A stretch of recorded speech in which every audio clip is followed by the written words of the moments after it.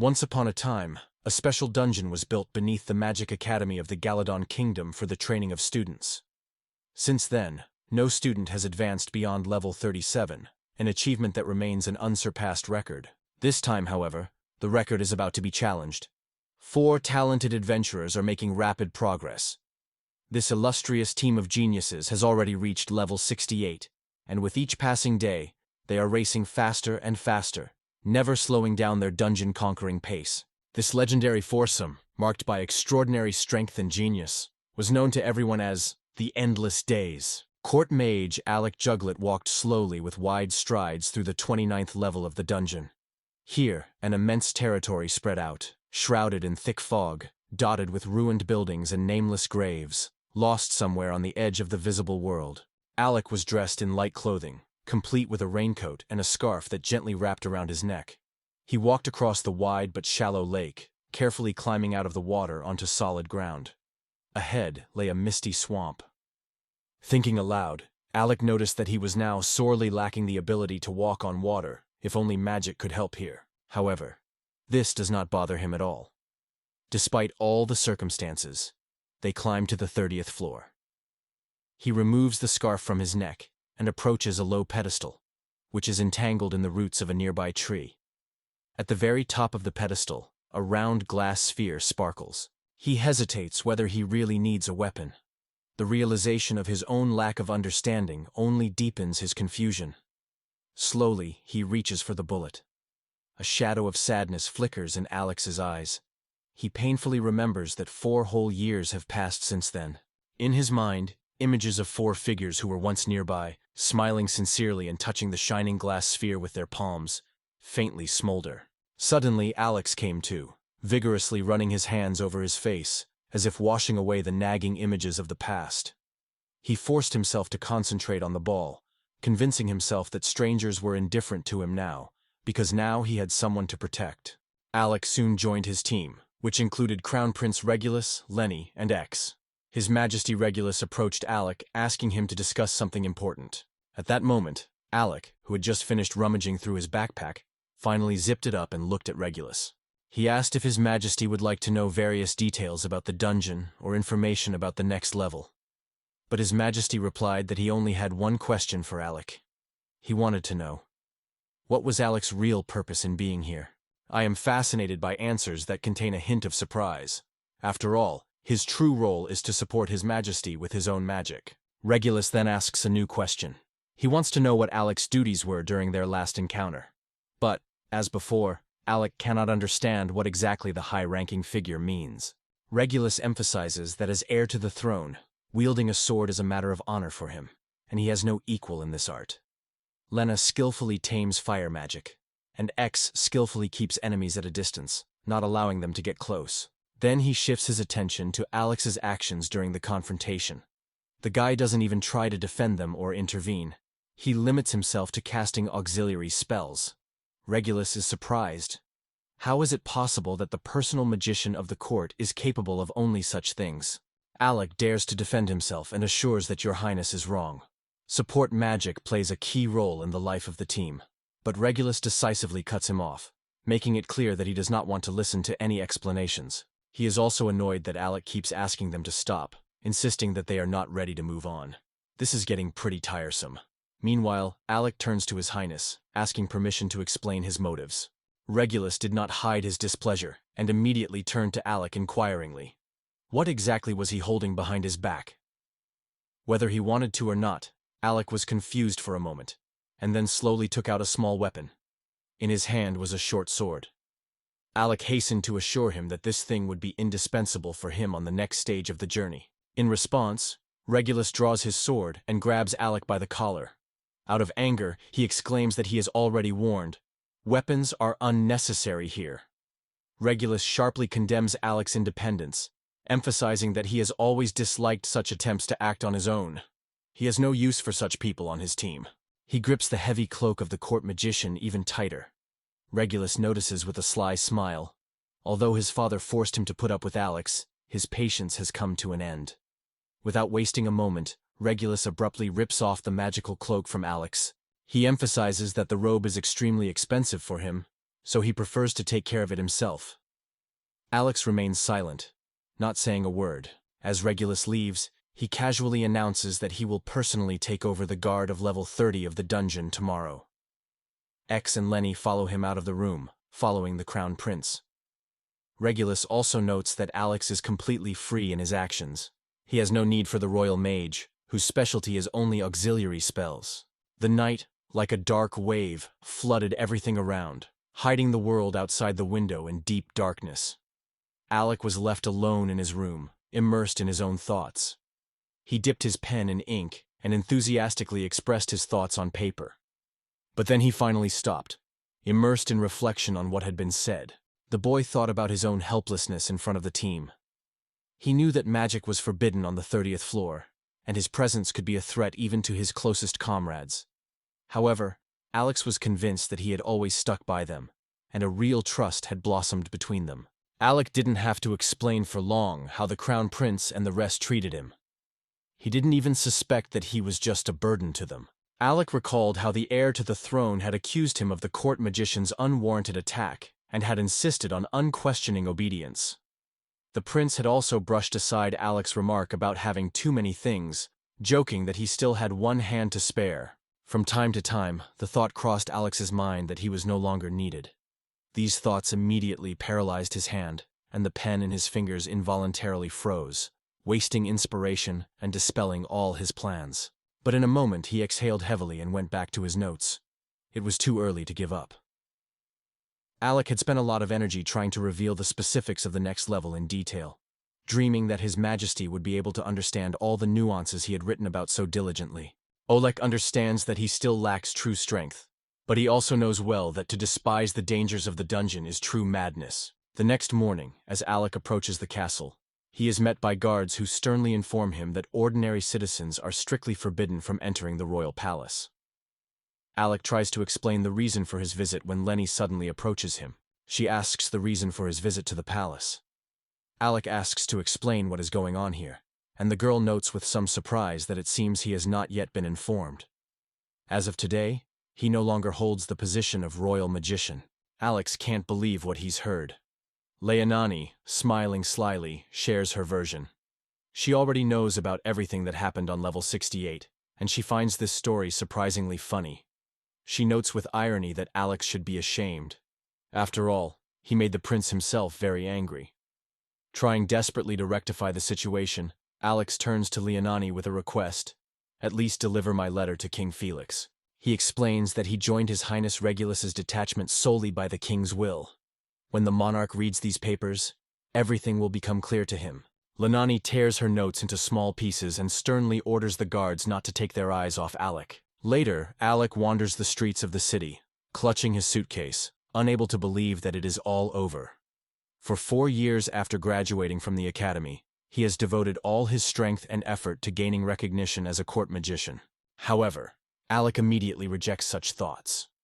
Full of determination, he is ready to prove to his former friends what he is truly capable of. Alec suddenly notices an unfamiliar student leisurely walking past the academy. The guy stares at the monumental building in fascination, not daring to believe that he was destined to end up here unexpectedly. Memories of the night he found himself in a dark dungeon, and then emerged from the mud and with a scratched face at the solemn graduation ceremony, flash back to his mind. Alex stopped in front of the stairs that led up to the majestic building of the Royal Academy of Magic, the place that had become his home for 4 years. Suddenly his name is heard nearby. Alexei involuntarily looks around and sees an attractive young girl in front of him. Her eyes widen in surprise, her gaze fixed on him. Just as Alec manages to say her name, Yora, she suddenly jumps up and throws herself into his arms. The girl claims that it is really her and admits that she did not expect such a meeting here. The guy, struck by the unexpectedness of the moment, does not take his eyes off her. Smiling broadly, she admits that she never dreamed of running into him in this place. In response, the guy jokes that he is more interested in knowing what brought her here. Yorha laughs quietly and intriguingly declares that it is a secret. Alec and Yorgod decide to go for a walk and talk in the fresh air together. During the conversation, Alec learns that the girl has only 5 days to reach Fizzle, so she has decided to stay in this place for a while. The guy asks if she is traveling alone, and Yorgod confirms it. In addition, she notes that she will not be staying here for long, and suggests that Alec go somewhere with her. She asked Alec if he remembered the words she had spoken the night before graduation. To him, the words seemed to have just been spoken. So vividly had they been etched in his memory. Then she said that from now on their paths would diverge, but fate would certainly bring them together again. And then Yorha unexpectedly suggested that he join her. She adds that she really needs his power. After looking at him carefully, she offers to join their trio as an adventurer. Alec covers his eyes with his hand without saying a word. She worries and asks if he's okay, but all she hears in response is his quiet apology. His Highness then apologizes with a slight smile for such an unexpected proposal, as Alec is a court magician and an adventurer at the same time. Alec also sincerely apologizes once again. She says with a slight smile that it's nice to hear such words, but she should find someone better. Worried, Yorhan turns to him and asks him to explain what really happened. Alec shares the details of the events with her, and her indignation knows no bounds. For just using auxiliary magic, he was not only exiled, but also stripped of the title of court magician. Yorha is overcome with rage at this injustice, and Alec does not forget to tease her, saying that she is expressing her indignation too temperamentally. In response, the girl defiantly pouts her lips, thereby making her irritation clear. She then announced that she wanted to invite Alec to her place, which surprised the guy quite a bit. After all, she had been specifically looking for him just to make this invitation. There was a slight hint of sadness on Aleko's face as he admitted that he was no longer the same person he had been 4 years ago, especially after losing his title. Yorha, with a barely noticeable smile, tells us what she learned. On the 68th level of the dungeon, their main enemy, Hydra, is already lurking. She adds that she only found out about it the day before her graduation. The person who revealed this secret to her said that it would be a final test for him. The memory comes to mind of the moment when she packed provisions and the most necessary things, and then, together with her 3 companions, set off into the darkness of the deep dungeon. Tiha and his team bravely resisted the invasion of monsters. Skillfully applying protective magic techniques, she builds an icy barrier around herself to hide from the monster's fiery breath. The girl standing behind her promises to distract the monster so you can escape from this place in peace. However, she summons the ice wall again, although it is extremely difficult for her. She is not capable of combining the destructive magic of the 5 elements. And at this moment, another figure steps towards them. He apologizes to his friends for being late. In response, they greet Alec with friendly smiles. Then he demonstrates his mastery of the magic of the 5 elements and creates a powerful combined attack spell. Then Alec attacks the creature with a powerful multicolor, dealing it a devastating blow. At this moment, Yorka also remembers her graduation day. During the awards ceremony, the graduates were talking animatedly about the mysterious incident with the one who went to the dungeon and never came back. On this risky journey, there were 3 others with him: Onus Lane, Clasia Anaraz, Yorya Isons, and the whole group was led by an unwavering leader, Alex Jugling. They enter the ceremony, their attention riveted on them with great astonishment. The 4 friends are beaming with smiles, moving side by side, despite their battered, bruised, and scratched bodies and torn and stained clothes. Yorhat recalls how they managed to overcome the 68th level of the dungeon on this very day. The moment when the 4 of them decided to end their joint journeys is clearly etched in his memory. Yorhat turns to Alec with a proposal: to try to start everything over again and return the immutability that united their days. Traveling in an old wagon, Alec and Yora eventually reached the underground city of Fizzle, filled with the feeling that the legendary team had finally come together again, in their entirety. Yorha walked briskly down the street, confidently clutching her suitcase. Her spirits were high. She loudly announced their arrival to everyone around her, carefully examining her new surroundings. Meanwhile, Alec noticed many other travelers nearby. As Alec from Yorha strolled leisurely through the bustling streets of Fizzle, he enthusiastically shared his amazement at the incredible number of adventurers that had filled the city. Yorha only smiled mysteriously and replied that the locals really respected adventurers, so it was a great place for them. She also admitted that she and 2 of her friends often used Fizzle as a convenient meeting point. She points out that everyone is currently in a dungeon, far from the city. Jorhatel responds by reminding him that he must register as an adventurer before leaving. She is thrilled that Alec has decided to join their company and is looking forward to the unforgettable adventure ahead. But as soon as Alec and Yorhav dared to join the Adventurers Guild, an unexpected test awaited them. The girl at the reception, after signing the papers, regretfully returned Yorhav's documents and apologized. Their application had been rejected, and permission to go to the dungeon had not been granted. Elik is confused, and Yora's face is filled with discontent with what she has heard. Her nervous smile indicates confusion and inability to understand why everything is turning out the way it is. Another guest is already being invited to come up to the counter, but Yorga quickly intervenes and stops the girl. She turns to an employee named Misha, asking to reconsider their situation. In response, Misha throws up her hands and explains that there is nothing she can do. These are the rules. She advises her to come back next time and get a pass then. Alec wonders what kind of pass he's talking about. Misha clarifies. It's a special guild card that grants permission to visit dungeons starting at level 30. However, such access is only available to adventurers who have been in the guild for at least 2 years. Alec is haunted by doubts. 2 years seems like an eternity to him. He runs his hand awkwardly over his face as if searching for an answer in his own thoughts. Yorha persistently tries to influence Misha's decision, appealing to her again and again. She recalls Clausia's promises, who expressed confidence in the support of their guild. Misha delves into memories, reliving that conversation and Clausia's recent visit. Seeing this, a sincere smile blooms on Yorha's face. She finally feels a ray of hope. However, the next moment, Misha gives them parting words from Clausia, who advises her to simply open up to this feeling. Alec and Yorka just listen to her story in silence, not even trying to answer anything. In despair, they left the guild and sat down on a bench in the city center, carrying freshly bought goodies in their hands. Yorhud clutched her head in despair, indignant at her own recklessness. She had given Clausia a task, but had never explained how to complete it. Balak tried to cheer her up, convincing her not to worry so much. Yorha pursed her lips angrily, took an irritated bite of her sandwich, and noted that they were now on the 52nd floor. She absolutely did not want to endure another 2 years. As soon as she finished her sandwich, she jumped down from the bench with joy, and strengthening herself with encouraging words, tried to find inspiration. She turned to Alec with a proposal to start all over again, as if a completely new page of life was opening before them. Aleka realizes that she must be talking about the dungeon. Yorha calms him down gently, explaining that there is no point in worrying, because they can go down to levels lower than the 30th.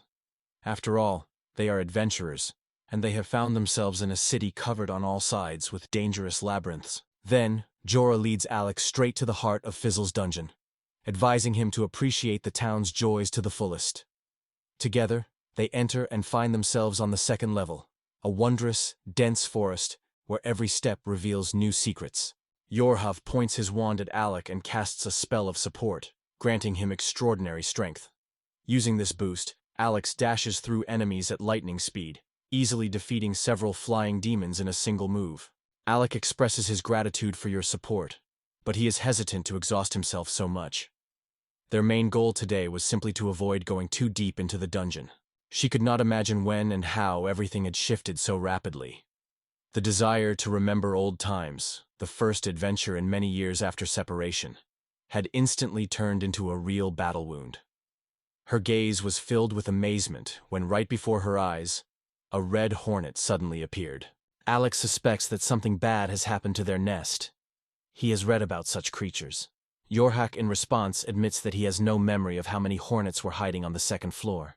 Alec does not stop in his confrontation with the hornets, insisting that they must be defeated at all costs.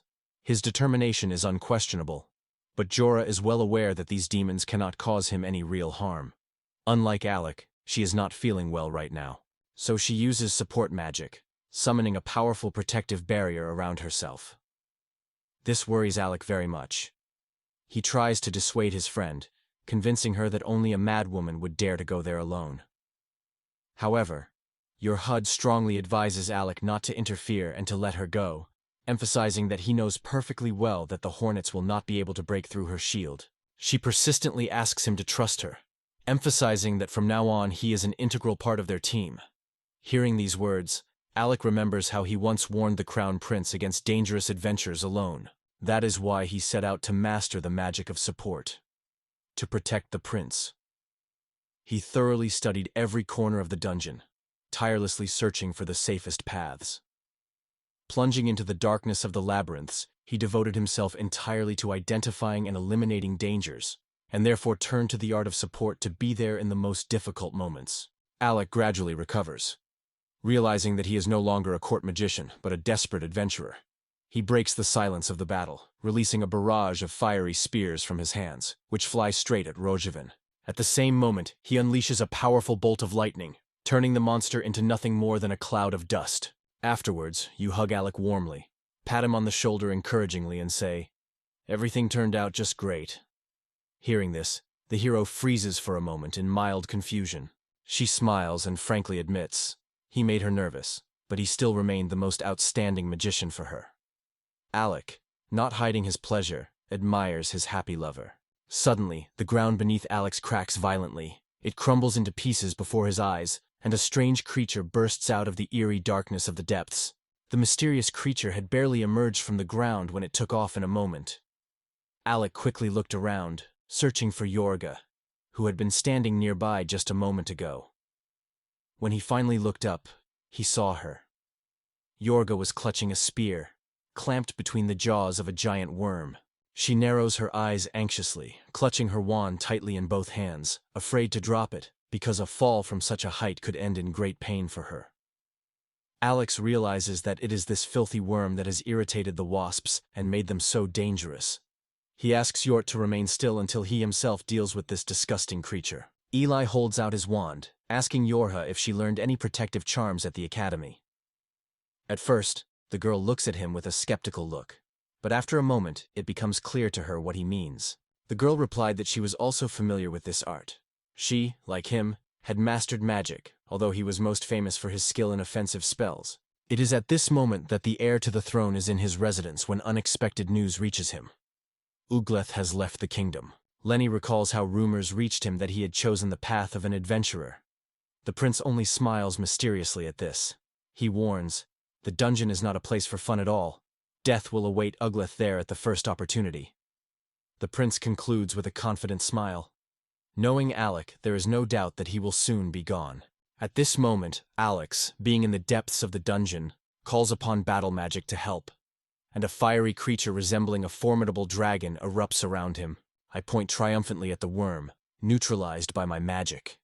Immediately, the dragon immediately wraps its powerful rings around it, binding its prey and leaving it no chance of escape. After a successful dungeon raid, Alec and Yorha go to a bar to celebrate their adventure with some delicious drinks. Yorha amicably encourages him to get some food. He's now a full-fledged member of their team. Alec doesn't hide his joy, admiring the girl's carefree and joyful mood. Yorha greedily takes a few good sips of alcohol, then turns to Alec in annoyance.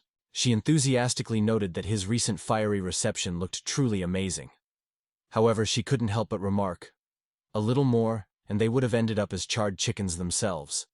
Meanwhile, he looks at his friend with concern and asks if everything is okay, because it seems that she has overdone it with alcohol. Your house tries to answer but quickly falls asleep. Alex smiles, realizing that his beloved has not yet learned to drink alcohol. He gently covers York with his jacket. Meanwhile, the man in the bar watches this with affection and notes to himself that Alec is behaving surprisingly noble. A slender man with a glass in his hand curiously asks how he managed to become an adventurer with physio in the first place. I answer in an indifferent voice, not even looking at the man. This angers him even more. He turns to threats, forcing Alex to look up and meet his eyes. Oleg enjoys his favorite drink, which greatly annoys the man next to him. Unable to tolerate such disrespect any longer, he, overcome with anger, decides to teach Oleg a lesson. With all his strength, he smashes the bottle right on his head. While the girl carefreely drifted off to sleep, unaware of the approaching danger, the man smiled slyly, confident that he would now be able to put the hero in his place. The blow did no harm. Alex deftly put up his shield and parried the attack. Smiling, the man finally looked at Alex and said his name in full, emphasizing the moment. He is aware that Alec was once a court magician in Geldon. He is puzzled as to how a person of such high status could change his fate and become an ordinary adventurer. Meanwhile, the stranger hands Alec a piece of paper, and he instantly recognizes it as a pass.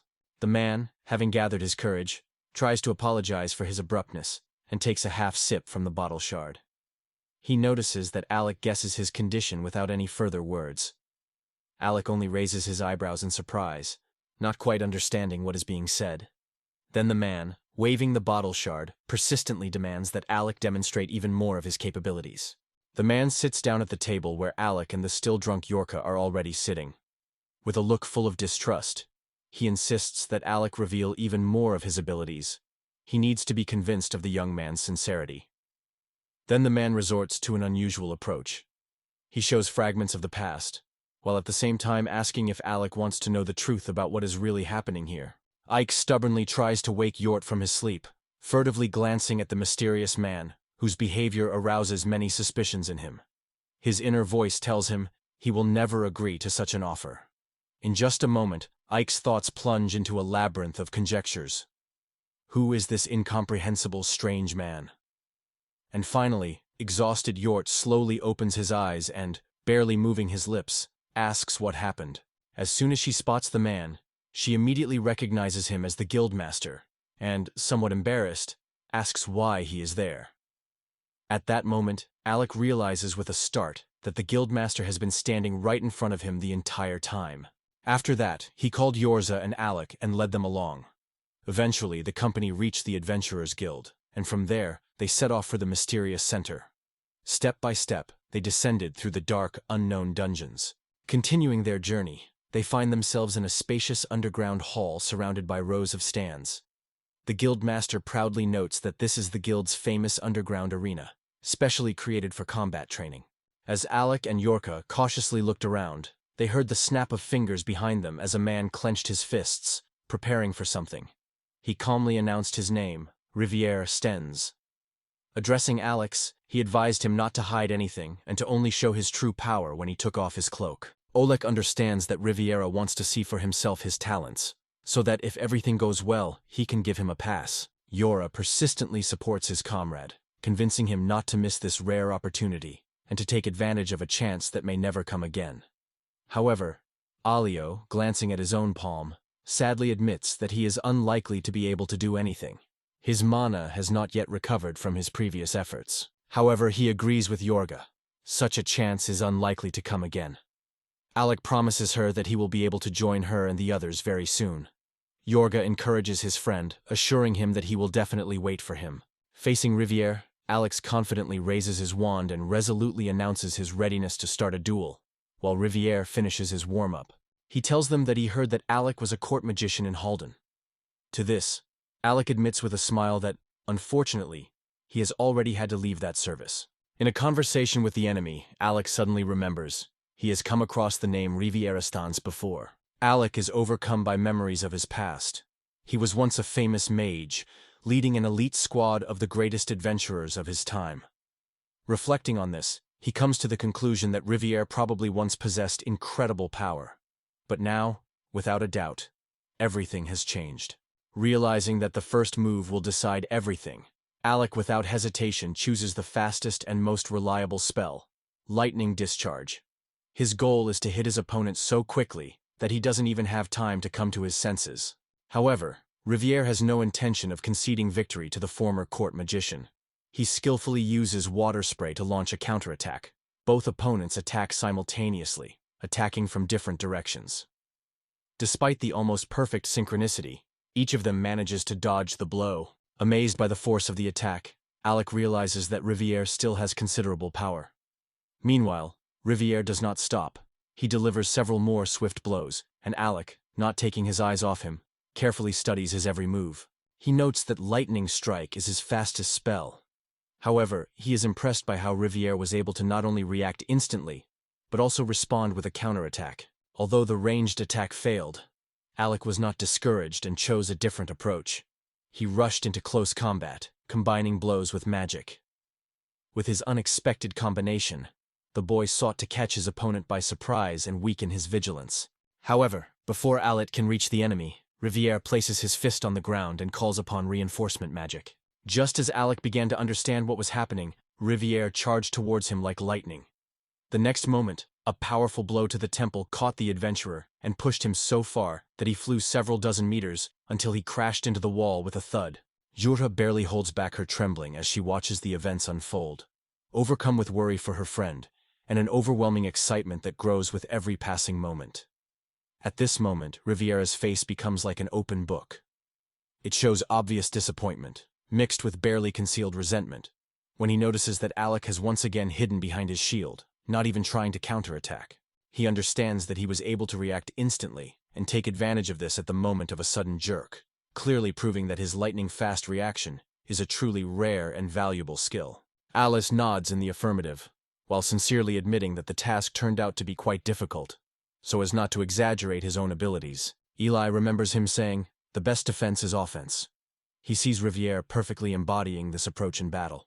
It's amazing how he skillfully turns defensive actions into lightning-fast attacks. This is true skill. This was how Alec was able to see for himself how dangerous and devastating the power of an S-rank adventurer can be. Olex thoughtfully considers his further actions. Unfortunately, he finally understands. Returning to the shield is no longer possible. Now he clearly realizes that he must immediately come up with another way to confront the dangerous enemy. As soon as Alec allows himself to think for a moment, his mind is transported back to painful, not quite forgotten memories. The face of the heir to the throne appears in his mind again, as if looming before his eyes with haunting clarity. A sly smile lit up Alexei's face as the true meaning of the crown prince's words dawned on him. The prince strictly forbade him from taking up any weapon for the entire period. Until recently, he looked at the world with naive eyes and behaved like a real simpleton. Now Alec has finally gathered his strength and driven all hesitation from his heart. The arena, hidden deep underground, does not limit him by any rules, so now for the first time he allows himself to take out a sword and use it. Watching Alec attack without delay after activating his shield, Riviere sarcastically remarks that he would be better off surrendering. Meanwhile, he unleashes a second wave of attacks, but Alec skillfully maneuvers between attacks and quickly closes the distance between them. However, Riviere confidently convinces himself that victory is already in his pocket. At such a short distance, Alec simply will not have time to react and defend himself from his blow. However, Alec does not back down at all. To Riviere's surprise, he remains steadfast, not even trying to change position or move away. He understands that a difficult test awaits him, but having decided to attack, Rivera will no longer be able to retreat. Then Alex releases a powerful flash of lightning, which instantly flies at his opponent. After this attack, both opponents freeze in silent confrontation, not taking their eyes off each other. And suddenly, Riviere, without hesitation, makes another leap, aiming at Alex. However, he manages to deftly avoid the attack. A tense pause hangs among the combatants, and everyone stops for a moment in absolute silence. A smile blooms on Rivera's face. He is genuinely surprised at how quickly Alec managed to break his spell. Moreover, Rivera remarks that it seems that your Ha really made a good choice. Alec nods affirmatively and turns back to his opponent. Riviere finally recovers, and a smile of delight blooms on his face. He admits that the fight was an exciting adventure. However, it is clear from his eyes, there will be no surrender. He craves continuation.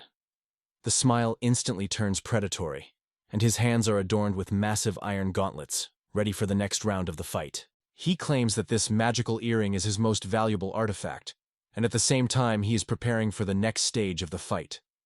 Alec answers him with an ironic smile, and incinerates his opponent with a contemptuous look. Artifacts are true gems, rare and coveted possessions for every dungeon.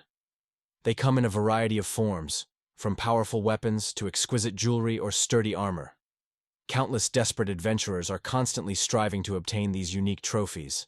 This is because the owners of such artifacts receive constant and numerous benefits. Their rarity also makes them especially valuable, and these items are useful even without the use of magic. Using Dragon Ear, Riviera delivers a powerful blow towards Alec, but he bounces back with lightning speed, the blow shattering the ground. Raising his sword, Alex silently calls Riviera a trick. Alex watches with amazement and anxiety as Riviere, without looking up, smashes the stone floor with his gauntlets as if it were a rotting stump. Unable to shake the thought of how much destructive power the artifact holds if it is held by a guildmaster.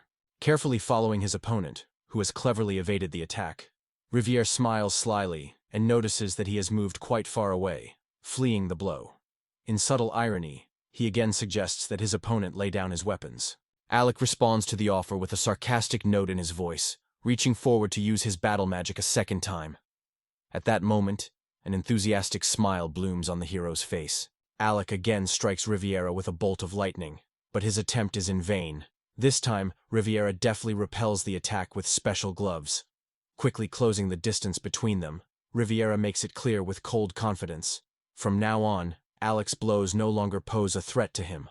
Riviera attacks again, but Alec easily evades each attack. This is not the first time the old wizard has made it clear that he is interested in seeing a true master, a former court magician, in all the glory of battle, rather than just watching him spin and dodge, waiting for his opponent to weaken. Given the new circumstances, the guildmaster decides to add a new clause to the agreement. Angrily addressing Alec, he sternly warns, there will be no pass if he continues to evade the fight and only runs away. Anxiety shows on your face. She worries more and more for Alec, realizing that his actions are unlikely to lead to success. The guildmaster activates the Dragon Lover artifact, an incredibly powerful relic that greatly enhances his combat power and adds unwavering protection. Untiringly, Riviera launches one attack after another, and Alec skillfully dodges each blow. But suddenly, Riviera's body is enveloped by a powerful magical aura, which makes Alec freeze in fear and amazement. Johann understands well that this artifact is capable of instantly healing even the most severe wounds, so with every minute the battle becomes more and more hopeless for Alec. Your Hut tries to calm the guildmaster by asking him if he really intends to compete with everyone, since his strength is beyond doubt. The master only answers in the affirmative that this is exactly what will happen, because he is determined to act seriously and decisively without retreating a single step. While the guild leader turned away, Illic hurried to seize the moment to attack. However, as soon as he felt a powerful resistance, he realized that he would not be able to cope with this indescribable force. He struck Rivera's body one after another with lightning speed, trying to leave new wounds and stop his recovery for at least a moment. But the guildmaster only mocks his attacks, not taking them seriously. At the same time, he notices that Alec has finally realized that the more time he spends in thought, the faster he restores his strength. Aleka realizes that the time has come to act differently. It is time to go on the offensive, not just defend. Full of determination, he informs the guildmaster that there is no chance of retreat and recovery. Alec insists that he needs to cast a powerful spell at arm's length, but there's a problem. He's not sure exactly how much mana he has left. Realizing that this moment is his only chance, Alec understands that a mistake will cost him defeat. His memory returns to the times when he did not emerge from the dark depths of the dungeons for days, enduring merciless battles that lasted for days. Realizing this, he is filled with confidence that he will reveal his full potential right now. But at this moment, Riviere is surprised to note his dreaminess. Without wasting a second, he swiftly deals a crushing blow to Alec, punishing him for his indecision before the fight. After that, Alec deftly appears behind the opponent's back and delivers a precise blow with his sword to the side. Riviere only glances at the small wound for a moment, and then, smiling defiantly, quickly goes on the offensive and mockingly calls the adventurer a weakling. However, Alec manages to skillfully repel the opponent's blow with his sword. Alec skillfully jumped aside, avoiding another blow in time and finding himself against the wall. Riviere praised him for his cleverness and agility, but a moment later he attacked again, indicating that victory would still be his. He delivers a blow that seems to be the decisive blow, but Alec manages to raise his shield again in time. Yorha notices with pleasure that the boy has been patiently waiting for the best moment to use his defenses. She then vigorously incites him to attack. Alec delivers a powerful blow with her sword that mercilessly cuts through River's body. He writhes in excruciating pain, clenching his teeth tightly. With a groan of pain, Riviera hits the ground in despair as his opponent disappears from his sight. However, contrary to all expectations, Alec suddenly appears behind him, preparing to strike again. His actions remind Riviera of the very words of loss that recently fell from his own lips. Riviera barely has time to turn around when another blow pierces his body. However, the tangible power of the attack is much weaker now than before. Out of the corner of his eye, he notices only a fragment in Alex's hand, a fragment of the hilt of a sword. The guild leader watches the events in bewilderment, not understanding what is happening, while in the meantime, something strange happens to Alex. His body suddenly becomes sluggish, all strength leaves him. He feels his mana supply finally running out, and a feeling of devastation forces the boy to fall helplessly to the ground. He has fainted, and your heart is pounding with excitement, catching every movement around you and anxiously awaiting the words of the guildmaster, who is still silent, frowning in concentration. But as soon as he opens his mouth to pronounce his sentence, he is suddenly interrupted by someone else. A dark-robed man with bright blonde hair walked through the arena. He admitted that at first he thought Riviera had gone somewhere again, but instead he learned that she was hiding in the underground guild hall, immersed in matters that had aroused his genuine curiosity. Ornis turns to Riviera, jokingly calling him Grandpa, and teases, "How can you consider yourself an S-rank adventurer after this?" Riviera grumbles displeasedly to keep his mouth shut, and he and Yorga cast a suspicious look at Ornist. Finally, he looks at Ornist and says that he is not going to tell him what to do. Still, there is a noticeable difference between him and Alex. However, it would be fair to say that Ornist is not a timid person either. Finally, he adds that it is time to use the pass.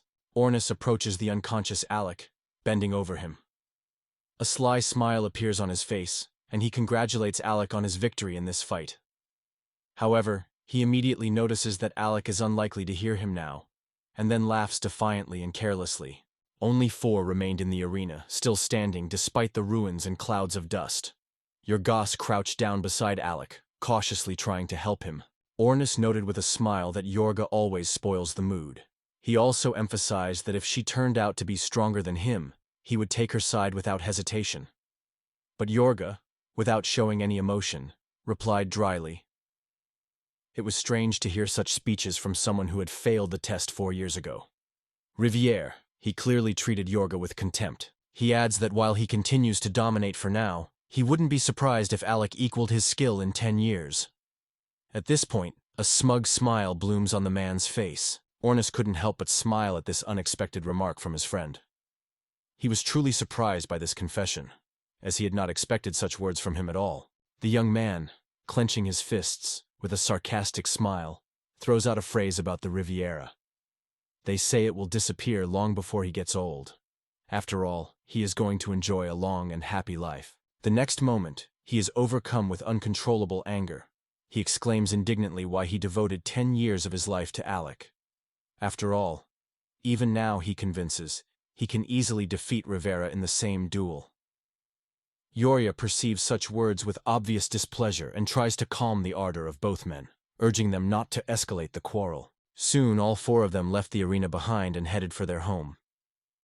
Their house turned out to be a picturesque wooden structure with a warm, welcoming atmosphere inside. A neat, comfortable staircase led smoothly to the 2nd floor, where the door to one of the rooms awaited them. Alec still hadn't regained consciousness. His body was covered in bruises and scratches from the recent fight, and his clothes were torn and dirty. They had carefully laid him out on a soft couch, covering him with a blanket up to his waist. Riviere reassured everyone, assuring them that the healers had done everything they could, and now all the boy could do was rest and recover. The guildmaster urges the hero to rest a bit, suggesting that he lie down. Jorha, thanking him, kneels before Alec, and bound by anxiety, watches his face intently, impatiently waiting for him to finally wake up. Meanwhile, Ornist, in a relaxed position, reclines on the same sofa right at Alec's feet, radiating absolute calm. He admitted that he had never imagined that Alec would become a wanderer. Looking down at him, he smiled mysteriously, with the air of a cunning scoundrel. Then his face breaks into a warmer smile. He admits that he is actually happy with this turn of events, and wonders how exactly Yorha was able to convince him. To this, she replies without guile that she herself does not understand, because he only shared with her a few stories from his life. At that moment, a slight shadow of disappointment appears on Yora's face. At this moment, Riviere breaks into a satisfied smile, savoring a drink from an elegant glass. With a light laugh, he jokes that he could not have expected anything else from the leaders of Galdana. Ornis agrees, ironically noting that a court magician has no business among ordinary people. He grimaced in disgust, noting that these people had a tendency to divide everyone by origin and social standing. However, he believed that sooner or later they would get tired of it themselves. He concludes that at least he hopes so. Riviere, on the other hand, notes that, in his opinion, everything looks different, especially considering that Alec, as court magician, has been unable to change the actions of the leadership for 4 years. Suddenly a smile appears on your hero's face, which Ornest seems unable to bear. He sharply asks what made her so happy. Maybe he thought his words seemed funny to her. But the girl denies it, explaining that she is actually happy that everyone present sees the situation the same way. In response, the guy deliberately takes off your funny hat, teases her, and starts teasing her. In response, she is sincerely offended. Rivière, however, does not pay attention to this cheerful confusion. At this moment he is occupied with other thoughts. Remembering that during the conversation he wanted to find out something, he is interested in why Alec chose the path of a court magician and worked in this position for 4 whole years. Bornest replies with a slight smile and complete calm that everything, as always, comes down to money. Riviera, not hiding his surprise, is interested in the details, because this is not the explanation he expected to hear at all. Yorha reveals to him that Alec lost his mother as a child, and his father suffered many trials.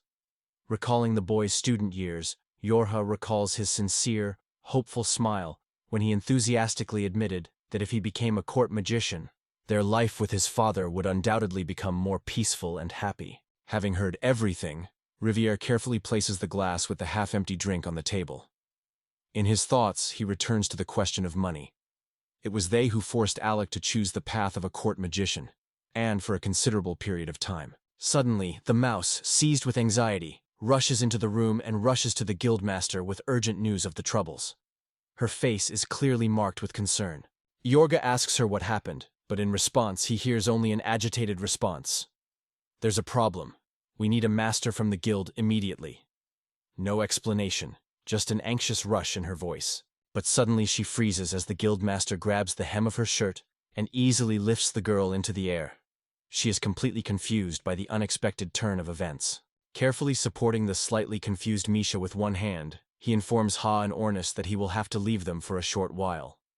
As the 4 of them leave the room, Ornest, true to his principles, warns them once again, do not touch the alcohol hidden in the unlocked cupboard. York angrily turns to Ornest, demanding an explanation for what went wrong in the guild. Ornest, without losing his composure, casually suggests that perhaps another fight or something similar has broken out somewhere. Ignoring Riviera's remarks, he calmly walked over to the bar cabinet. He looked carefully at the assortment of bottles, as if evaluating each one. Finally, his choice fell on one of them. With a light, refined gesture, he skillfully opened the bottle, clicking the cork expressively. He abruptly changes the subject. Ornest sips the alcohol straight from the bottle and, winking, says, "If you want, he can tell you something else fascinating. He has plenty of such stories." Your face takes on a barely perceptible shade of sadness. Finally, after much discussion, Ornest seemed to be struck by an unexpected discharge. He looked stunned and overwhelmed by the news he had heard. Yorgav begins to tell with extraordinary enthusiasm that, judging by her words, the heir to the throne has completely lost his mind. He has forbidden anyone but himself to carry weapons, burdening his subjects with new responsibilities and making them responsible for literally everything. Moreover, even the court magician is strictly forbidden to use magic. The young man, filled with emotion, exclaims that this is pure absurdity, and that the heir to the throne has completely lost his mind. Yorya also gives the impression of someone who is not at all thrilled with the idea. She adds that the heir considers supporting magic to be completely useless, and in this, she seems to agree with him. Hearing this, Ornus is stunned and admits that he had no idea Alex had any support magic abilities. Yurga, still confused, smiles and reminds him that Alex learned these techniques while studying at the academy. So the boy decided to ask Jorf if Alec had mastered sustaining magic from the basics. By comparison, he admitted that he had no skills in the field himself. Yura, with a smile on his face, convinces that on the contrary, it's wonderful, because his protective spells are exceptionally powerful and flawless. Ornus frowned, all hint of friendliness gone from his face. Only a shadow of anxiety and sharp irritation remained. He couldn't understand how the heir to the crown could allow himself to treat Alex like that. Hearing this, Yura speculates that perhaps he was excluded from the team, only because they were afraid of having such a powerful opponent around. Such words instantly inflame Ornus with anger. Suddenly he jumps up and rushes towards the window. His powerful blow shatters the glass, sending sharp shards flying with a crash across the room. Your hut struggled in vain, trying to protect itself from the swarm of flying debris. At this time, Ornest, seized by rage, did not even pay attention to the many small cuts with which they tormented his body. At this moment, Alex slowly opens his eyes. Gradually recovering, he sees the boy in front of him and immediately recognizes him as the ornithologist. Surprised, he asks why he is here. The rage on Ornest's face gradually fades as he notices that Alec has regained consciousness. The boy turns to the hero in disbelief, asking if all this is really happening. After a moment, Alex rises a little and looks around attentively. He tries to ask you something, or say something, but the words come out indistinctly, and suddenly, her voice cuts off his clumsy attempt. Smiling, she proudly shows him the pass, which she rightfully deserved.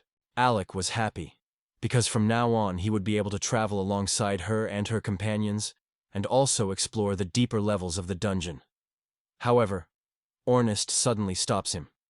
He hints that there is no need to rush, because they have other important matters waiting ahead.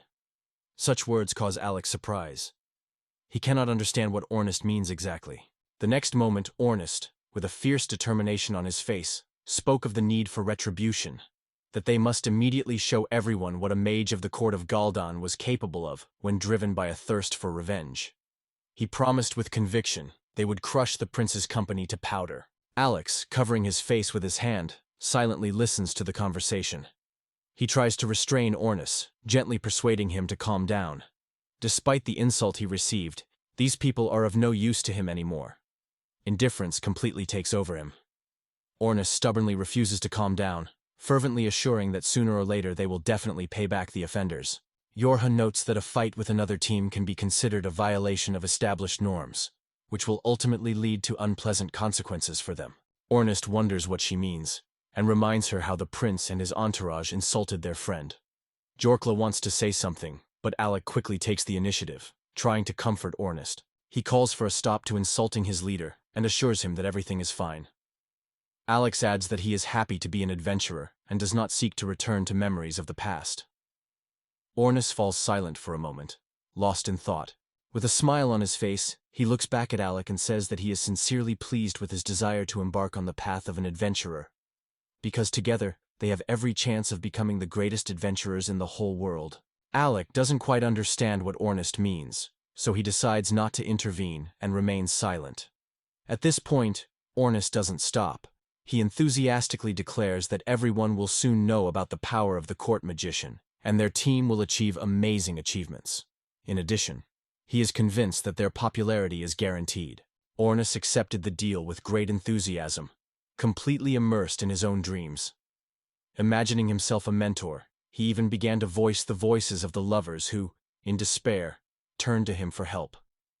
His face blossomed into a sincere smile, and his sonorous laughter filled the air.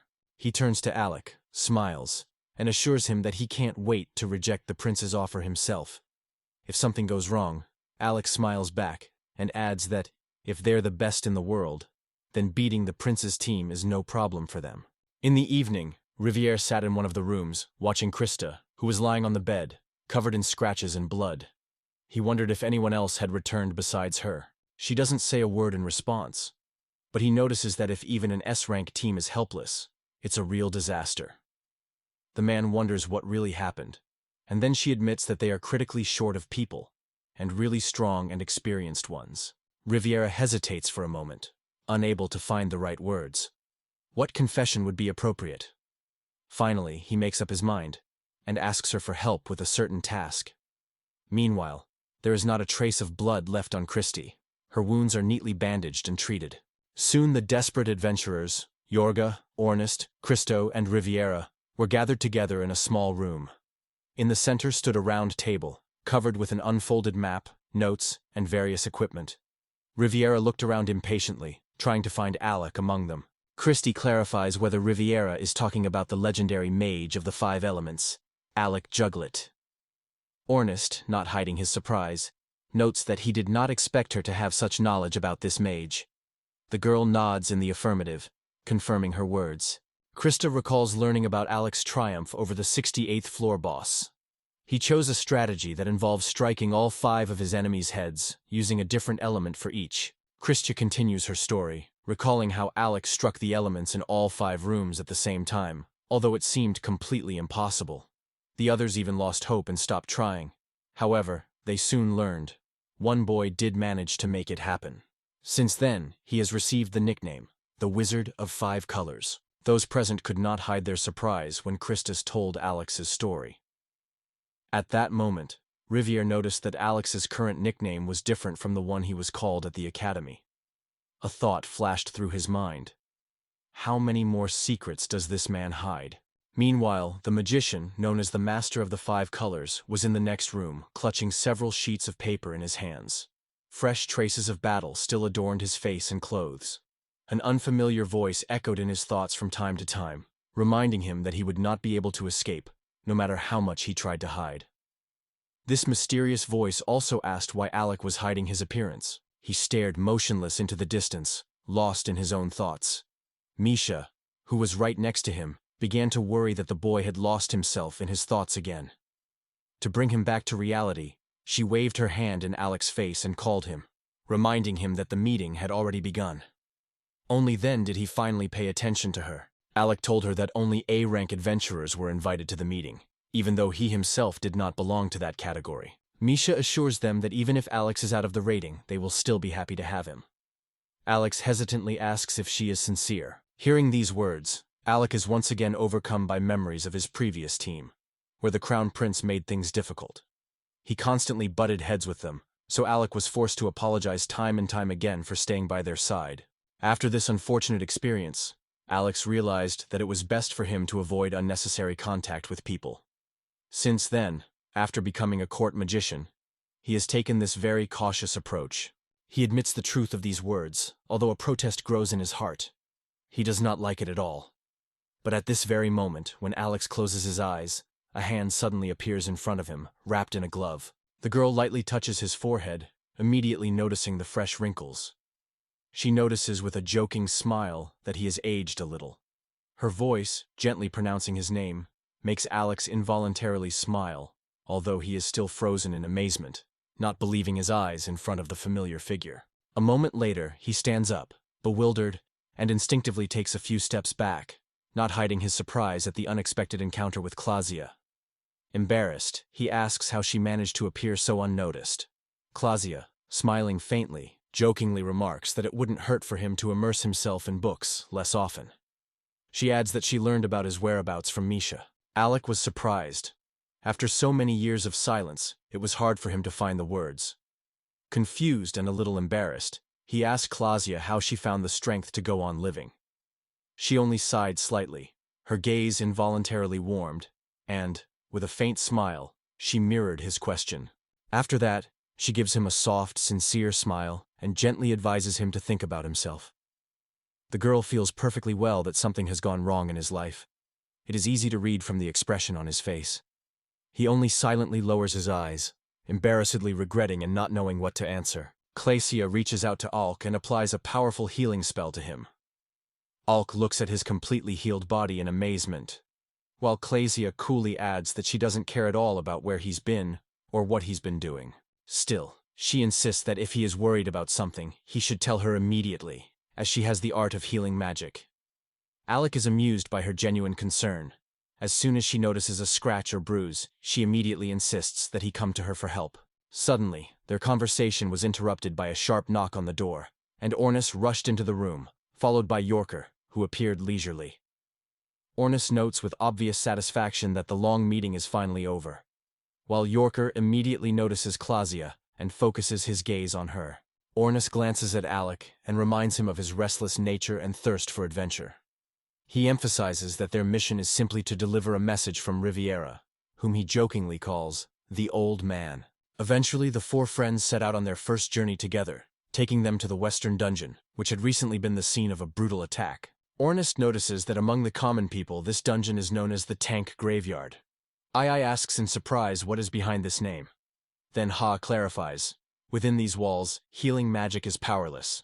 You can only save yourself with the help of potions. Alex looks at Klasia and asks why she's there. Klasia, barely hiding her displeasure, dryly replies that she has no idea why she's here. She glanced at Ornest suspiciously, emphasizing that she had joined their company only because of Olina's insistence, and at the same time managed to throw an insulting word at him. Ornest calmly asked what exactly was wrong with her, and added, if she had any complaints she should speak openly. However, Klasia and Ornest only add fuel to the fire of the argument, exchanging increasingly harsh words, and finally the situation explodes. They start a real fight. Yuri, pressing his palms to his temples in despair, sternly urges his comrades to control themselves, emphasizing that otherwise they could expose themselves to danger even before they enter the dungeon. She turns to Alec with a request, almost begging him to stay by her side and not leave her alone, but all she sees in response is his smile. At that moment, Alec realizes how much he has missed these emotions. He asks Yorf why they are heading in the same direction if Krista has already returned. Yorf replies that although Team Bloodflower is the fourth among the S-rank squads, all of them were attacked by a dungeon boss, and Krista was the only one who managed to escape. So their goal is to free the other team members. Ornest, lying on the ground with a giant goblin on his forehead, despairingly admits that their chances of victory are slim, as those adventurers have already set up camp on the 64th floor. Alec thinks for a moment, then emphasizes, in order to quickly and easily pass through the dungeon, they absolutely need the core. At this, Yorha smiles mysteriously and announces that she already has the core. Then she looks into her backpack and carefully takes out a small ball decorated with amazing wavy patterns. The girl explains, this rare trophy drops only from bosses and allows you to bypass fights with them. For desperate adventurers who dream of delving into even deeper levels, such a thing is a real find. Jorhasa reports that they have 52 more of these cores left, but Christu has already given up hers. They will soon be able to reach the 64th floor. At that moment, Klasia sat triumphantly astride the fallen Ornest, who lay face down on the ground, exhausted. She couldn't help but think about Yorf's words. Why was such a difficult and dangerous mission, the liberation of an S-level dungeon, assigned to only an A-rank squad? She explains that there are two reasons for this. First, it was the guildmaster who decided to entrust this task to this group. Upon hearing this, Klasia reminds her that Yorhav has still not shared the story of his legend, even though he is now on the same team as them. Alex just smiles, finding the situation quite amusing. His face lights up with a genuine, energetic smile. He catches Klasia's gaze and their eyes meet. She notices the warm, gentle smile that appears on his face and gives him an equally gentle smile in return. Finding herself watching him intently, Alex covers her lips with her hand, a little confused. At these words, Ornest instantly jumps to his feet, filled with curiosity, and asks passionately what just happened and why Alec is maintaining such a cool demeanor. Alec, looking confused, cannot figure out what is the matter, and Klasia, looking around in confusion, tries to figure out why he should be angry in the first place. Alex bitterly notes that his skills have already lost their former mastery, and the guildmaster has entrusted the mission to only 3 chosen ones. He realizes that he is now only playing the role of a diversionary maneuver, and wonders if he really has the right to stay with them. Ornus asks, if not him, who else is capable of joining their team? Apart from Alec, they have no one to rely on. To strengthen the squad, an experienced magician is absolutely necessary, and Diorha completely agrees with this. She shares the news. The guildmaster has promised to hand over the stones and the assignment only after Alec returns. In her opinion, the 3 of them would hardly have been able to cope on their own. Alec is taken aback by what he hears. He looks a little surprised, and Klasia smiles shyly, watching his reaction. The girl wonders if he thinks the guildmaster also has high hopes for him. Ornest confidently puts his hand on his shoulder and solemnly declares that it is time to regain the glory of legends. Klasia, with a slight note of sadness, reminds him that those times are long gone.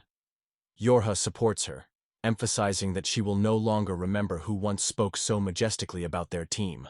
Ornest confidently says that after successfully completing the academy, the decisive moment has come. It's time to leave your mark in this world and make your own name famous. 4 daredevils enthusiastically announce the start of their exciting journey, full of surprises. The squad made their way into the depths of the dungeon without difficulty, rapidly advancing to lower and lower levels. When it seemed that a crowd of raging skeletons with swords and shields was about to fall on them, Ornest gathered all his strength and with one lightning strike of his spear crushed the enemies.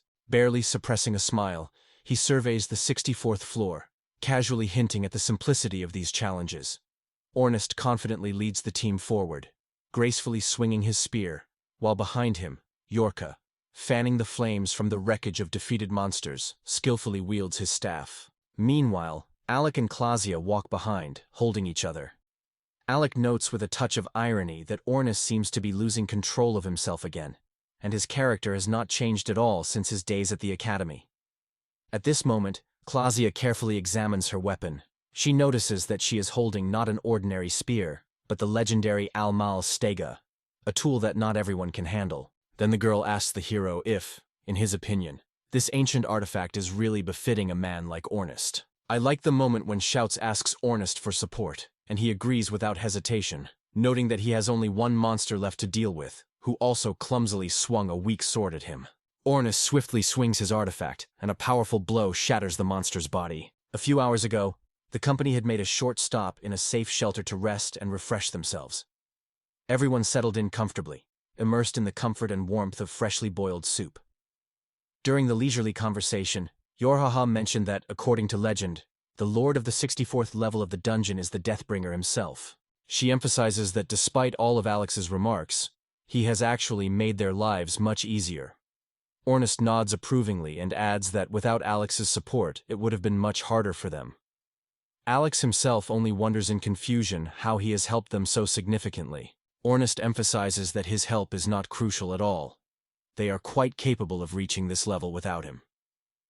Clausia nods in response, agreeing with his opinion. She notes that Ornest is always full of thirst for battle, regardless of what is happening around. However, she adds that the level itself is not decisive.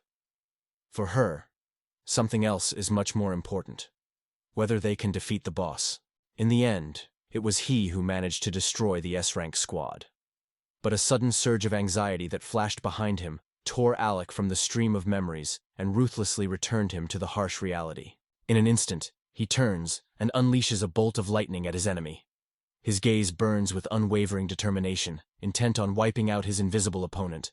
As soon as the spell wore off, it became clear to everyone. There was no one anywhere near the place where Alec had just aimed his attack. Clausia asks what happened.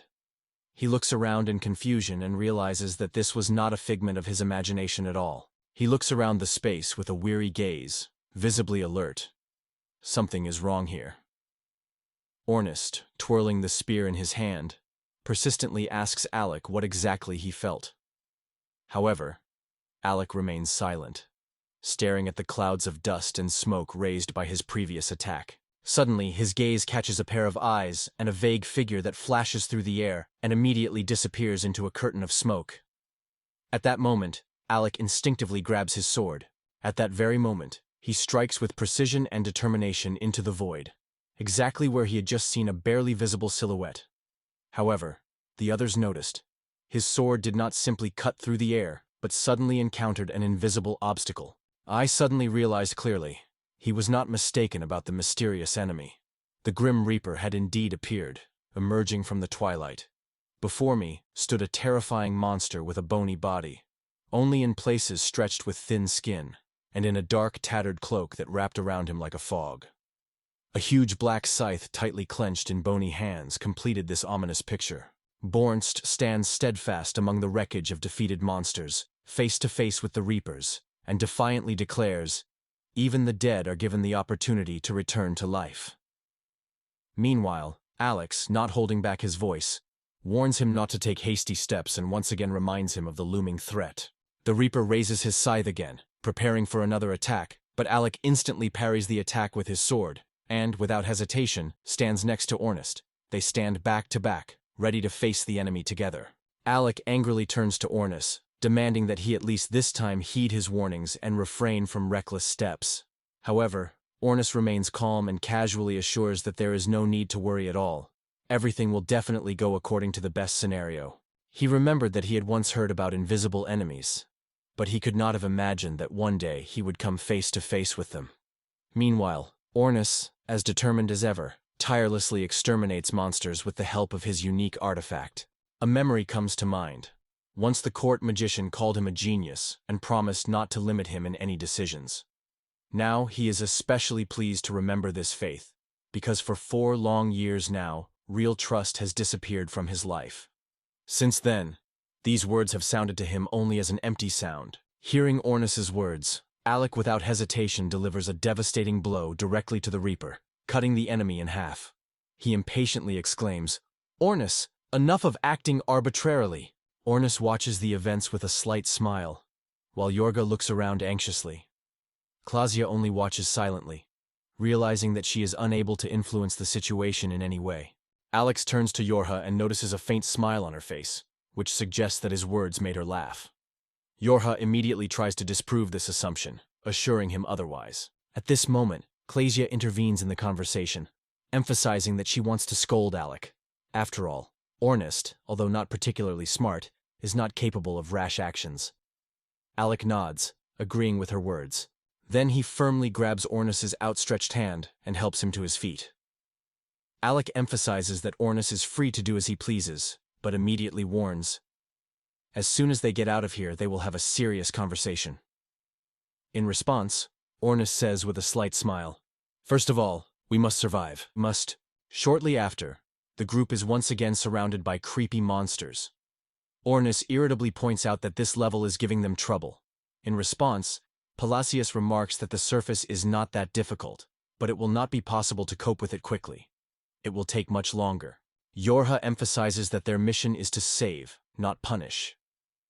Classy confirms that he understands this, but advises him to repeat this truth to Ornist, who still seems unable to calm down. Ornist, hearing these words, is indignant and assures them that he is not stupid, but only seeks to establish order at any cost. He confidently says that even without their support, he will find his own way and boldly rushes into battle. At the same time, Alex tries not to lag behind.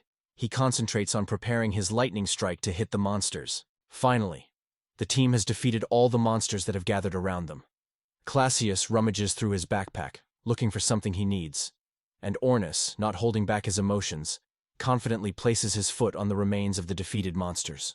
He abruptly turns to Alec and asks the question, why does he use the lightning discharge again and again? However, the interlocutor only raises his eyebrows in surprise, not understanding what he is talking about. Ornis does not stop. With a smile, he notices that the man looks like someone from the elderly, immediately recalling Riviera. After that, he wonders why not use some other spells. This question brings Alec back to the past. Back then, working with the Crown Prince, he had repeatedly tried to dissuade him from dueling with cunning and powerful opponents. However, all of Alec's warnings went unheeded.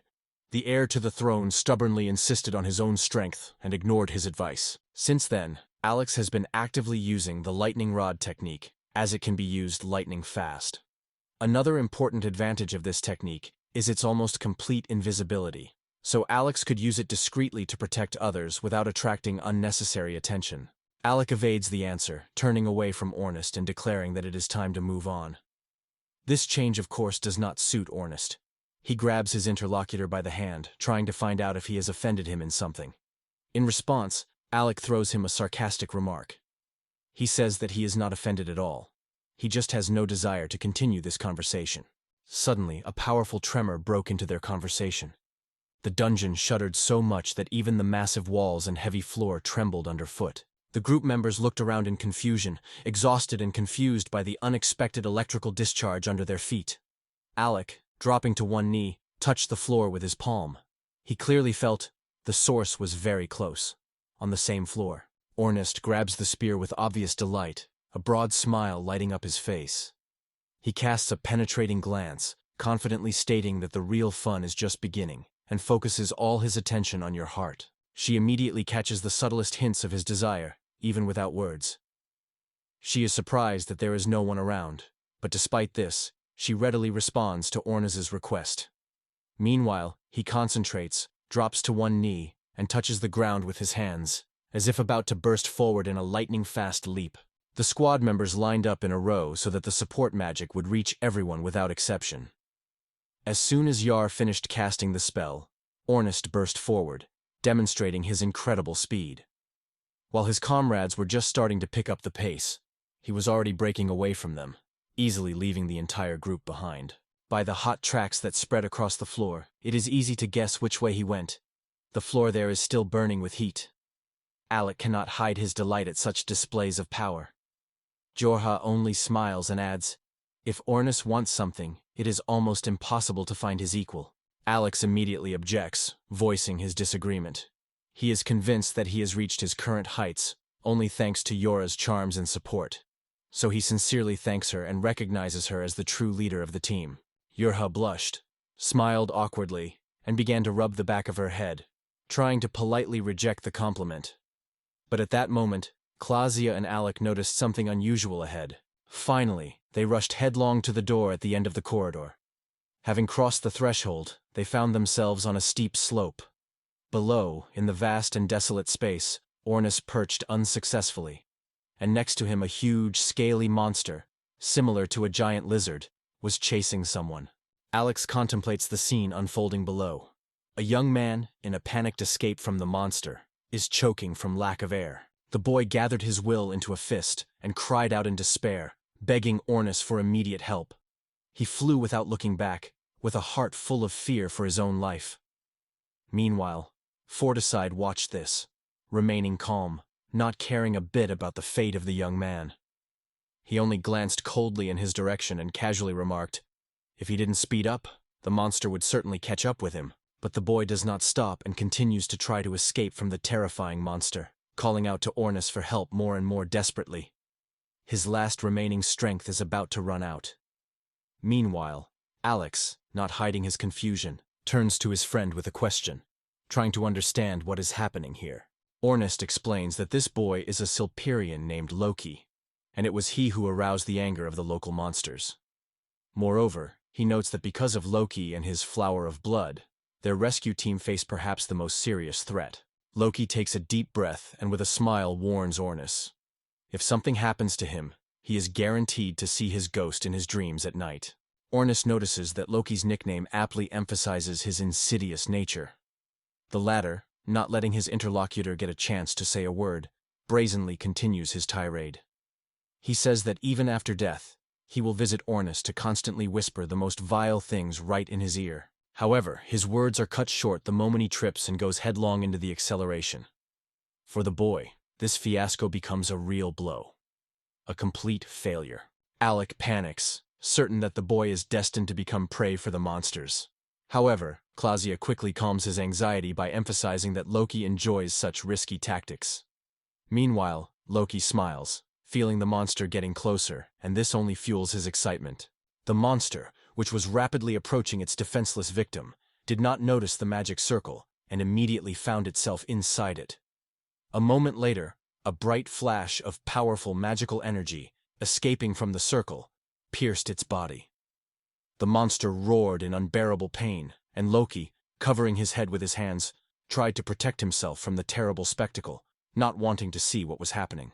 Alec is filled with joy as he watches Loki skillfully use magic to lure the monster into an elaborate trap. But within a moment, the monster's body is pierced by several bright laser beams, mercilessly piercing it through and through. The creature screamed again from the burning pain, while Loki only laughed sinisterly, enjoying the helplessness of the victim, who had fallen into a cunning trap. He mocks the creature, mockingly calling it stupid, and defiantly assures him that he will never have to face it again. But as soon as the words leave his lips, the monster slowly opens its mouth, and a magic circle gradually forms in its depths. The monster's terrible mouth opens even wider, and at the same time the magic circle grows, gaining momentum.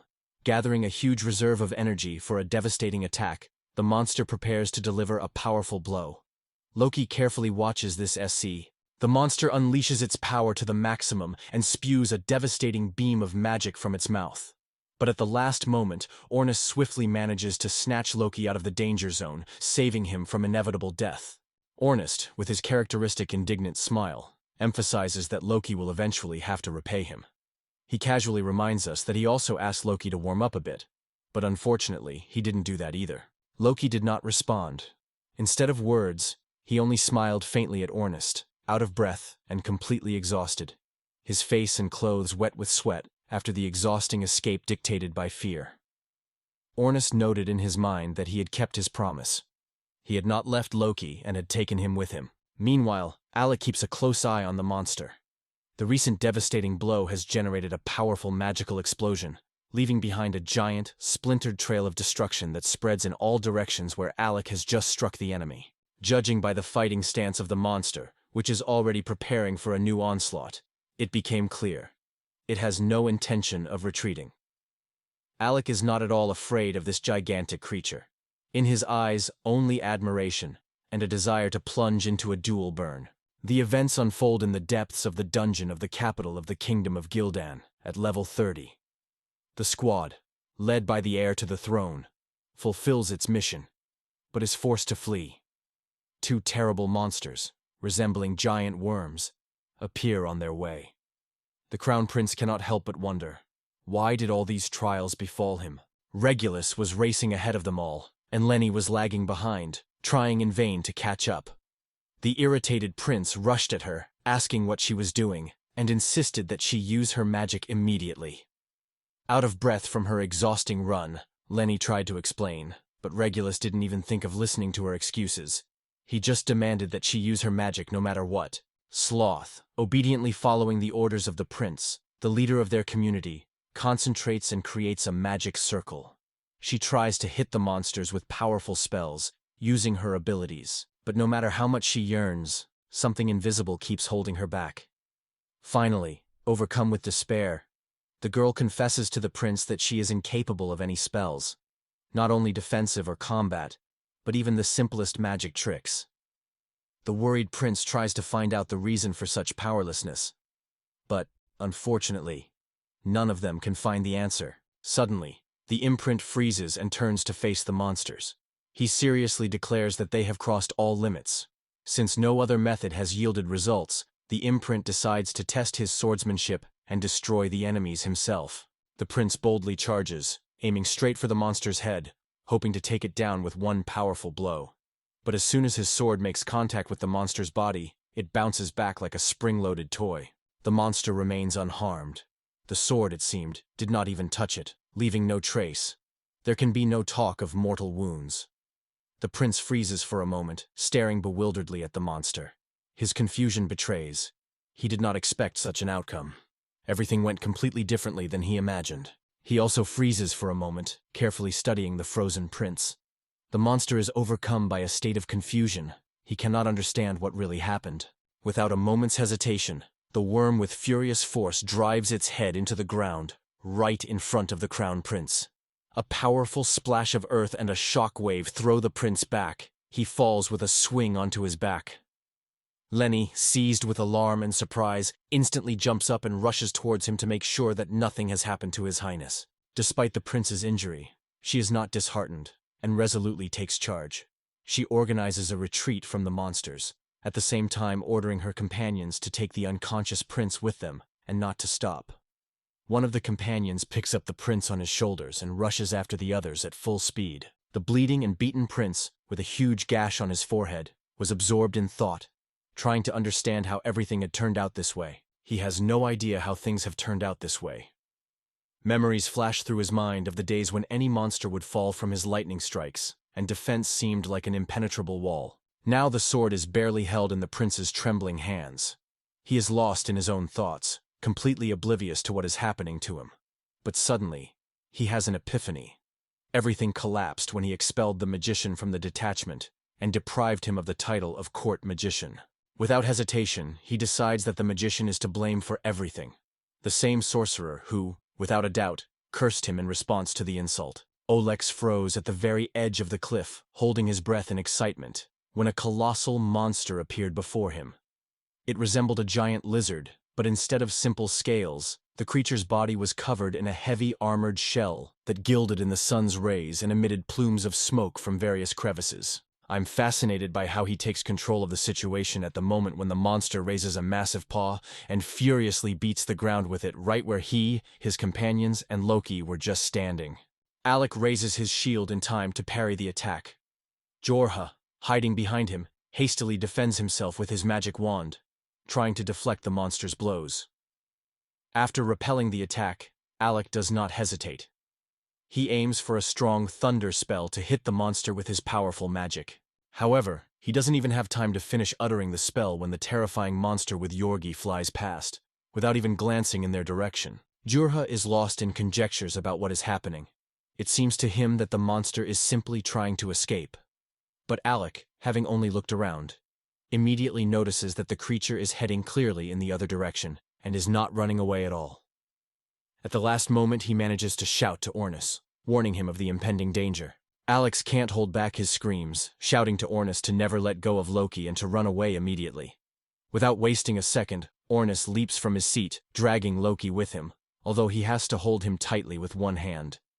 While the monster is momentarily distracted, Alex decides to take advantage of this opportunity. Alec is seized by the impulse. He releases a powerful bolt of lightning at the monster. The guy notices that he has hit an opponent who is moving at breakneck speed, but is in no hurry to rejoice. He immediately suspects that something is wrong here. Despite the blow, the monster's pace does not slow down at all. Ordens turns sharply, closely examining the terrifying creature that is steadily following their footsteps. The realization that he had completely missed Alex's attack momentarily clouds his mind. However, he does not slow down and tirelessly pursues his chosen prey, piercing the air and rushing forward as fast as clouds of smoke erupt from beneath his sturdy armor. Ornist, with a broad smile, not at all worried about the danger, boldly calls the monster stubborn. Klaasje, observing this scene, only sighs heavily and considers him unreasonable. But in a second, she changes her tone. Unable to control herself from fear, Klaasje breaks into a scream. Ornist rushes headlong towards them, and a giant monster chases after him. Without slowing down, Ornist grabs Loki with one hand and throws him straight towards his comrades. The vagaries of fortune are not long in coming. Loki falls directly on the irritated Klaasje, and in an extremely uncomfortable position. This only adds fuel to the fire of her indignation.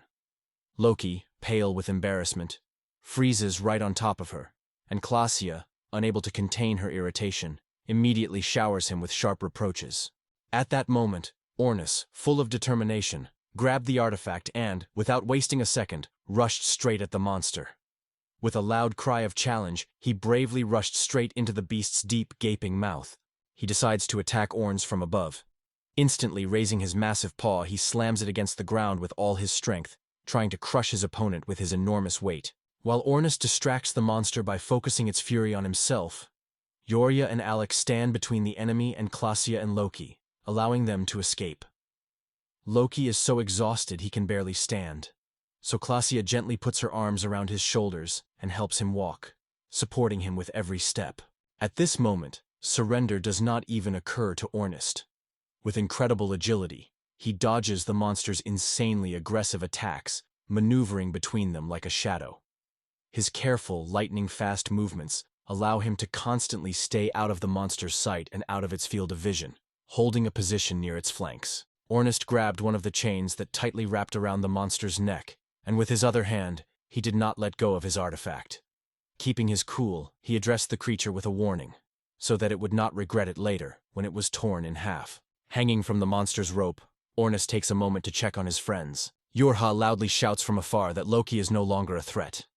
At the same time, she warns Ornist to stay away from the monster and to retreat carefully, because together with Alex, they are already planning to quickly deal with the enemy. Standing next to Alec, Yorja prepares to strike the monster with him. She raises her wand, and a shimmering glow of magic immediately flashes around her. Her hair and cloak flutter in a strong gust of magical power, which bursts outward. Eureka is fully focused and tense to the limit. She uses the maximum of her reserves, increasing her strength, endurance, speed, flexibility, and dexterity. In addition, she fully sharpens all 5 senses and at the same time casts a magical spell on Ornis. Gathering his courage, Ornist carefully waits for the right moment. And then, with a lightning-fast leap, he flies straight at the monster, and with a powerful movement thrusts his spear, piercing even the strongest armor. The monster roars in searing pain, going mad when Ornist abruptly pulls the spear out of its wound. A fountain of dark liquid gushes from there. At the same time, Ornist manages to grab one of the hanging chains, and thus saves himself from an inevitable fall. But a fatal coincidence. The rusty chain cannot withstand the weight, and suddenly breaks, and the hero flies headlong down. He doesn't even have time to touch the ground. Time seems to dissolve, and the meeting itself is prevented by the monster. Immediately noticing the victim in captivity in the sky, the monster rushes forward with lightning speed and strikes right in the air. His body is helplessly thrown to the side, devoid of any control. The powerful blow leaves his skin covered in a multitude of cuts and lacerations, and beneath them, bones are probably already cracking. After witnessing the horrific scene of her friend's loss in the Comrades episode, Yorha is plunged into a vortex of fear. She desperately searches for a way to save his life, as he can no longer resist. But a terrifying monster relentlessly blocks her path, leaving no hope of salvation. When the monster finally finished off Ernesto, its fierce gaze fell on Yorha. Preparing to crush her under the weight of one of its massive paws, it had already swung, but Yorha reacted with lightning speed.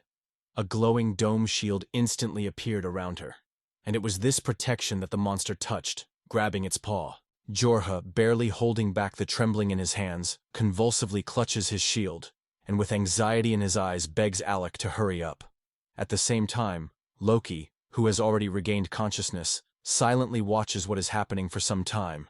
But in the end he can't stand it, and exclaims indignantly that what he sees simply doesn't fit in his head. So he turns to Klasia, who is still taking care to take him away from the very center of the fight and to where it is safer. She supports him, allows him to move on, regardless of whether this is all reality or just a figment of his imagination. Klasia herself, not understanding what he means, asks him what the matter is. Loki explains that by reunion he meant the reunion of their former team. The first time in 4 years they are back together. As he spoke these words, Loki stared intently at Alec, who was lost in his own thoughts. His mind was occupied by only one concern: what exactly he should imagine, how to draw it and recreate it in his imagination. Closing his eyes, he completely immersed himself in the depths of his own thoughts, isolating himself from everything that could distract him. He clearly realized, it is impossible to stand still for a moment. It is thanks to Jorhaza that he is here now, and she has become for him the driving force to which he is infinitely grateful. He is confident in his destiny, to protect her and everyone who is part of his small but close-knit team, where everyone is important and dear to him in their own way. Alex spreads his arms wide, and thoughts again fill him with determination to move forward, not allowing himself to stop even for a moment. His mind is completely focused on analysis, inventions, creating new ideas and passing them on to others. Seeing this, Loki only smiles and laughs quietly. He emphasizes that their opponent is serious. Alec is extremely dangerous.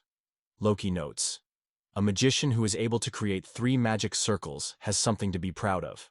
5 circles is the level of a true genius.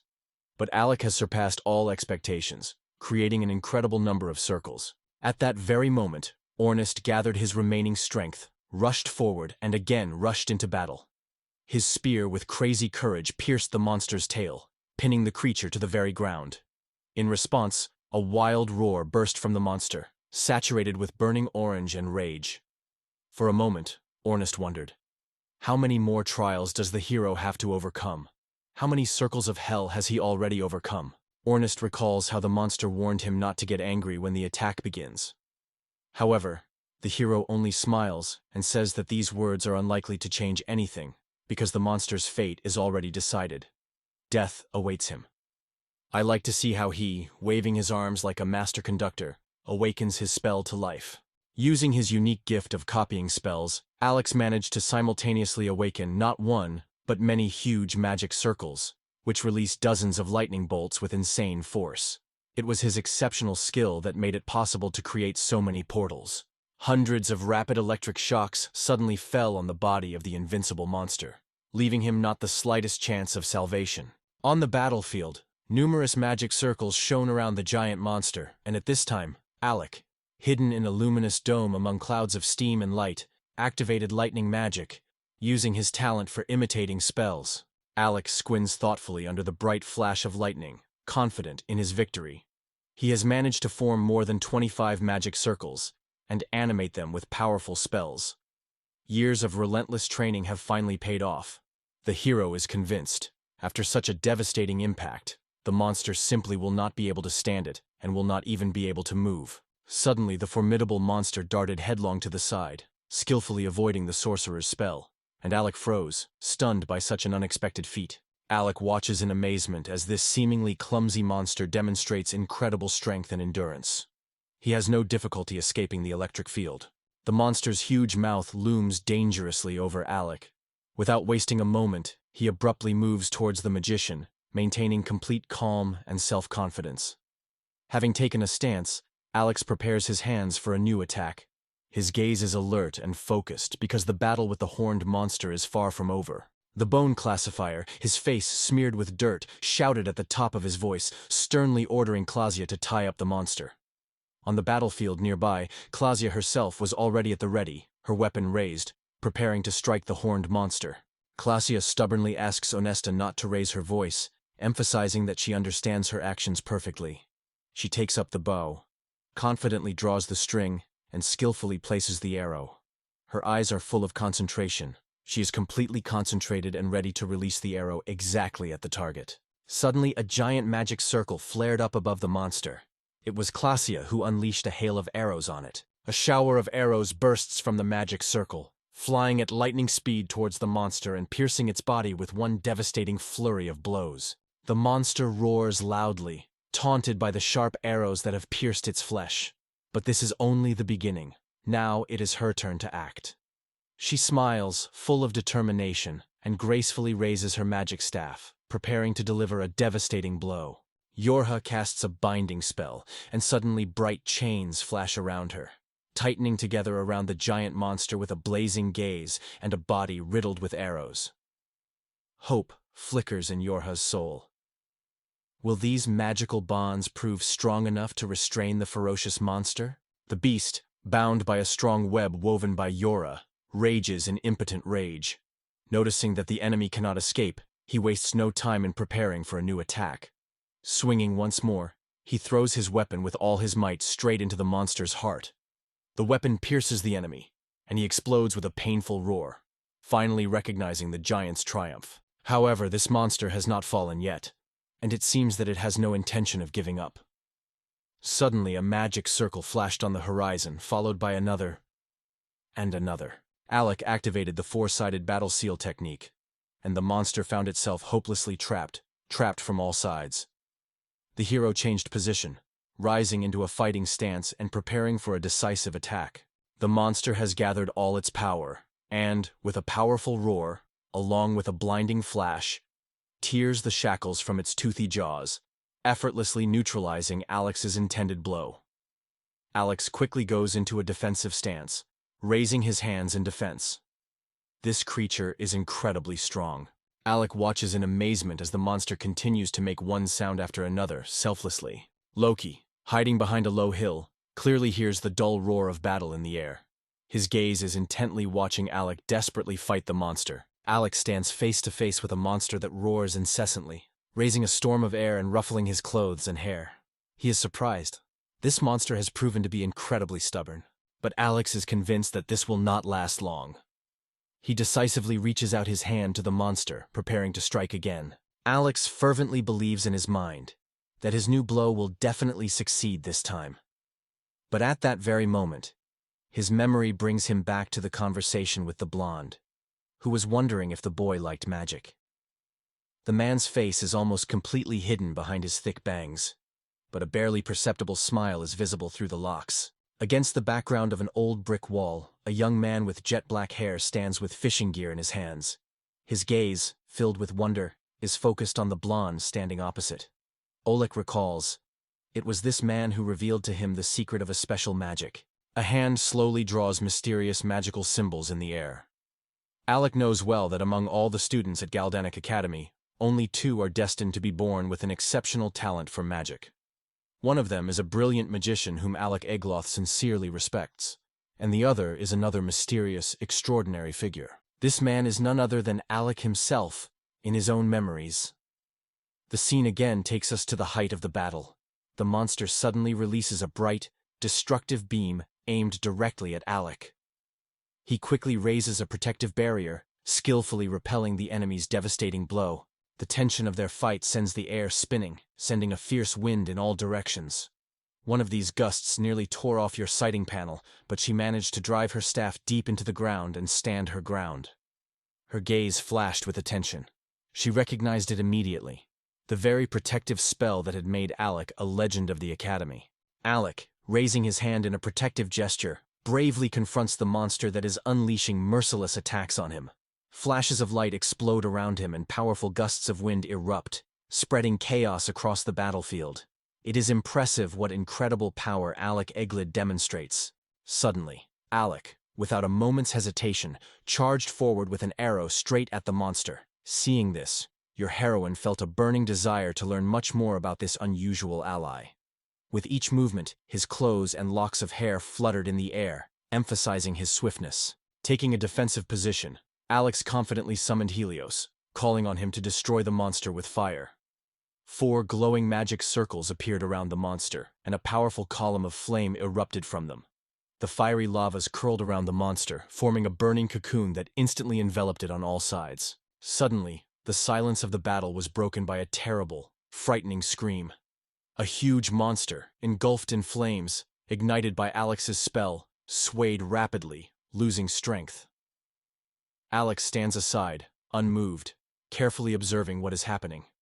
His confidence in his own magical abilities is unshakable. The bright flame rushes forward, devouring the monster until it almost dissolves in clouds of smoke and flames.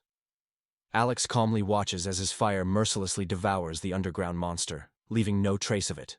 Realizing that the monster was finally defeated, Alex slowly turned around and confidently headed away from the battlefield. But suddenly, it seemed, the monster, finally defeated, barely raised its massive paw, trying to reach the magician. Alex stopped and looked back intently. Suddenly, Onus charges at the moving monster with lightning speed, delivering a powerful blow with his weapon in the hope of instantly ending the fight. However, for unknown reasons, the monster continues to persistently reach for Alec with its terrible paw. With one powerful and precise blow, Onist skillfully dealt with the monster, which collapsed at his feet, mercilessly cutting off its head. After a swift attack, he lands confidently on both feet. Alec can't contain his surprise or joy at his unexpected onslaught, and a sincere smile blooms on his face, addressed to Chesney. After trying it, he grimaced, and immediately announced that he had special business with this monster. Alec sincerely thanked Honest for his support, and Honest in turn was sure that Alec had shown himself extraordinary. However, he had not expected anything else from these two. But these guys unanimously claim that they are real geniuses. Hearing this conversation, Jorga and Klasia laughed with pleasure. Jorga praised the boys for a well-done task, and Klasia jokingly noted that from now on, Alec and Onist will have to work as a team of 4. She emphasized that the girls had put in almost no effort in the duel. The scene shifts to a picturesque coastal street, framed by neat stone houses. A dark-haired young man cheerfully waves to a fair-haired man in a raincoat, who is leisurely walking along the shore towards him. Absolute calm reigns around. Everything breathes silence and harmony. In the darkness, a powerful message rings out. You need to gather your thoughts, take a deep breath, and then exhale slowly. Only when you feel inner peace can you gradually open your eyes. A fair-haired young man stands on the street, courageously holding a black-haired teenager by the shoulders, encouraging him with resolute words. The teenager spreads his arms wide and energetically shouts the name of his technique. The next moment, he releases a barrage of fiery spikes that fly rapidly towards the target. The flaming arrows instantly pierce the round target suspended in the air, hitting it precisely in the core. Smoke rises from the impact point, adding mysterious tension to the atmosphere. The young archer with black hair clenches his fists triumphantly, not hiding his delight at the perfectly executed shot. The blonde man is called Eldus. The teenager talks with undisguised pride about his first success. Nearby on the crossbar hang several round targets. They are still smoking and smoldering. Eldus notices everything down to the smallest detail. The targets are accurately hit. The dark-haired young man reflects with admiration on how difficult today's spell was, and does not hide his joy at having mastered it in just a day. His lips spread into a smug smile. Elsidus nods approvingly, and notes that it usually takes at least a month to master this magic, and sometimes longer. The young man, full of admiration and enthusiasm for how easily he is able to master new knowledge, is eager to learn even more from the LDS. However, Elzida gently stops him, saying that today is enough, and suggests that the lesson be postponed until tomorrow. Reluctantly sighing, the boy puts on his raincoat. A wide panorama. The blue sky merges into the urban landscape with well-groomed stone houses. The young man sighs sadly over the end of the school day, and does not restrain himself from complaining about it. Meanwhile, Alcides gently encourages him, emphasizing that rest is no less important than work. Instead of another lesson, Alcides cheerfully offers the boy to join him on a fishing trip. The water surface diverges in light circles from the fishing line, and the teenager watches the depths intently, teeth clenched tightly. His eyes burn with an undisguised desire to master even more magical spells. Elpidis, whose gaze has finally opened from under unruly strands of hair, silently immerses himself in his own thoughts, not uttering a single word in response. As expected, the dark-haired boy turned out to be Alec. He and Aldos were comfortably seated by the water, their backs to each other, their rods held tightly. Algaddis turned to Alec, noting that the boy was endowed with a real magical gift. Alec looked at Algaddis in surprise. Closing his eyes, Elsith said calmly, "Even if he didn't teach Alec magic, the boy would still grow up to be a great wizard, so he should just let things unfold on their own." It seemed that the thoughts had already exhausted Elsith quite a bit. Alex watches his mentor Elbadis intently, his gaze filled with distrust. The boy cannot understand why his teacher suddenly decided to shower him with an endless stream of magic spells. It all seems extremely strange and mysterious to him. From the platform, which peacefully disappeared among the trees near the very shore, a breathtaking panorama opened up. Elidas was about to say something, but suddenly his fishing rod twitched. The fish bit. He called out loudly, full of joy, to Alec. On the way, Elidas asked if he had done well with the tackle. Alec, a little embarrassed, admitted that he had absolutely no idea about fishing, because it was his first time trying his hand at it. Elsadas and Alec's everyday lives in the city were bustling with events. Elsadas enthusiastically mastered the art of magic and generously passed on his knowledge to Alec. In the summer, the friends enthusiastically went fishing, rejoicing at every catch. And in the winter, they enthusiastically built snowmen and carefreely arranged snowball fights. Against the backdrop of the sky and the green tops of the trees, a street stretches out, leading to the water. Alec and Elba stand opposite each other. Alec's chest tightens with unwelcome sadness. His mentor and friend Elba will soon leave the capital. Their paths will almost certainly part forever. A beautiful elf with a sad smile gently looks away. He told young Alec never to associate his fate with the court of magicians. Now an adult, Alec realizes that these words were the last lesson his mentor, Alcides, left him. Standing next to a table laden with books, Alec Eglick recalls once again the moment he entered the Academy of Magic. It was then that he learned that his mentor, Elzadas, had also studied there. And not just studied, but was the best among his peers, later becoming the royal magician. However, despite all these achievements, the world can no longer return him. The faithful companion still could not erase the face of his mentor Elgot from his memory. His gaze was filled with deep loneliness and sadness, and his voice, as it seemed to Alec, rang with notes of despair. He remembered how he had once openly told the team at the academy about his aspirations. He had confessed that he dreamed of becoming a court magician and saying goodbye to them. The plot returns to the present again. A loud clap of hands is heard in the silence. Loki appears before the heroes. He has already recovered from the battle and now addresses the glorious team. His appearance is striking with unearthly charm. All members of the squad have gathered around. Loki asks if there is a court magician among them. Loki is well informed about them. With a slight smile on his lips, he leads the conversation, noting that once a court magician was able to defeat Hydra herself. However, Loki himself always considered this story to be just a good fable.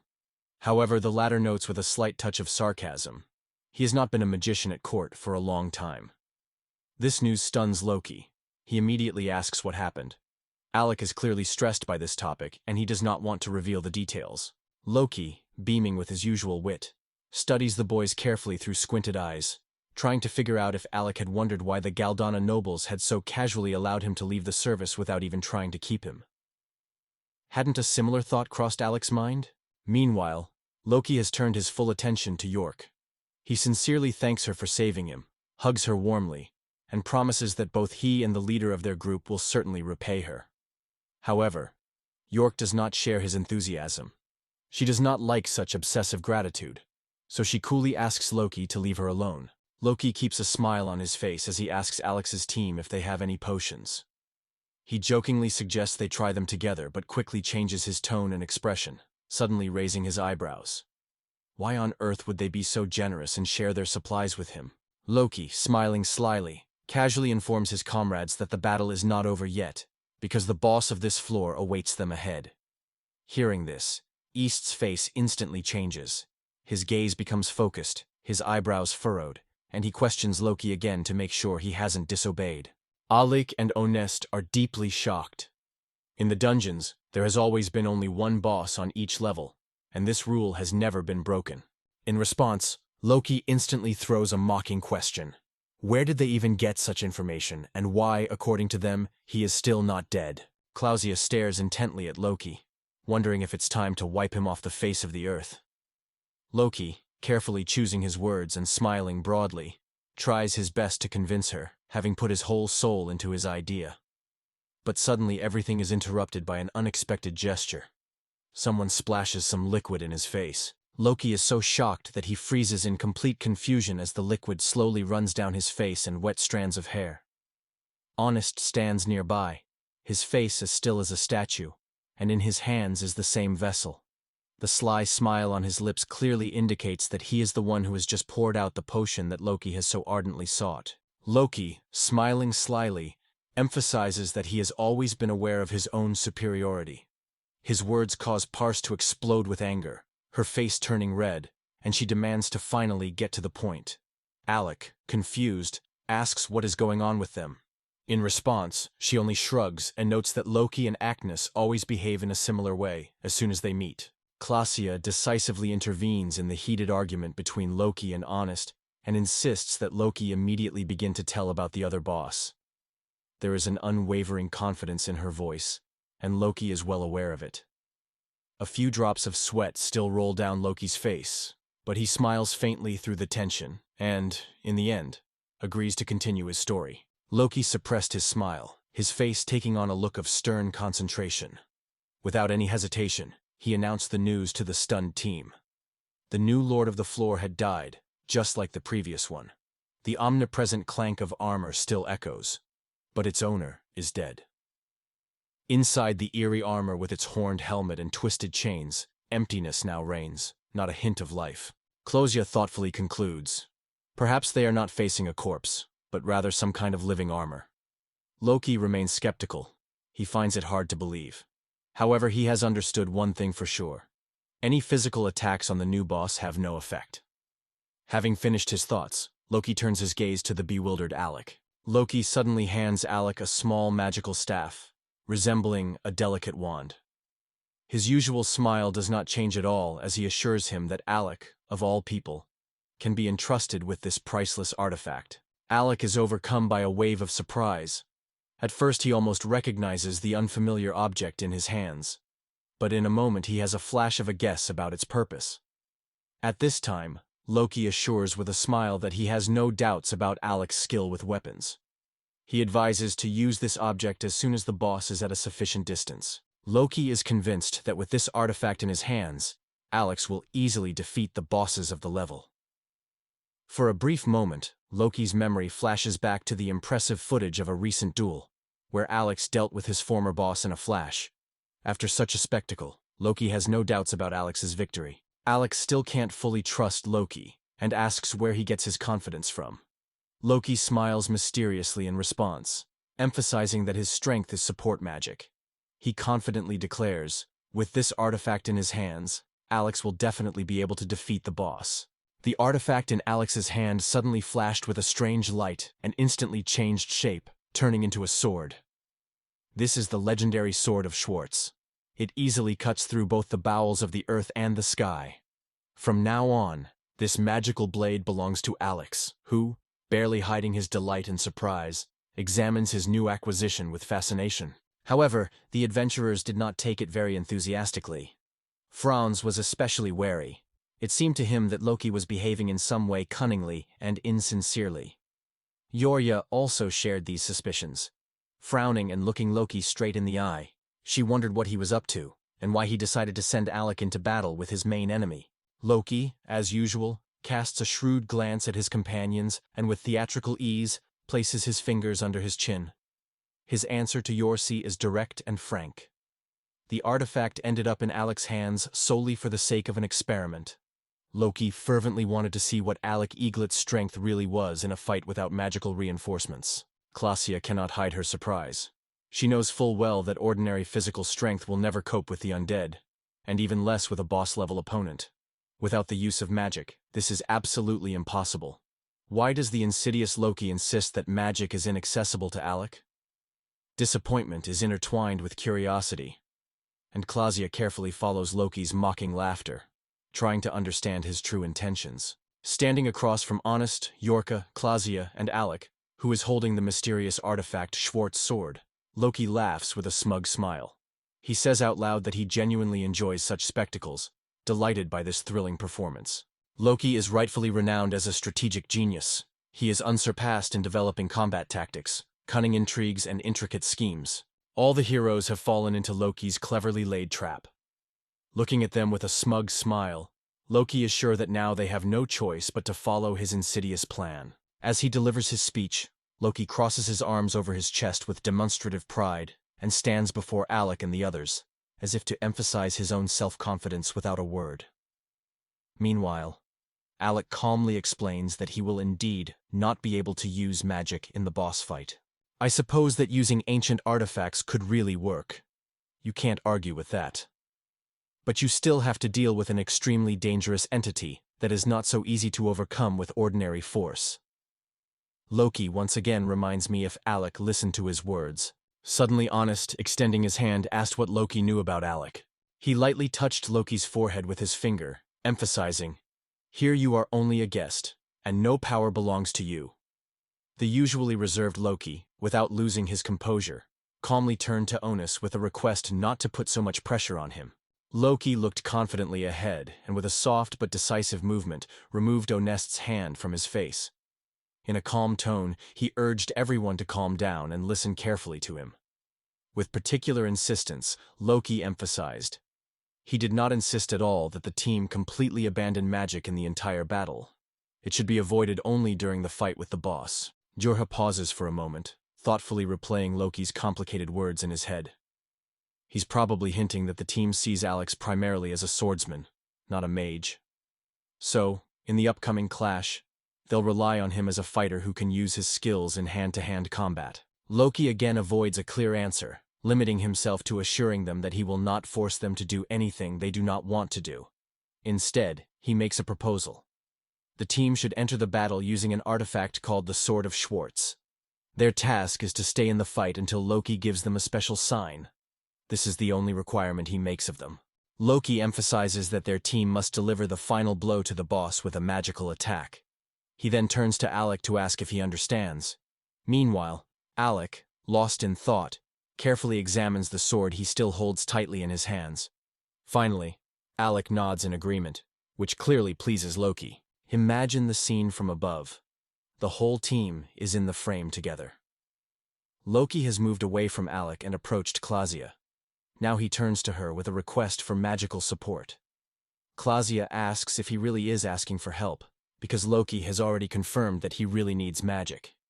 He does not want to go searching for a colossal dungeon on foot. Loki's face is twisted in pain as he confesses that he plans to use spatial magic, which requires a huge supply of mana. In a low voice, he admits that he can't do it alone. In response, Klaasje only smiles skeptically, apparently not trusting his words too much. Klaasje, standing next to Honest and Jorga, explains with cold restraint that spatial magic has been declared a state secret.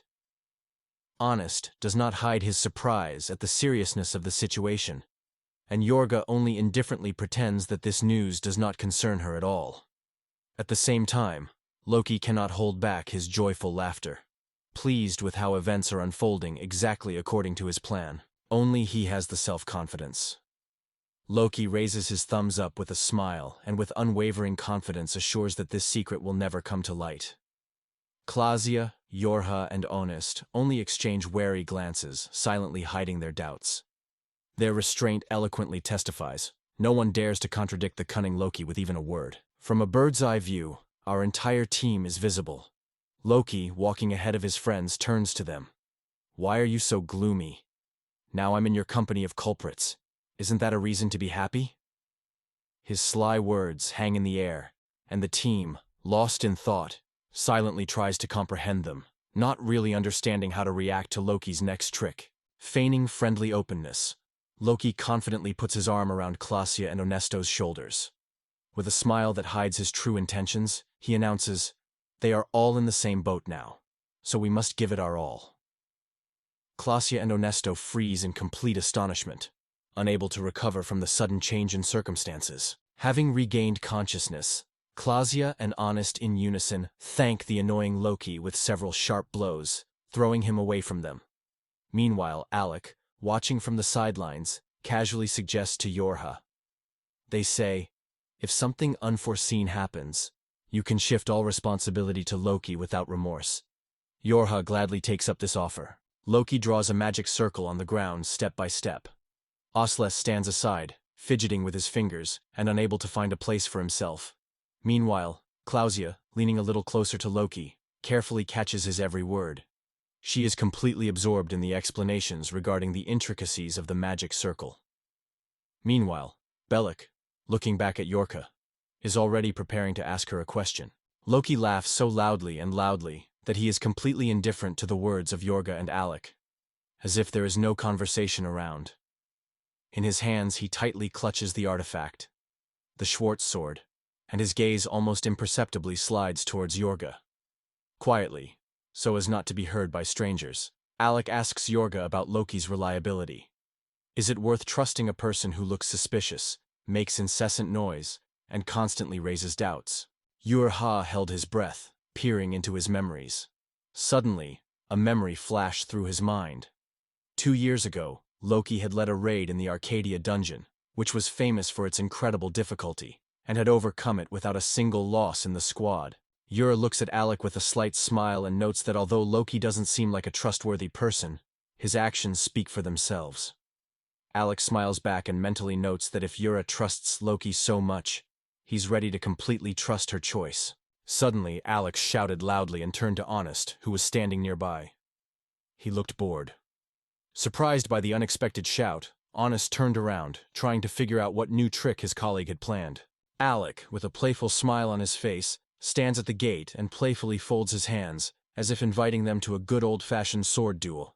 After all, such games have long since been abandoned.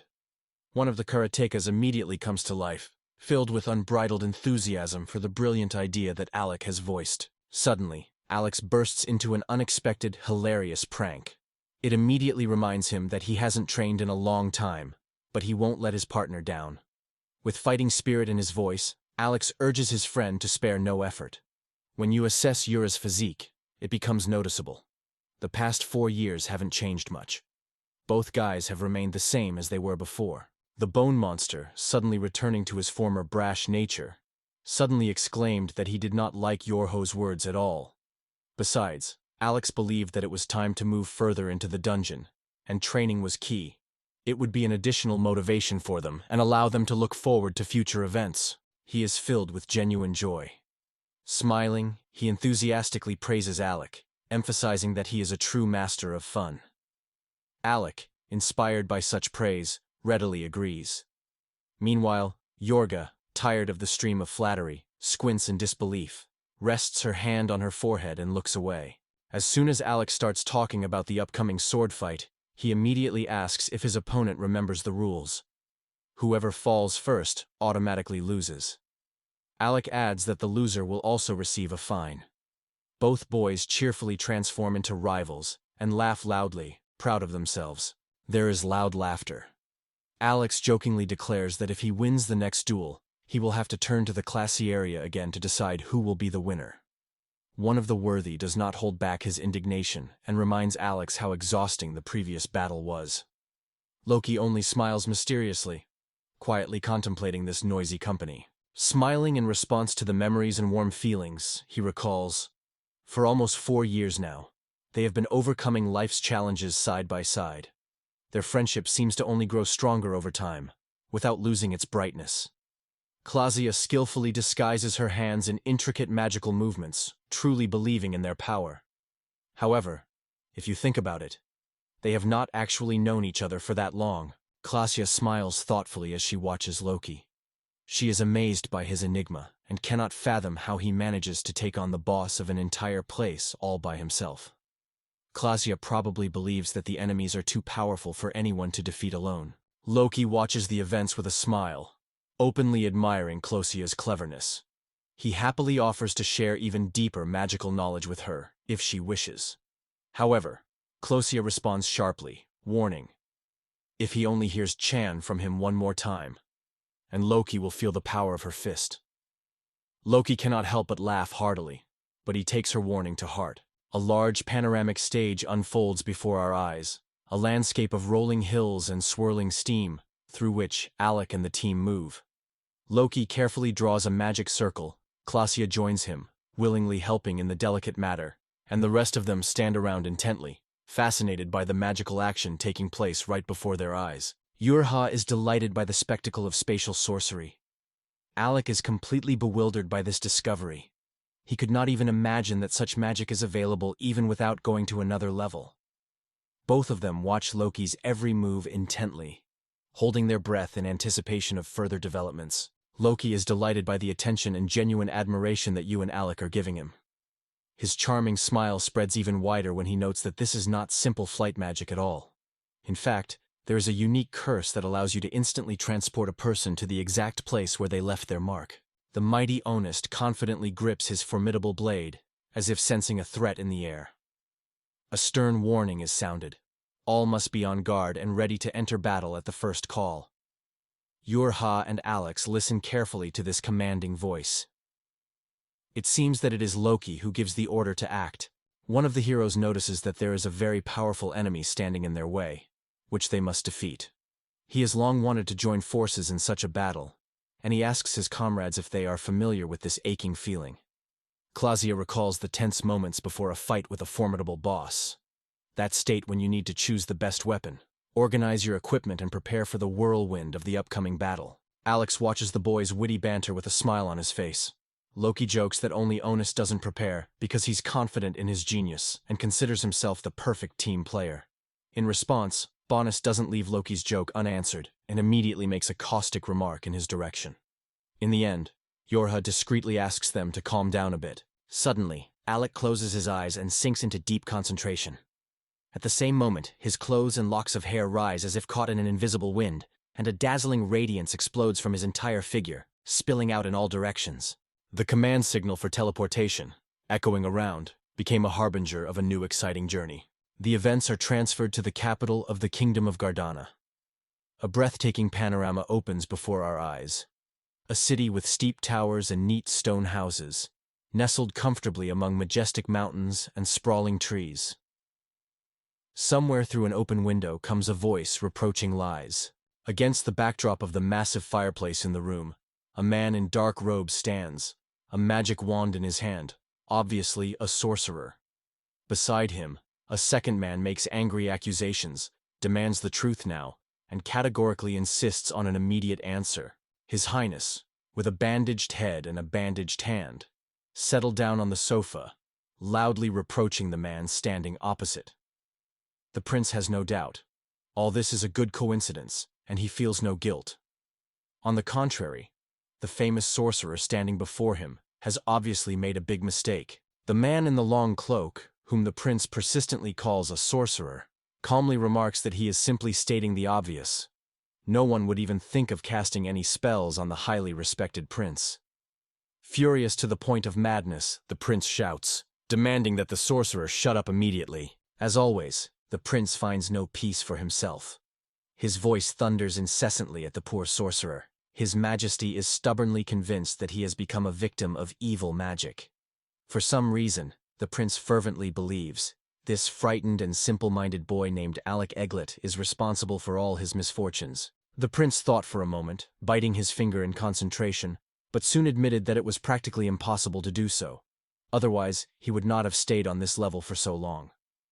Meanwhile, the sorcerer, shifting cautiously from foot to foot, dared to come closer. and cautiously asked if there was anything on the level that could neutralize magic. Hearing this, the prince only shrugged his shoulders in confusion, not understanding at all what exactly was being asked. The sorcerer tells the prince that a powerful spell has been cast on the 30th level of the dungeon in King's Landing, capable of neutralizing any magic, even various enhancement spells. He is convinced that this is what led to the prince's defeat. Hearing this, the prince plunges into deep thought. Suddenly, the prince has a brilliant idea. Straightening his shoulders and raising his voice confidently, he proudly proclaims, "Auxiliary magic is only a saving straw for those who are scared and see no other way out." His face turns for a moment into the embodiment of disgust. Although the prince tries to convince himself that it has nothing to do with him, a sudden thought strikes him. In recent battles, his sword has become incredibly heavy. Each time it becomes harder to lift the weapon. He can't even believe how he managed to defeat that terrible monster with one swing. Finally, the prince calmed down. His voice subsided. A thought flashed in his eyes. He slowly rubbed his chin, lost in thought. So what really happened? If it wasn't a curse at all, then in what way did this mysterious person influence His Highness? This seems rather bizarre. The source, having thought about this situation, decides to clarify with the prince who exactly he means when mentioning Alec. Among the famous student team that once triumphed at level 68, there was also a participant with that name. It is quite possible that the prince is talking about this Alec. The prince wanted to say something, but instead of words, only an irritated breath escaped. After that, he laughed out loud, calling everything he had heard the absurd fabrications of the common people. In his opinion, these people were simply incapable of the truth. Their essence was to lie, and this still remained an incomprehensible mystery to the sorcerer. The prince, full of self-satisfaction, secretly cherishes new insidious plans.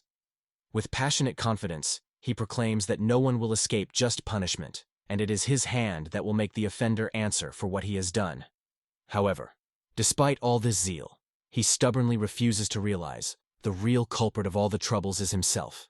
The prince casually removes the bandage from his hand and asks his companion if His Majesty has sent someone to look for him. His head is still wrapped in bandages from recent injuries, but one of his arms is also bandaged. Despite the pain, the prince moves confidently and quickly down the corridor. Like a man accustomed to maintaining his dignity even in difficult moments, the servant hurriedly follows the prince through the spacious hall, agreeing with his every word. The prince guesses that the conversation will concern Alec Eglet, the former magician at court. A smug smile lights up his face. It seems that this time his father really shares his point of view. Behind the thick walls of the majestic palace, the prince's angry cry resounds. His indignation is so great that he interprets the insult inflicted on him, Prince Dofit, as an insult to the entire kingdom. Dofit firmly declares, if the culprit is not punished properly, the honor of the royal dynasty will suffer irreparable damage. A grand, almost deserted throne room with massive curtains and a bright stained glass window in the center of the window. A stern throne rises on a step with steps, and nearby, with his back turned to those entering, a tall man in a cloak stands motionless. His figure is motionless and silent, like a mystery that envelops this room. A man in a luxurious cloak with a fluffy fur collar and an elegant rose embroidered on the back slowly turned around, not taking his eyes off the prince, who was majestically walking towards the throne. His appearance really catches the eye.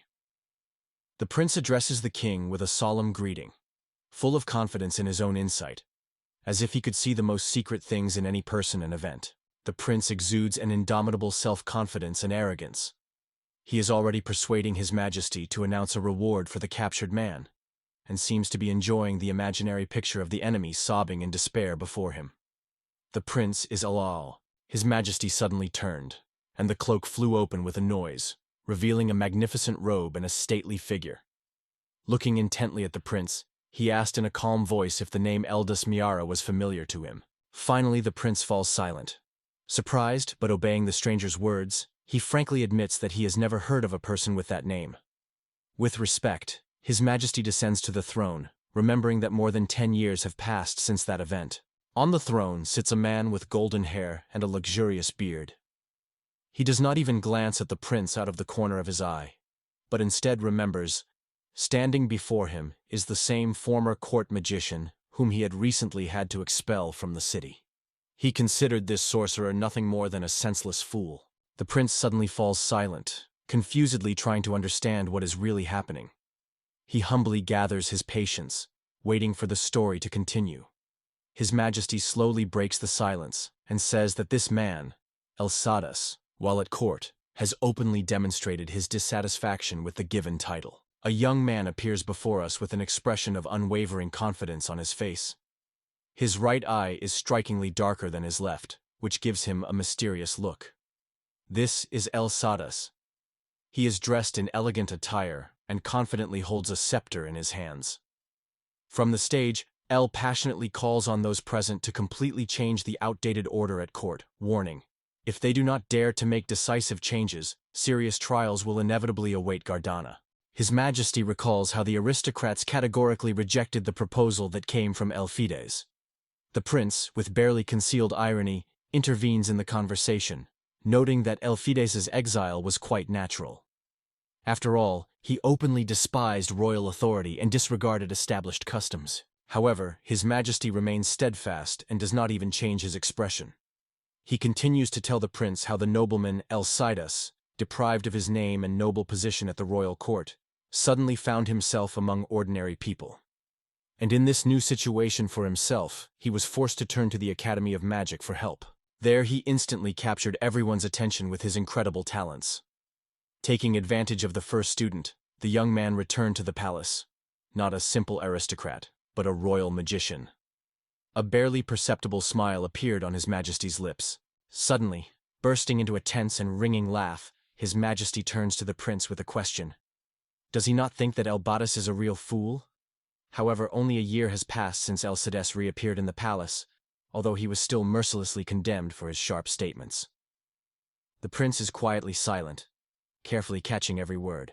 His Majesty once again remembered the moment when Exiled had appeared before him, and along with it, the words spoken then came to life in his memory.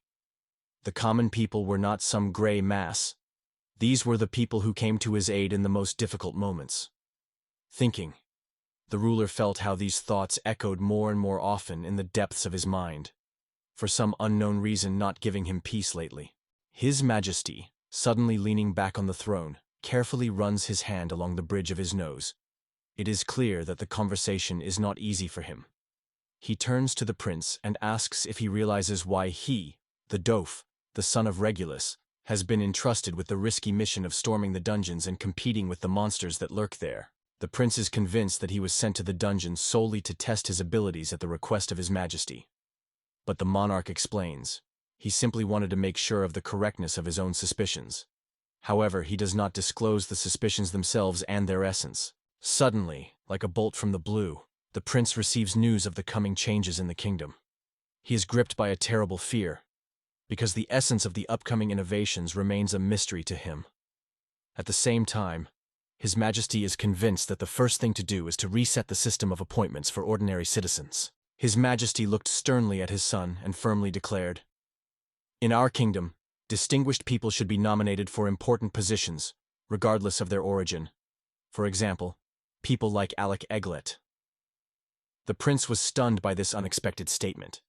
He stood as if rooted to the spot, unable to find words from complete bewilderment. The prince hesitantly contradicts his father, noting that future generations will not remain indifferent if they have to rely on the support of the common people.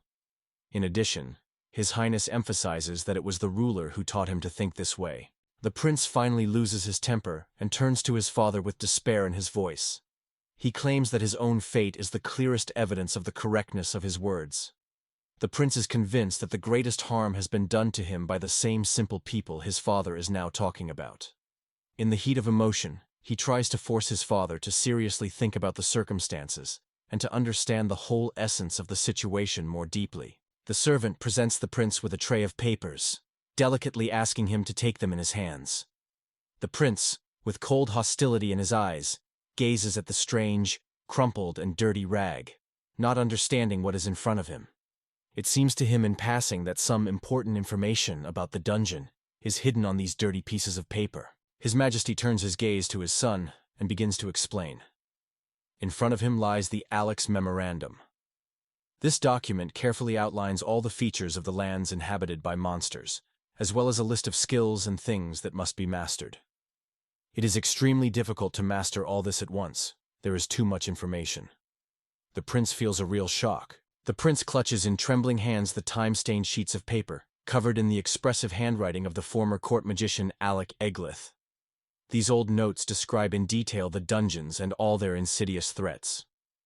With angry determination, he crumples the papers as if they were useless scraps that only belong in the trash. The prince's face burns with discontent. It is difficult not to notice it. He deliberately avoids further conversation about the commoners or Exiled, even in the presence of the prince. He confesses to his father only that he is not feeling well, complaining of body pain. Turning his back on his father, he aloofly apologizes and, without wasting a moment, quickly leaves the throne room. The terrified prince suffers a severe panic attack in his own chambers. He falls to his knees, exhausted, trying desperately to make sense of the events that have befallen him. His face is frozen in a grimace of fear. The words his father spoke in the throne room continue to echo in his mind. It seems that the prince's world is about to crumble into small fragments under the pressure of this news. Kneeling, the prince desperately tries to piece together the disparate facts. He can't quite figure out what's going on and what role everything he's heard plays. What report did his father mention? Could it be some kind of strategy or meeting? However, the prince clearly feels that this is not the case at all. The prince's memory flashed back to the episode of his journey with Exiled to the mysterious dungeon. At that time, Alex sincerely wanted to share advice, but the prince completely ignored it, and finally categorically forbade Alec to ever contact him again. The prince remembered how Exiled had pierced him with a cold, almost piercing gaze, and he could not bear it. He shouted that he should never dare to look at him like that again. Unable to contain his rage, the prince grabbed the vase of flowers and threw it with all his strength against the wall, shattering it into small pieces. The prince is panting like an enraged dragon, his breath heavy and hot, and his face, distorted by anger and surprise, is still trying to say the words. He has settled down right in the middle of the floor. Around him are scattered shards of a destroyed flower vase. Discontent is bubbling more and more in his soul. Exiled has turned out to be a complete disappointment. But for the first time, a doubt arises in him. Does he still have any weight in this world? However, His Highness the Prince decided at that moment that he could not afford to appear inept. It would be a real absurdity for a man of his position. The former court magician Exiled, in the prince's opinion, is not worth even mentioning. Justifying his own thoughts, the prince again plunges into anger. A wave of irritation covers him with new force. Suddenly, a storm of emotions erupts in the prince's chambers. Anger and tears cover him from head to toe. His lips whisper the name of Exiled again and again, as if it were the only thing that keeps him on the edge of reality. His imagination paints a clear image of this face before his eyes, and memory gives rise to a new attack of powerless scream. Everything that is happening seems to the prince like an ominous farce, as if life has turned into a bitter mockery, not reality. A magic seal suddenly lit up in the air, and people began to emerge from its glowing outline one by one. Alex was the first to emerge without a moment's hesitation. His sword flashed like lightning in his palm, and he himself looked around the surrounding space with a concentrated gaze. Yorha and Clash appeared like lightning from around the corner, unleashing all their power directly at Ellie. At that moment, Loki gracefully emerged from the glowing magic circle that had been suspended in midair, and somehow found himself on top of Exiled, pinning him to the floor with his boot. Given Loki's inherent cleverness, there was no doubt that this was a carefully planned diversion. Suddenly, the team of adventurers is shaken by deafening roars, and somewhere in the distance, bright lightning flashes. Alec and his brothers instantly look around, warily preparing for possible tests. Their faces are full of determination, and there is not even a hint of fear. With a proud expression on his face, Loki perceived the sounds he heard quite calmly, as if they were familiar and predictable. Everything was happening so perfectly that it seemed to him this was just another scene of a familiar play. And all this, only because he appeared before them. In front of the boys, gathered in the middle of the huge hall, suddenly appeared an unknown man. Stone floor underfoot, around, statues hiding in the dark recesses of the walls. In the depths are visible heavy gates or doors, and right in front of Alec Loki towered a huge figure with a sword clenched in his hands. She is dressed in all black, from her heels to her helmet. Her head is adorned with a horned helmet, from under which radiant eyes flash polychrome. Dark labyrinths of the dungeon. Through one of the gloomy corridors walks a giant humanoid creature in a helmet decorated with horns. A heavy sword is tightly clenched in huge hands, massive armor is wrapped in chains, and a fur cape that once belonged to someone else covers his shoulders. With bitterness, he understands. Even here, his attempts were in vain. In the dark, narrow passages of the dungeon, where bloodstains tell of recent horror, a huge monster reigns supreme. This creature is the true master of these depths, and there is almost no chance of escaping from it. It always finds prey. It seems that this time someone made a fatal mistake. In this chapter, it becomes clear what is happening to Krista, one of the members of the team that Alec must rescue. Together with her comrades, she is instructed to immediately contact the guild and report the need for an A-rank fighter or higher. It seems that Krista has been entrusted with a special mission to report on the events that have occurred. In the dark corridors of the dungeon, a young girl and a boy are consulting enthusiastically, weighing their next steps. They are part of a foursome of allies who insist that Krista report to the guild as soon as possible. Meanwhile, Loki sets off in search of powerful magicians. Krista promises with devotion to do everything possible to fulfill her mission. Alone with the unbearably huge monster in the horned helmet, a black-haired girl and a young man with golden hair are left, while Krista and Loki are busy with their task. They will definitely survive. Despite the fact that the boy is already injured, he fights with all his might and does not think of giving up. The fearsome lord of this level is striking in his terrifying appearance. His body is hidden under heavy armor. On his head is a massive helmet with curved horns, and from his eyes flashes a fierce, menacing fire. In his gigantic hands he holds a giant sword, with which he delivers truly devastating blows, without an ounce of effort. The underground boss raises his sword with a swing, and putting all his strength, delivers a powerful blow towards the dark-haired girl standing in front. The blade reaches the target, and she feels pain, but her face retains a cold-blooded determination. The girl skillfully parries the attack, and the next moment the blades collide, releasing a bright shower of sparks in the darkness. The monster struck with such force that the girl's hands shook, and the sword seemed about to slip from her frail grip. A blond young man with a loud scream focuses a magical volley on the monster, trying to buy time for the girl to retreat. His beloved is called Mabel. For the boy, this fight becomes a real test that requires all his strength. That's not enough. Their magic is no match for this fearsome monster, which effortlessly obliterates everything in its path with its gigantic weapon. Mabel glances at the young man, quickly backing away. And it's a surprisingly wise choice. There's no doubt about it because this level's boss is deadly dangerous. Suddenly, loud shouts rang out. Someone insistently demanded that the passage to the fighting arena be cleared. Sorry, but I can't help with this request. Mabel and the golden-haired boy watch in surprise as Onest suddenly appears, and with furious force, brings his weapon down on the giant boss's arm again. When S, smiling, declares that he is still an incredibly influential boss. It seems as if these words lift his spirits even more. Suddenly, Alex appears on the scene and remarks that defeating such a powerful boss can only be done by joining forces. Before he can finish, he bursts into the attack, a jump, a sweeping blow, and his sword is aimed directly at the massive armor of the giant floor boss.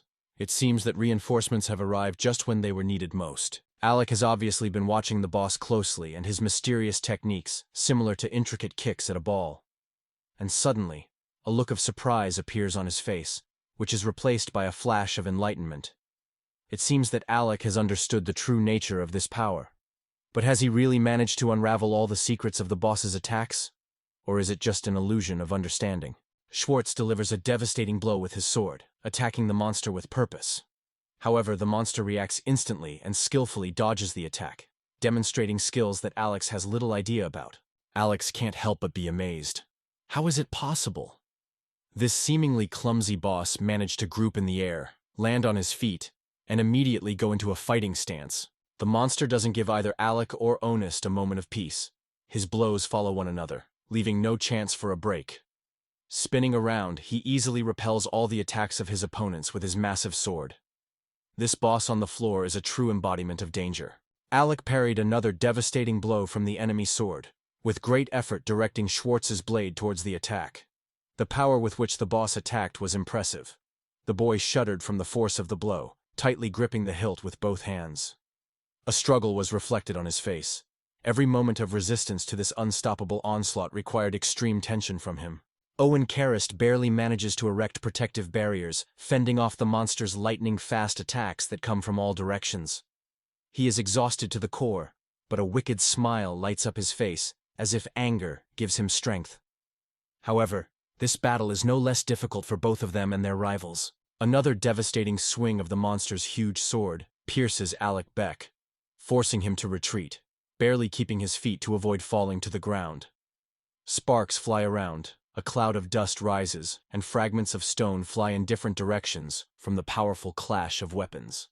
This underground boss is a real danger incarnate. Suddenly, Alec has a flash of insight. Judging by the monster's mannerisms, one can guess that this guy, or rather, the boss of the level, is not human at all. He does not resemble any animal. Eventually, Alec comes to the conclusion that he is facing a boss of the level, which may not be a living being at all. After receiving another powerful blow from the monster, Alex exclaims, "He's not kidding. This massive armor with a menacing horned helmet actually has neither soul nor body. It's just a completely empty shell." Alex's words clearly resonate with Ona.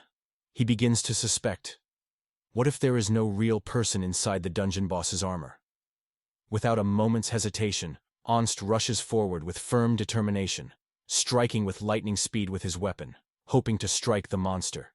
The monster reacts with lightning speed, trying to escape from Onus's blow and using his characteristic bizarre technique. He regains his balance, then abruptly steps aside with Onus. But he hopes in vain to catch his opponent by surprise. Onus is completely focused, not allowing himself to be wrapped around his finger, and even smiles with impatience and excitement. Grandfather Manist rushes headlong towards the monster, which has not yet had time to fully complete its maneuver. He exclaims with enthusiasm that such tricks and attempts to avoid blows have long ceased to be a surprise to the inhabitants of Hestrist. This beast is well acquainted with them. Manist confidently raises his spear, preparing to deliver a powerful blow to the formidable boss. Sincere doesn't hesitate for a moment to give the monster a chance to escape. With a loud cry, he pierces the enemy with his weapon, trying to stop its mad breakthrough. At this crucial moment, Alex appears on the battlefield. He resolutely joins the fight to support his friends and deal a powerful blow to the underground boss.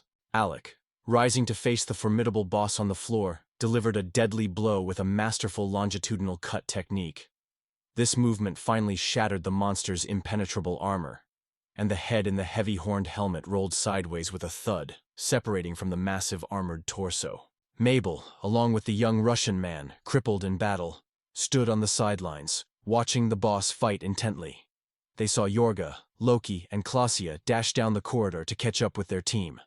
Meanwhile, Honest kept his gaze fixed on the spot where Alex had struck, carefully assessing the consequences for his opponent. Satisfied with a well-aimed blow, Alec looks ahead with concentration and confidently declares that he has now solved many of the secrets of this monster that dominates this level as the main opponent. After all, this headless knight is a real giant monster without a soul. A living armor armed with a giant sword and a whole bunch of devastating techniques. Captain Sirius of the Halak clan shares important news with the team. She knows that the headless knight is a deadly demon, a combination of a man and a horse. It turns out that the terrifying creature that Alex and Onist are currently observing is the same knight from legend. Alec watches the monster closely and notices bright flashes of light suddenly erupting from its neck. Suddenly, it dawns on Alec that the monster is not yet defeated. He notices the creature suddenly rushing forward with lightning speed. Suddenly, the boss on the floor charged at breakneck speed, charging straight at Alec and swinging his sword with all his might. Alec, without wasting a moment, managed to jump to the side, dodging the monster's devastating attack with surprising skill. He himself couldn't believe how skillfully he had managed to get out of this dangerous situation. Now Alec has two swords in his hands. A new stage of the battle with the boss of this floor awaits him. He doesn't care whether the enemy has a head left. He relentlessly cuts through the crowd of monsters, falling one after another. At the same time, Alec can't shake the thought that the boss seemed much weaker before. For him, this test has become a real test of strength. But suddenly Alex, with a confident and victorious look, raises his weapon and notices. The main thing now is that all the attention of the headless monster is focused exclusively on him and their duel. At that moment, a blinding flash of lightning flashes nearby. Another guard unexpectedly appears nearby and swiftly attacks, not even giving the monster a chance to recover. Like a whirlwind, he rushes towards the boss with the firm intention of delivering a fatal blow. His weapon easily pierces the headless monster's defenses and freezes for a moment in the enemy's body. With a sly smile on his face, the bully turns to the shift supervisor, jokingly emphasizing that he may be facing a headless boss, but even such a creature should realize this. And without a moment's hesitation, he rushes at the monster, full of sudden courage. The huge headless boss of the floor has met with Honest in a fierce battle. With a wild, determined cry, Honest calls on the enemy not to take him lightly, and delivers the strongest blow with his weapon. However, the boss, with unparalleled dexterity, repels Honest's attacks with his giant sword. The battle is accompanied by a deafening roar and blinding explosions of light, which burst out in all directions. In the midst of the battle on Karist, on signals Alec, who rushes to his comrade's aid without hesitation. Appearing directly above the monstrous headless monster, Alec activates magic circles that enhance his strength and slashes his opponent with a powerful blow from above. Alec has a hard time getting it, but he doesn't lose his concentration. Grabbing his sword even tighter, the young man launches a furious attack at the headless creature. However, the monster, armed with its fearsome weapon, easily parries his blow. The force of the collision sends a furious wind up, and a bright glow flashes around, scattering the darkness in all directions. Alec throws his sword with all his might at the monster. The blade skillfully hits its target, piercing the monster's body through and through. The force of this blow leaves the creature no hope of escape. The monster dodges with lightning speed, changes direction abruptly, and races away from Alec and Honest at breakneck speed down the hallway. Bright flashes of light and clouds of dust are left behind. Alex watches in fascination and amazement as the creature disappears from view almost instantly. Alec and Honest closely monitor the monster's movements, analyzing the course of the fight and the consequences of the blows. Von Toxid suggests that the monster's behavior is a simple response to trauma, but Alec with a slight sigh denies this, calling it more of a cautious evasion of the enemy. Their faces show no alarm. Both remain calm and tensely ready for battle. Alec instructs Omni, emphasizing that it is quite simple to figure this out, because in front of them is a real ancient relic. Omni, with a wry smile, jokingly notes that they were very lucky. He did not damage anything. After all, if it turned out to be a magic sword, he would not be able to contain its power. Through the dense curtain of dust and scattered debris, the figure of a headless monster gradually emerges, holding a sword firmly in its hands. For a moment, the monster seems to have frozen, not moving a single muscle. But suddenly, the gaze of combat specialist Honest catches something in the midst of the chaotic haze. He makes a short, surprised sound, focusing intently on what he saw in the distance. Honest's frantic attention was captured by the headless monster, which ignored the crushing blows, and each time rose again from the clouds of dust, holding its own head under its arm. Such endurance of the opponent did not surprise Honest. He did not doubt for a moment that this fight was far from over. Reese and Alec exchange confident smiles as they watch the monster emerge from the dust. Reese suggests that if Alec's sword can't defeat this boss, then the enemy is immortal. Alec agrees with Reese, further emphasizing his confidence in this. They prepare resolutely for the fight. Suddenly rising to his feet after the fight, the headless knight takes Alex's freshly severed head and slowly hoists it onto his shoulder. A moment ago, he was fearlessly fighting without a head. Alex watches this eerie scene with surprise and concern. The level boss is once again fully prepared for a new battle. The leader, who had already recovered, raised his head and announced his return with a stunning roar. A powerful sound wave instantly forced all participants in the tense battle to crouch and close their eyes. Yoria and Klasia hastily covered their ears with their palms, while Alec and Honest silently clenched their teeth. A 100-voiced, uncontrollable roar burst from the monster's throat, blocking out everything around. The supreme leader in the horned helmet is furious.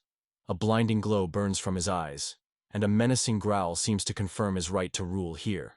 But Alec's patience is running out. He can't stand it and shouts loudly, demanding that the boss finally shut up. Alec still holds his shorts tightly in one hand, lifting them up, and covers his ear with his other palm.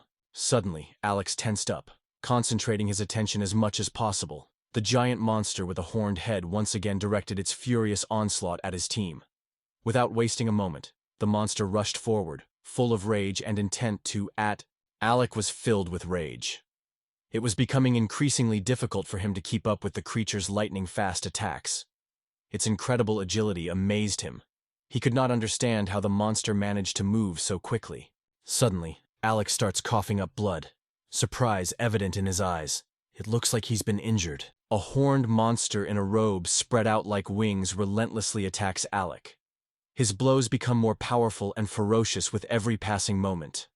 But in addition to the flash of his sword, the monster suddenly delivers a devastating kick, completely unawares attacking from the side. This terrifying dungeon lord is the true embodiment of deadly danger. Joya froze in fear, watching from a distance Alec's fierce battle with the giant boss. Anxiety gnawed at her heart.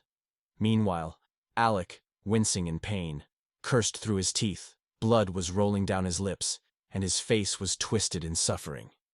He had clearly just taken the crushing blow of one of his opponent's nightmarish techniques. The force of the boss's blow sends Alex flying several meters to the side, crashing into the brick wall behind him with a thud.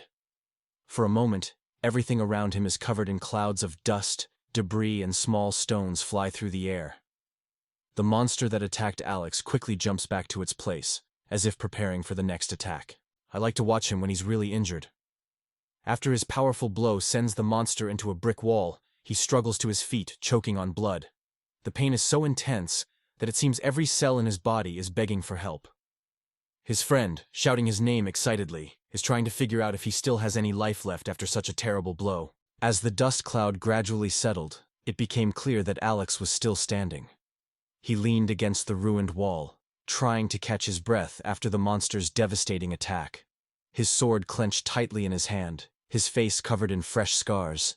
He knew that this time it was almost over for him.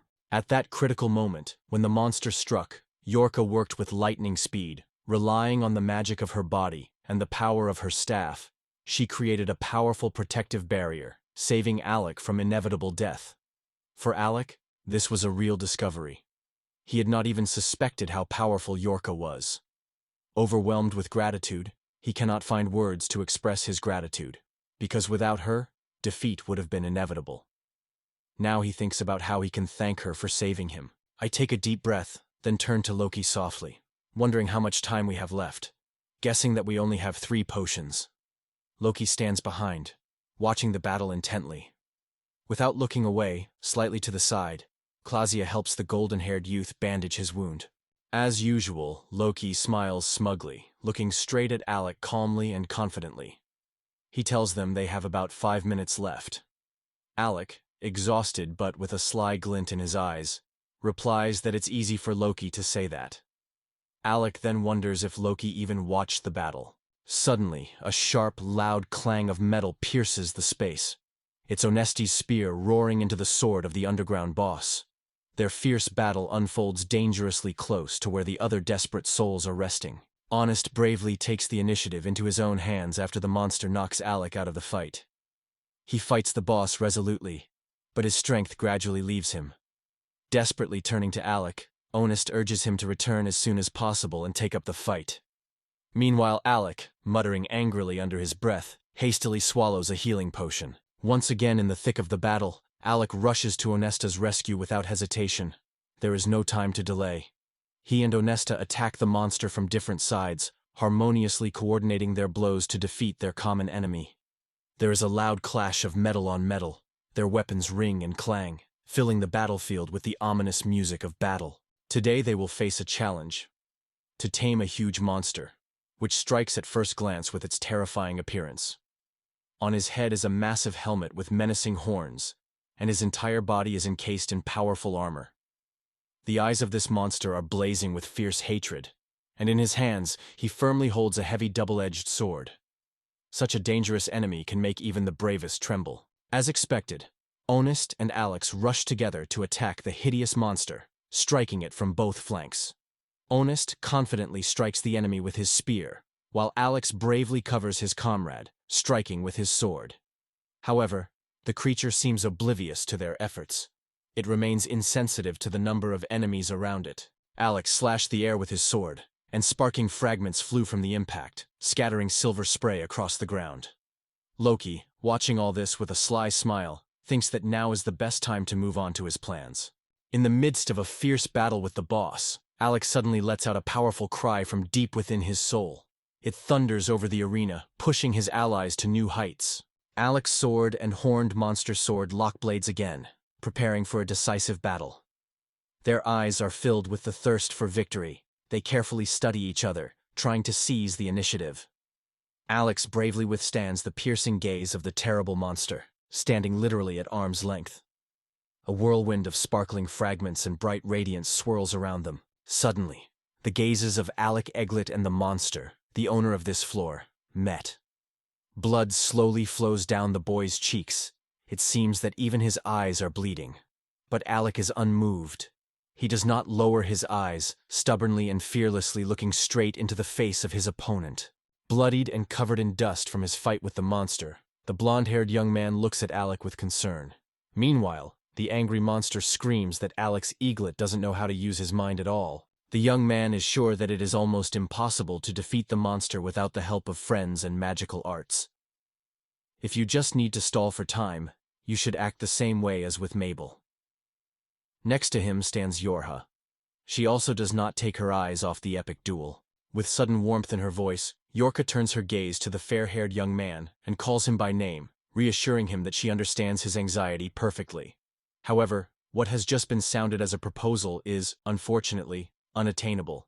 The boy's name is Revel. I watch the boss with the horned floor carefully as he and his opponent engage in a frantic sword dance, trying to outwit each other. The threat is growing inexorably.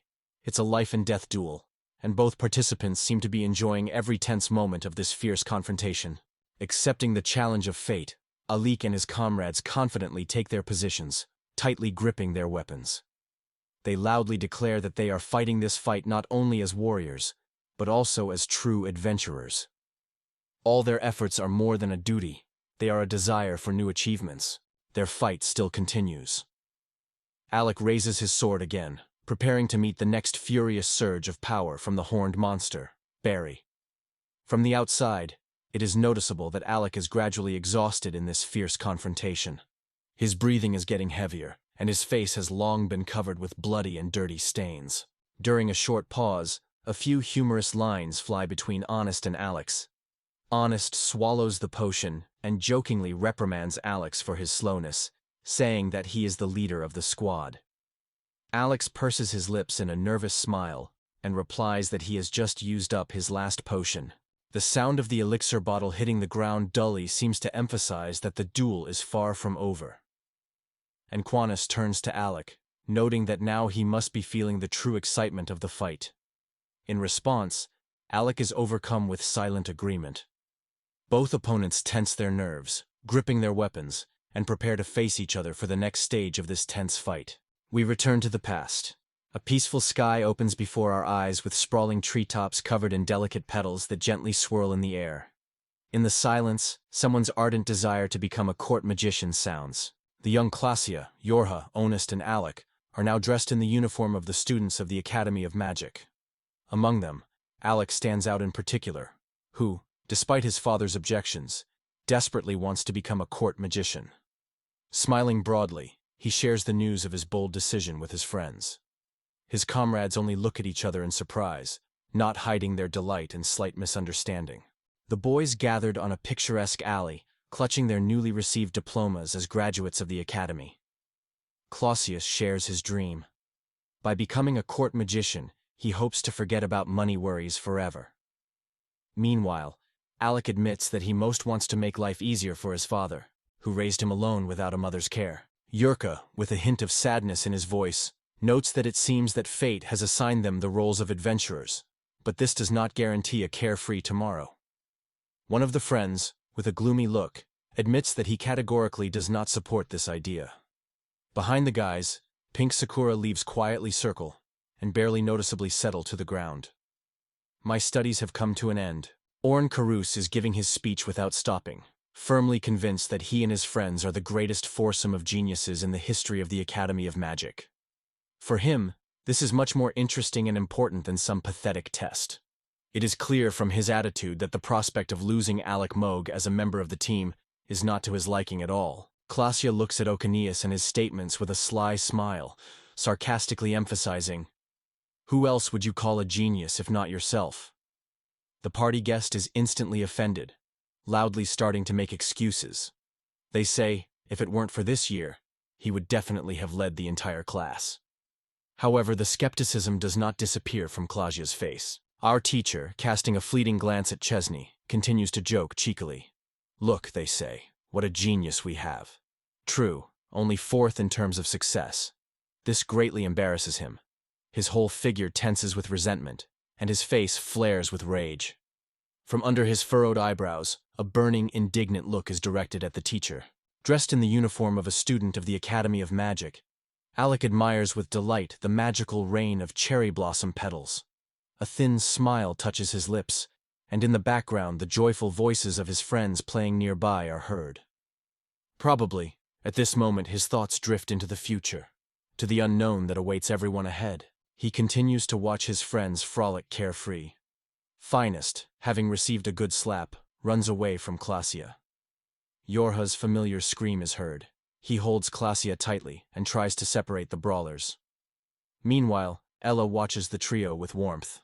But despite Illimitus's strict instructions, he has already finally decided everything for himself. An unexpected exclamation brought Alec, standing at the gap in the stone wall, back to reality. Seeing her gesture, he reacts confusedly to such a sudden call. The classroom is filled with a happy, carefree atmosphere. Yorka turns to Alec with a gentle smile and asks him not to forget about his friends. She reminds him that even if their paths diverge now, there will definitely come a moment when they will meet again and be together. Her sincere words catch Alec by surprise. Yorha happily promises Alec that one day she will definitely return and save him from the monotonous routine of a court magician. She is full of enthusiasm and convinces, you just have to wait until her team becomes real heroes adventurers. Her sincerity and charm only cause a smile. Yorja finished her speech and winked playfully at Alec, insisting that she would not accept any excuses later. This parting joke caught Alec off guard. He smiled awkwardly and agreed to abide by her terms. Klaasje warmly supports Jurg, emphasizing that if they give their word, it will always be kept. They trust her unconditionally. Sist, who seems to have just been slapped in the face by Klaasje for the second time, jokingly concludes that this is not their last meeting, and if Alec needs support, he can always turn to them. But in the glow of some rays of light, delicate sakura petals begin to shimmer, filling this moment with solemnity and faith in a bright future. It is then that Klaasje and Yorka, standing side by side, turn to Alec with a question. Can he promise that one day their path will lead them all together, and they will become one team? Alec thought for a moment, and then confidently spoke to his friends. Although he did not know exactly when this would happen, one day they would definitely unite and go on adventures together. His words sounded with unwavering determination and special solemnity. Alec sets off on his way to the capital, dreaming of becoming a court magician, while honest Klaasje and Yorha head in the opposite direction, full of anticipation of new adventures. Although their paths diverge, Alec does not forget his own promise. An impressive panorama of the city opens before your eyes. Neat buildings are hidden in the embrace of mountains and forests. The heart of the country is the capital. It was in the Gardana court that the strongest magician of the era, Alec, was twice expelled. The magician himself has no doubt. His fate and true calling are connected precisely with this place. The story cuts back to the present day in a dungeon, where two groups are desperately battling a formidable level boss. Several members of one team have already been injured, while the others are closely watching the battle unfold. Meanwhile, Gist and Alec are lively sharing their impressions of the battle, discussing details and exchanging opinions on what is happening. Meanwhile, Honest and Alec were racing down the narrow brick-walled corridor at breakneck speed, preparing to attack the monster again. However, their enemy was not asleep. He was on the alert and waiting for a new attack. It seemed that this merciless fight would last forever, and the boy's strength was inexorably melting with each passing minute. The mighty lord of the level, in massive armor and a horned helmet, seems to have just called for reinforcements. His figure is enveloped in a cloud of steam and energy, radiating indomitable strength. Clutching a two-handed saber in his hands, he exhales a low, menacing roar, making it clear that he has no intention of giving in to the enemy. The leader rushes at Honest with insane force, swinging his sword. But Honest reacts with lightning speed. He quickly flies into the air and does an incredible somersault, avoiding the fatal blow. The monster's blade shatters the stone wall with a roar, and the fragments, with rags and dust, fall all around, once again enveloping the battlefield in a haze of chaos. It becomes obvious that this enemy is superior in strength to anyone he has ever encountered before. Honest and Alex swiftly rush at the monster from opposite sides, forcing it to spin around and carefully react to their unexpected attacks. They skillfully confuse the enemy, trying to exhaust him to the limit. At the same time, the monster himself, feeling the delight of the frantic fight, smiles sincerely and delivers powerful blows again and again. This is how a real battle should be fought. To boost morale, Onist and Alec chatted animatedly during the battle. Without stopping his furious attacks on the monster, Onist loudly reprimanded Alec, cheerfully reminding him that this was the first time he had appeared here in 4 years, and that he always walked around with a perpetually grumpy expression on his face. Alec maneuvers deftly, skillfully dodging the floor boss's swift counterattacks. But then a quiet exclamation of surprise breaks from his lips. He has just miraculously escaped the sharp blade swung by the horned monster. The sword passed right by, and the hero's face is covered with an expression of anxiety. After all, this boss really does pose a serious threat.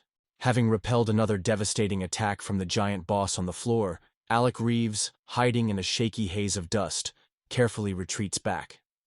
With sincere directness, he admits, his life has not been easy either. Overcoming this difficult situation is oh so difficult for him. The powerful blows of the weapon knock the opponent's sword far to the side.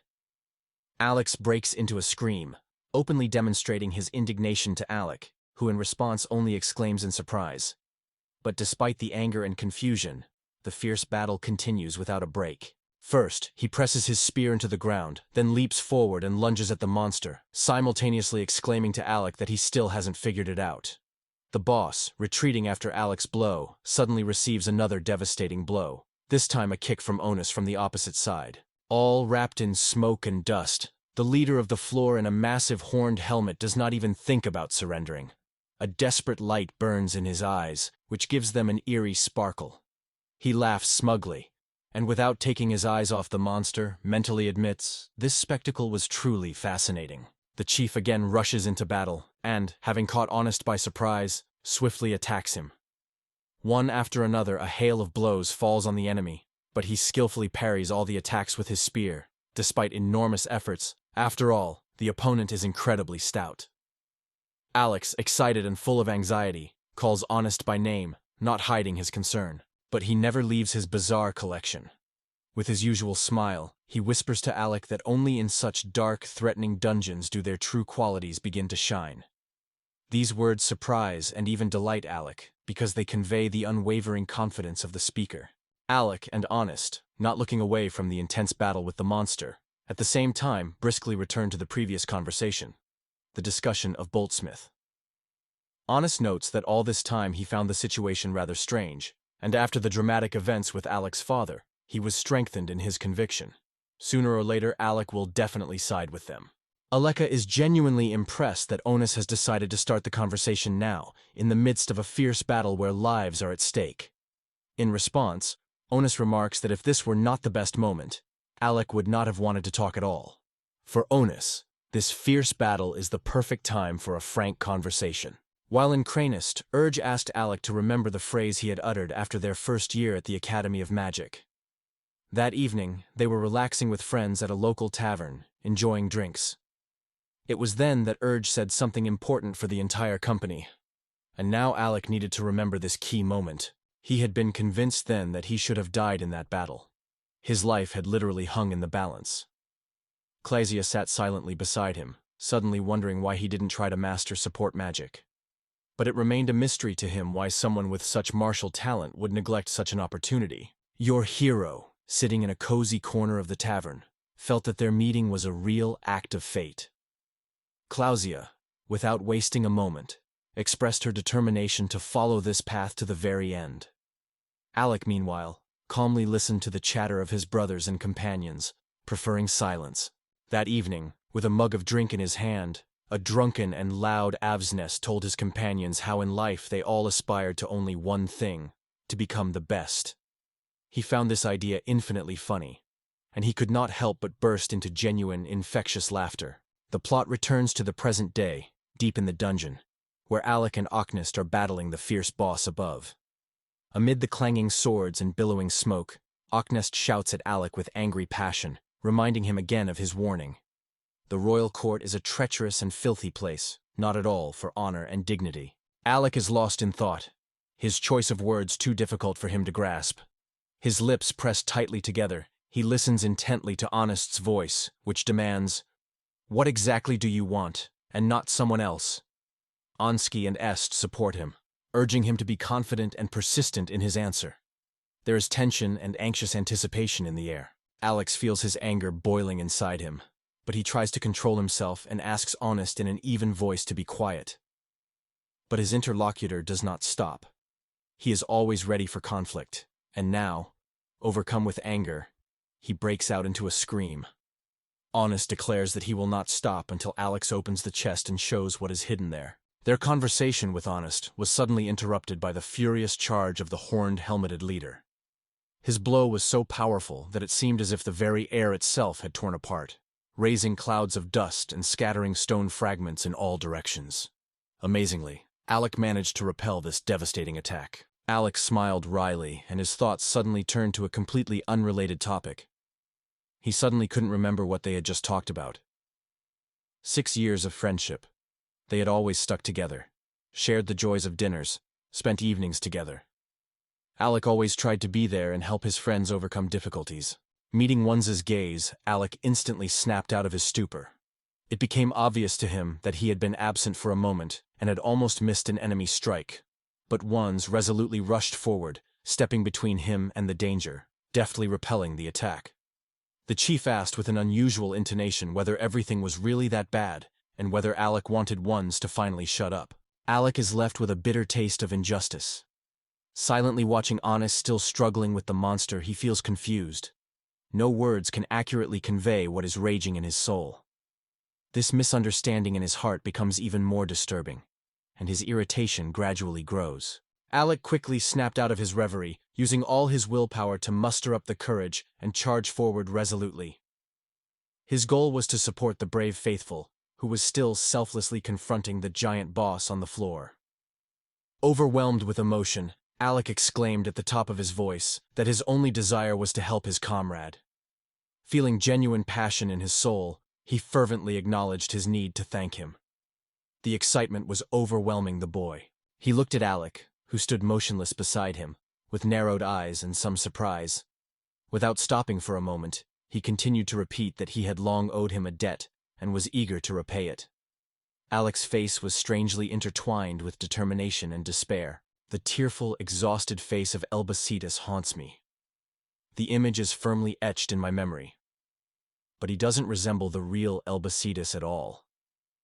Such a mournful expression is completely unbecoming of him, and his sad eyes seem strange, as if I've never seen him like that before. Alexei could not hide his feelings and suddenly exclaimed that this was what gave him hope of justifying his actions. Ignoring the terrible monster hanging nearby, he explained that this was the reason he had been forced to go against everyone. Now, they all found themselves in a common predicament. Alec and Honest tirelessly confront the monster, not stopping even during a fierce clash. Alec turns to Honest, wondering how he can express such thoughts, since everything that happens is their own choice. He wants to know if Honest feels even a shred of happiness in this moment. Meanwhile, their enemy attacks relentlessly, swinging his saber ominously. Alex relives the moment when the prince kicked him off his team. He had to say everything directly, regardless of the possible conflict. Words that usually remained unspoken burst out. A scene flashes in his memory where the prince and his partner walk forward, leaving him alone behind. Suddenly he stumbled and, stunned by a powerful blow, fell to the ground. Blood gushed from the wound, staining the ground. But despite the pain and exhaustion, he did not stop attacking the monster, as if addressing honesty, or perhaps simply to himself, repeating, "Now the only important thing is to hold the defense." Meanwhile, a terrible, piercing scream rose all around. He stood up awkwardly from the floor, his weapon tightly clutched in his hands. He scratched the back of his head and, turning to the stunned Alec, asked, "Wasn't this what he really wanted? Otherwise, why waste 4 years at court?"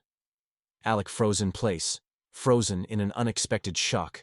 Karast's face suddenly lights up with a sincere, friendly smile, in which there is no hostility at all. Possessing a keen gaze, he carefully looks at Alec and emphasizes, "The guy is not such a simpleton, and this is enough to earn respect in his eyes." Surprisingly, sometimes honest shows real insight. Alec froze, as if he had grown to the ground. The words stuck in his throat, and tears rolled uncontrollably down his cheeks.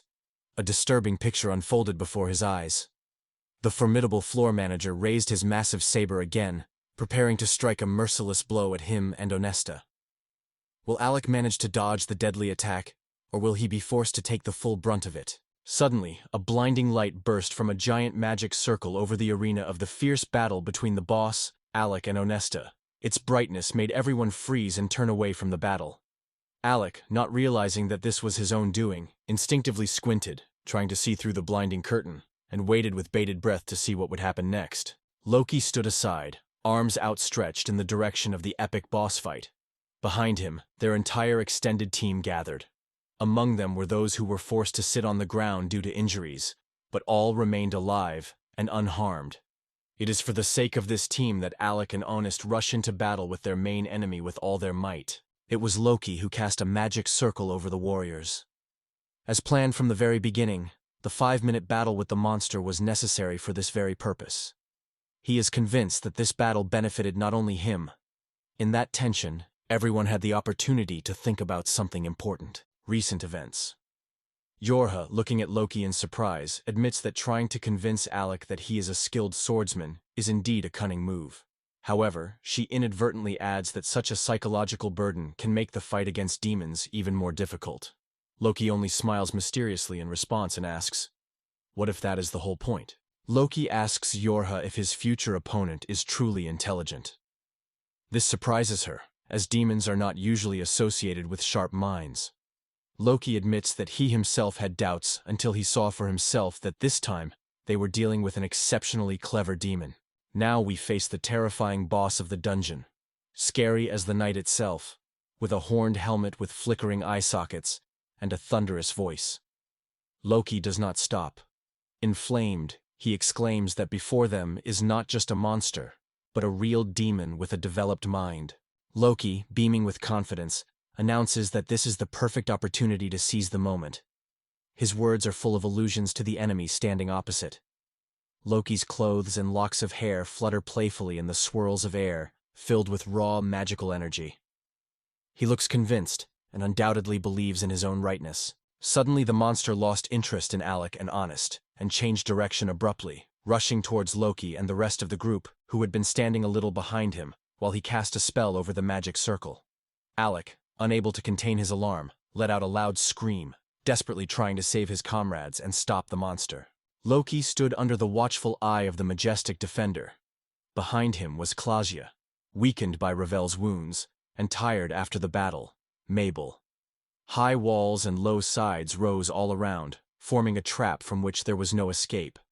Suddenly Loki froze in place, as if he had seen something so terrifying or unexpected that he could not contain his surprise. The same monster that Alec and Onas had just fought, and that Loki was about to cast his magic circle upon, suddenly swung his giant sword and dealt him a devastating blow.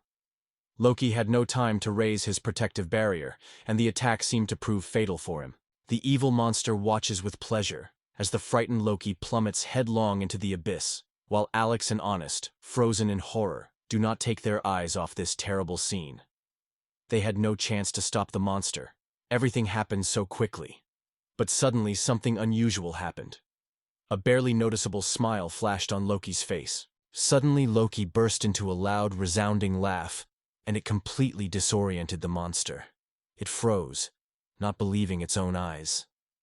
Loki stood before him, radiating indomitable strength and confidence, as if a radiance surrounded his figure. Only recently it seemed that the monster had dealt him a fatal blow, and now the situation has changed radically. No one expected such a turn.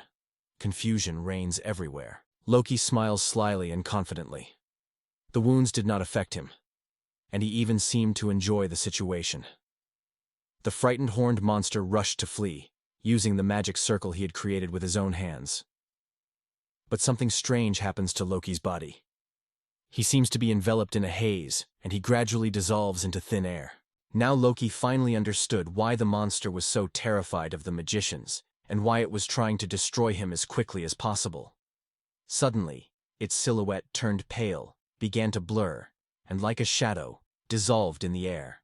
Loki's powerful voice rang out. The words of an ancient spell of immobilization fell from his lips, and suddenly a magical seal lit up right under the monster's paws.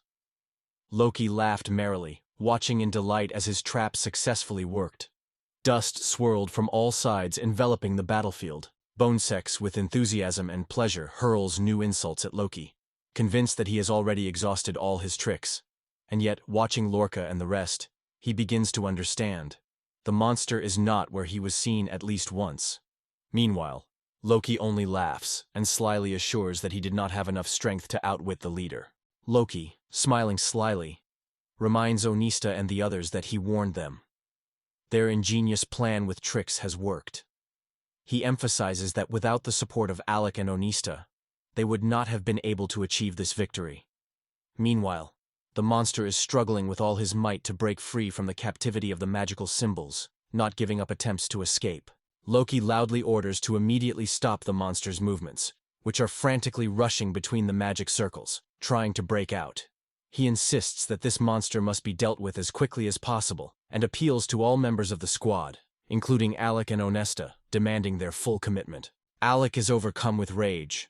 Although somewhere in his heart, he cannot help but admire the sophistication with which Loki has planned this whole intricate game. But despite everything, he is filled with sincere joy. Loki is alive. Von Gessens reproaches himself for his useless doubts and worries, realizing how naive he was. Without wasting time, they rush towards the monster. Alec and Honest rush at the boss at breakneck speed, weapons in hand, determined to finish what they started and eliminate their enemy, as Loki demanded. But suddenly Honest, having rushed forward a little, stops abruptly and roars loudly, catching sight of something strange and dangerous that he could not even guess. Loki stood still, watching the events unfold below. His lips curled into a sly smile as he thought aloud. A true righteous man would probably have lashed out at him in this guise. Loki had suspected this before. In fact, he had always felt this way. But despite this, the surprise within him still remained. While running away, Honest suddenly steps on a magic circle that has suddenly appeared under his feet. He tries to understand who could have placed the trap in such an unexpected place. Meanwhile, the glow of the magic circle is constantly growing, becoming more and more dazzling. His clothes and hair rise up, as if picked up by an invisible force. Something incredible is about to happen. Suddenly Ona's gaze fell on Klasia, who was standing next to Loki. She reached out her hand to the scene of the commotion, as if trying to change something. He held his breath. A moment of silence passed between them, filled with foreboding. It seemed that just a little longer and something inevitable would happen. Returning to the previous stage, Loki believes that he has finally understood the essence of the problem, and it is not at all about the insufficient amount of mana at the start. He decides to turn to Klasa for help, so that together they can implement the conceived plan. In fact, the root of all troubles is that sincerity is disappearing from the magic circle. Events take us back to the past, where the majestic building of the Magic Academy with its mighty towers appears before our eyes. It is surrounded by steep mountains and massive protective walls. In this atmosphere, the names Alec Eglet, Jorge Isans, and Onesta Lane resound in our memory. The teacher, wearing glasses and a strict hairstyle, looks intently at the students, asking them a question. What happened? Why doesn't any of the three show any ability for magical arts? In the silence of the empty classroom, she dryly announces, "They are absolutely not suitable for the adventure path. When navigating dungeons, support magic is crucial, regardless of a student's abilities. Anyone who fails to realize this truth is unlikely to become a valuable team player. However, He ignores her advice and insists on his own, assuring them that he has no intention of influencing or re-educating others. Someone else asks if there is any potion left, or the teacher confidently informs you that she has long known about the dungeon, where resources are severely limited. In response, your goss exhales wearily, clutches his head in his hands, and begins to apologize to everyone, thinking that he has once again let his comrades down and failed to meet their expectations, and books as soft as cotton wool. Her voice echoed with that helplessness that leaves one feeling unable to change anything. This was said by another member of the team, who had gathered after lessons in a cozy classroom. The speaker was Klasia. She was still silent, immersed in the pages of her book. She slowly closes the book, rests her chin on her hand, and looks around intently at everyone present. Turning to the participants in the conversation, including the teacher, the girl confidently declares that she is ready to take on the task of solving all the issues herself if the team does not object. No one objects. Adult Klasia stands proudly amidst the rubble, armed to the teeth, her battle gear gleaming in the sun. It was here, amidst the roar of the ruins, that she gained fame as a master of support magic. Her resourcefulness often borders on despair, as she constantly seeks a way to save herself. But there is no doubt. We are faced with a true genius. We return to the present. Loki glances at Klasia for a moment, reflecting that he could never have imagined this turn of events. He is amazed at how confidently Klasia uses the magic he recently helped her learn, and she has mastered it incredibly quickly. Klasia captivates the eye with her enchanting beauty. With confidence on her face and a slight smile, she prepares for the attack with concentration. When her gaze meets Honest, the girl promises that she will not leave him alone in the upcoming confrontation. At that moment, Onus emerges from the magical portal that Klasia has conjured, right above the giant monster. He deftly prepares to deliver a crushing blow to the creature's horned head, but the monster reacts instantly. His giant axe roars in response. Meanwhile, the monster does not stop thrashing wildly, trying to escape Loki's cunning trap. He carefully watches the monster's every move, not allowing himself a moment of weakness.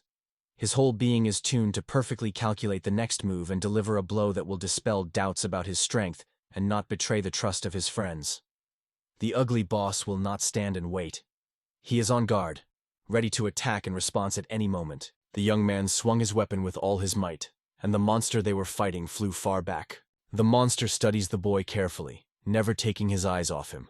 The young man, with unwavering determination on his face, looks straight ahead and addresses the monster. The young man kicks hard, furiously demanding that the monster shut up, generously seasoning his words with selected swear words.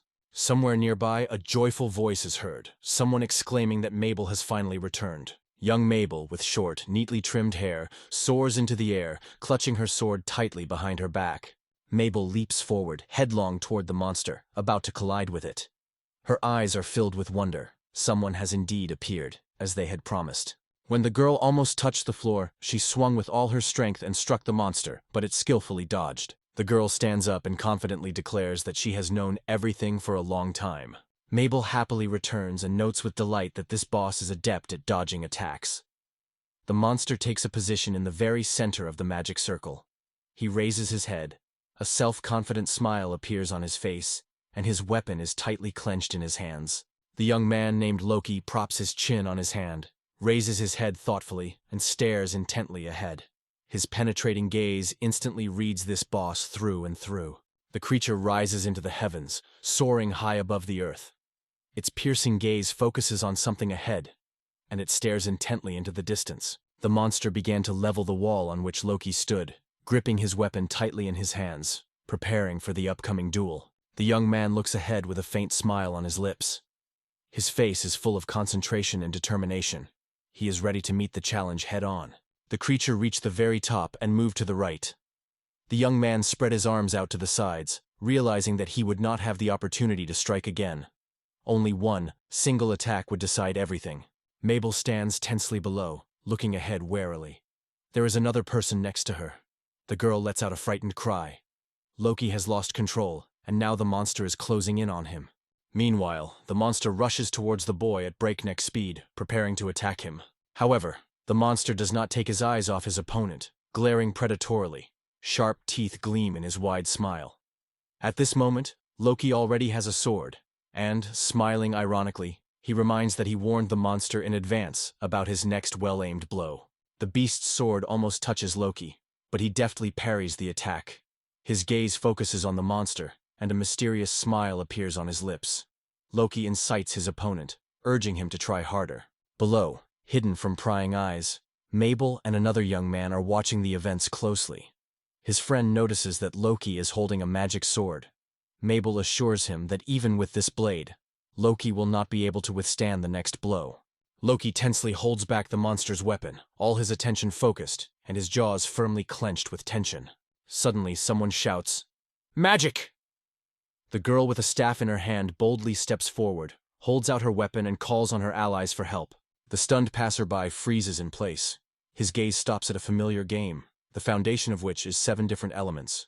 Although Elha Isini is truly impressive in her role, she remains only a secret ace up the sleeve. Meanwhile, Loki and the monster's weapon face off again in a brutal confrontation. Another powerful blow, and Loki's sword is about to break. Loki stares ahead, his eyes frozen in amazement, and suddenly a cry breaks out. Doubts struggle in his heart. Will he regret this step? He turns to someone nearby, asking if that person will regret it too. The girl with the staff looks into the distance, analyzing the situation with concentration, and resolutely gives the command to form a triangle in battle formation. 3 glowing circles appear before her gaze, connected by transverse lines, forming a perfect triangle. At the very top of the terrifying monster, a dazzling portal opened, as if the heavens themselves had cracked. A fierce wind raged around Loki, increasing the tension of the battle. Suddenly, long chains flashed through the air with a dull rumble, announcing the storm that was about to break out. The chains that rushed towards the monster immediately caught his eye. They viciously entwined the monster from all sides, creating an inescapable ring that locked him tightly, like a death trap. The man casts a penetrating glance at her, and echoing her words, speaks of a battle formation from 3 directions. This magic is impressive in its power and ability to limit. It works as soon as you cross 3 specific points within a certain time. Although the requirements for its activation are quite strict, the result exceeds all expectations. The man still cannot understand why someone decided to use this spell now. Restricting movement is a true magic, combining reality and illusion. All those screams were just a clever decoy to confuse the opponent and throw him off balance. The sword suddenly dissolves into thin air, disappearing from the young men's hands. The man is left in complete bewilderment, not understanding the purpose of all these actions. The monster, bound in chains, suddenly delivers a powerful blow to the boy, sending him flying far back. Mabel screams the boy's name in painful despair, her face contorted with genuine horror. But suddenly the place where the boy and the monster had just stood is engulfed by a powerful explosion. A red liquid, like blood, oozes from Loki's mouth. But he doesn't look away. An incomprehensible, mysterious smile plays on his face. Before the giant entrance to the battle arena, the young man freezes for a moment. Suddenly he is addressed by name, Alec Eglet, and announced that everything is ready to begin. Loki raises his head and suddenly laughs. In a voice full of insolence, he shouts that the monster will absorb all their power. A hand emerges from under a glove, holding a test tube tightly. The stranger hands over this mysterious object and quietly says, "Lightning." A countless horde of skeletal monsters, swords clenched in their bony hands, lined up before us.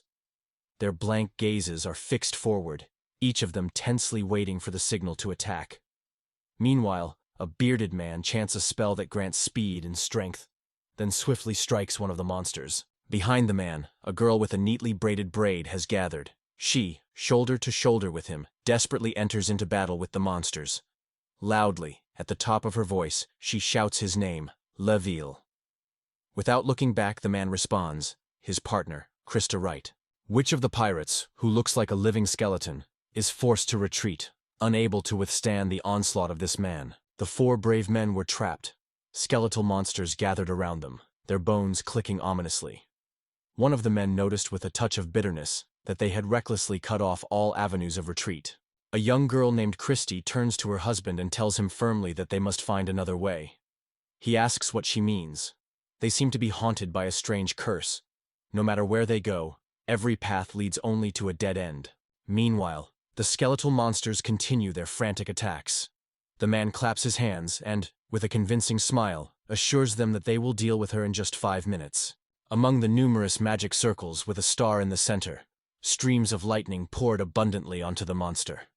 This powerful charge was the creation of Alec, skillfully directing his formidable thunderstorm. His comrades froze, watching the events of the day intently. A monster, bound in chains, with bizarre tentacles protruding from beneath his skin. The tentacles emerged one after another, steadily gaining strength, and now they were wrapped around the sword, shattering the chains with sharp movements. Gritting his teeth, the boy utters a short phrase. Time to go. Meanwhile, the girl with short hair stares intently ahead, never taking her eyes off the road. The girl with the short haircut warns that her spell will soon melt, and turns to Alec with a request. The girl is convinced that now is the time for the boy to show determination. At this moment, Alec reaches forward, trying to reach something in front of him. Alex grits his teeth and convulsively closes his eyes, barely suppressing a groan from the unbearable pain. His legs give way, and he sinks heavily to his knees. The girl with the short haircut squinted one eye and called out, "Alec!" Loki rises, and twice a day everyone watches him from the sidelines, while Alec pushes himself beyond his limits each time. Alec's body can no longer hold back his screams, torn by a terrible depletion of mana, and even his outstanding talent cannot save him at this moment. The young man raises his head sharply and stares ahead, his jaw clenched tightly. His wide-open eyes flash with furious fury. Alec rises, confidently rising to his feet. His hand rises, gripping the lightning rod tightly. From that metal rod bursts a furious wind, a powerful rain, and the wrath of the elements. It is the final, decisive blow. Alec stares intently into the distance, his brows furrowed, his face marred by small scratches. I am quite satisfied that he is now radically different from the self he was 4 years ago. Now before me is a pitiful shadow of the former court magician, completely helpless. The guy remembers how the girl with short hair invited him to join their team, promising support if needed. She pointed out that there were only 3 of them, so together they could form a new squad. The girl with the long flowing hair reaches out her hand, offering her support. She assures Alec that he can turn to her in a moment of need. She is also a master of the art of healing magic. The young man breaks into a smile, showing off his perfect snow-white smile, and confidently declares, "Anyone but Alec can handle this without any problems." The 3 friends simultaneously pounce on Alec, tickling and hugging him fiercely. Alec, as always, tries to distance himself from any touching, carefully keeping his boundaries. A man with a luxurious beard and long hair smiles, tilts his head slightly to the side, and curiously invites me to show him my magic. Several boys burst out laughing, merrily calling out their friend's first and last name, and jokingly assured each other that their gift was the best of all. Alec waved his magic wand. The phrases that had accompanied him for 4 years had completely turned his life around. A heavy downpour unfolds above the wall where Alec and the ugly creature stand, and an ominous black whirlwind gradually grows in the sky, steadily thickening. Suddenly, a flash of light shot out of the black hole. The young man firmly promised himself not to let his comrades down, and in no case betray their hopes. Mabel, stunned by the surprise, froze with her mouth wide open, staring at the sky. Her arms were stretched out in front of her, and her face was filled with fatigue and exhaustion. Meanwhile, the monster fell to the ground with a thud, and dozens of bizarre tentacles burst from its body, swirling around in a continuous stream. Alex reaches forward with his wand, summoning the majestic thunder beast. His face becomes focused, the tension of the moment reflected on it. A mysterious magical creature with predatory fangs suddenly appears on the horizon. Alec turns away and before he can do anything, quietly utters only one word. Suddenly, a creature summoned by Alex appears in front of everyone and resolutely rushes into battle, attacking the monster everyone has just been competing with. The huge beast is much larger than even the boss himself. The commander, who is being hit from all sides, abruptly thrusts his sword forward and leaps into a lightning-fast jump. Suddenly, the monster that everyone fought so hard against shatters into millions of tiny pieces. The ferocious monster that Alec had summoned closed its mouth with a deafening roar, devouring the boss. Not a trace of the terrifying monster remained. Only the sword remained on the floor. The boy relaxes, then slowly leans back. His body falls helplessly to the floor, lifeless. Alec raised his head slightly, without getting up from his seat. He had already realized this truth. Being needed by someone is a special feeling. There is something bright and warming about it. The young man closes his eyes, and a thin, barely perceptible smile appears on his lips. He admits that in reality, everything is not as bad as it seemed at first glance. The girl with the short hair leans towards the boy, studying his face inquiringly. There's a spark of curiosity in her voice. Is he hinting at something addictive? At the same time, she hopes it's just about their funny and crazy adventure in the dungeon, where they've gone together for the first time. The young man sits down on the seat, staring intently at the girl's hand extended towards him. The girl with short hair carefully picks up the boy, holding him tightly under her arm and leaning on her shoulder. The boy claims that Alec has finally recovered. The girl asks if this is really the case and expresses her belief that he will soon show his true nature again. Alec smiles, squinting blissfully. Someone warmly welcomes him back. Alec is quite fascinated by the girl with short hair, who smiles gently, barely covering her eyes. The young man's friend, with a smile on his face, asks if he managed to win for him. His face is glowing, and his body is covered in numerous scratches. Alex looks back with interest, glancing at his friend who was left behind. Meanwhile, the two girls, filled with joy after their victory, greet each other with a friendly fist bump, smiles on their faces. Oleg remembers how his friend explained the rules of the game to him. Defeat and punishment cannot be avoided by the one who loses his balance and falls first. Oleg bursts into a scream, reproaching his friend. He was well aware of the threat, but only indifferently watched as he flew to the ground. In response, his friend convinces him that this quarrel will not leave Oleg's aside. Sooner or later, he will be forced to react. The boy insists that he is in no way a demon. This time, the facts are not in Alex's favor, so his punishment will be light. Embarrassed, Alex closes his eyes and says a timid thank you. A small bead of sweat rolls helplessly down his cheek. Alex's friend promises that from now on there should be no secrets between them. If anyone has any problems or concerns, they should share them openly, instead of keeping everything to themselves. Olex looks thoughtfully at his friend, as if lost in his own thoughts. His friend convinces him not to dwell on his difficulties, because now they can take on solving them themselves. This will become a kind of punishment for Olex. Alex chuckled softly, sarcastically noting that his friend wasn't taking him seriously at all. The companion folded his arms in response and assured him that in such circumstances, the punishment could be many times more severe. All this just laughs, convincing me that everything is fine then. A tear of laughter flows from one eye, shimmering. The friend asks if this is really true. After all, Alec could thank him for such generosity. The girls stand there, watching the events carefully. Suddenly, one of them, with a short haircut, can't stand it, and starts laughing. Suddenly, Loki appears quickly behind the girls and announces at the top of his voice that everyone did just fine. Without a moment's hesitation, the girls suddenly pounce on the boy, knock him off his feet, and start thrashing him wildly. Alec watches all this chaos coldly from a distance. Loki recalls how he has had to cross paths with a variety of sorcerers more than once. However, he had never seen anyone use a spell at the same time. In addition, the first-class swordsmanship and incredible strength were the decisive chord of this fight. If it weren't for these factors, everyone would have moved on to the next attack long ago. Loki admits that he was only able to win thanks to this guy, but he himself has no desire to engage in a duel with him. Alexei stands with a faint smile, his hand outstretched. He notes with satisfaction that Loki's plan was successful, and the whole adventure brought him real pleasure. Two men shake hands tightly and pat each other on the shoulder warmly, showing mutual affection. Alex's friend returns to the girl with the long, luxurious hair and shares the news. Loki insists that he defeated the monster. The girl wonders if it turns out that they now owe him something. The boy and girl return, asking their friend what she thinks about it. Loki looks over his shoulder and says with a smile that he finally understands everything and promises to thank them. And although the two constantly compete in arguments, their friendship remains unchanged. Loki asks the team if they want him to prove something to them in practice. With confidence in his voice, he assures them that he can do it. However, Aleka is curious to know what Loki actually has in mind. The long-haired man explains that to attain the rank of Kinka, one must enlist the support of someone of that rank, as well as gain the approval of the guildmaster himself. The man apologizes for being late and says his name. He is Rord, leader of the Red community.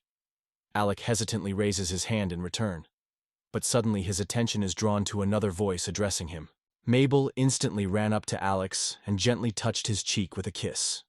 At this moment, the short-haired girl was watching them warily, A slight blush flared on her face, and her wide eyes betrayed sincere surprise and irritation at the same time.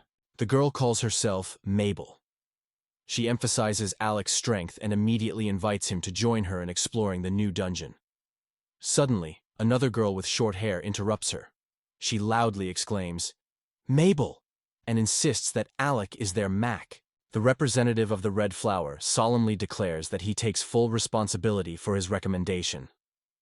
Meanwhile, Alex's friend, although not enthusiastic, dryly remarks that he doesn't care if it angers others. The main thing is that he agrees with the decision and calmly awaits the chance to work with the team. Loki, however, firmly objects, refusing to participate. The representative of the Red Flower wonders who Mabel is leaning towards, but in response, with skepticism in her voice, she asks, "Does she really seem so uncertain?" The two boys, along with Mabel, wave their hands enthusiastically, sincerely thanking everyone for their support. They also emphasize that the Alex Band is incredibly talented. The band-waving team boldly calls itself a legend, a collective of immortal dead people who never disappear from the stage. All four friends burst into genuine, uninhibited laughter. Their mouths are wide open in smiles, and their eyes are slightly narrowed with joy. In high spirits, the team moves forward. New adventures await them: a mysterious western castle, a brilliant physicist, and a daring flower rescue operation. And all this is approaching its decisive conclusion. In the end, everyone finds themselves in a cozy town. The girl, counting the coins in her hand, still can't believe that their team has defeated a level 68 boss. The entire guild is constantly talking about this amazing feat, never tiring of being amazed and discussing the heroic daredevils. The girl recalls that although the guildmaster made solemn speeches, he was actually so absorbed in his work that he didn't even have time to finish his speech. Alex picks up. The dungeon is so huge, and the surrounding landscape changes almost before our eyes, and this makes them feel dissatisfied. After all, they could be useful. Without saying a word, Alexei turned his back on the girl and walked away slowly. Her name is Misha, so call her that. Meanwhile, with a puzzle in her eyes, she asked, "What did the guys have planned for today?"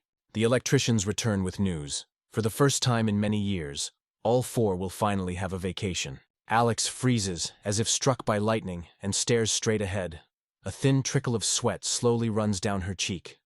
The girl with the short hair admits that she has an inexplicable, unsettling feeling deep in her stomach.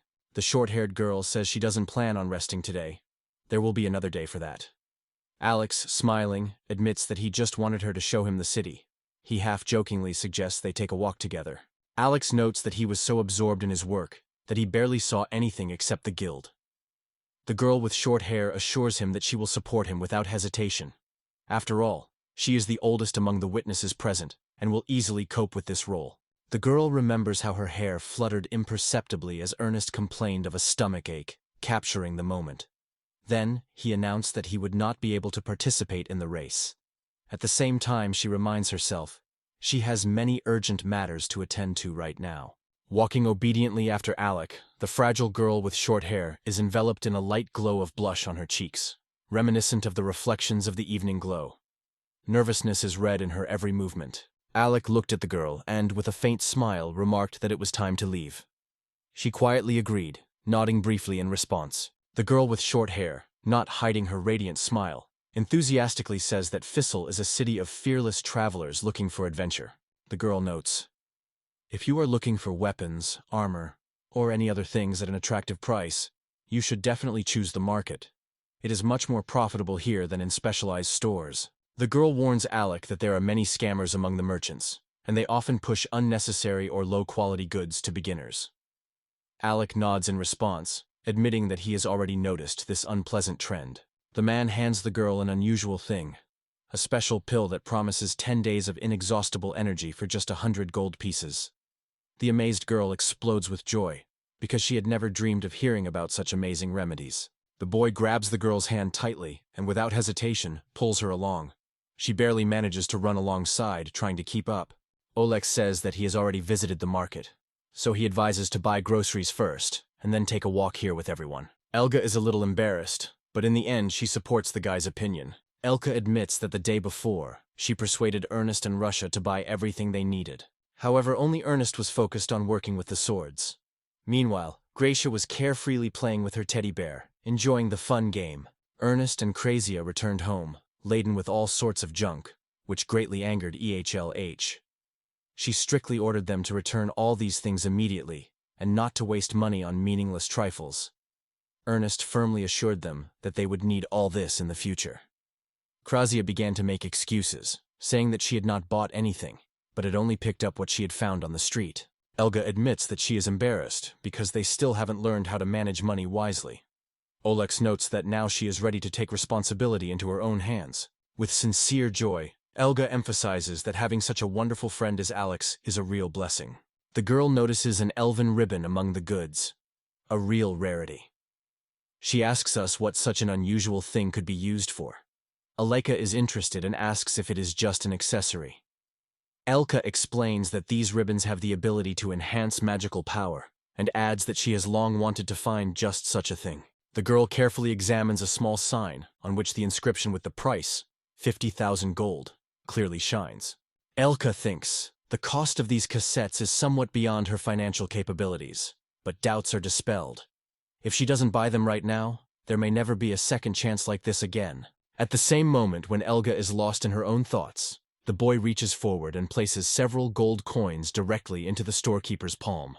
Embarrassed, the girl timidly lowers her eyes and cautiously asks if Alec is really convinced of what he is doing. Alex claims that he is confident in his decision, because it is this girl's magical abilities that are the key to half of all his team's victories. LHA gratefully accepts the ribbons from the elf's hands, promising to handle them with extreme care. A young man and a girl are leisurely strolling down the street. Alpha notes that he had predicted this day earlier thanks to fortune-telling. They gathered all their savings and bought a magic potion. The beauty also tried to make her own, but her attempts were in vain. Elka and Alec took a short break for a snack.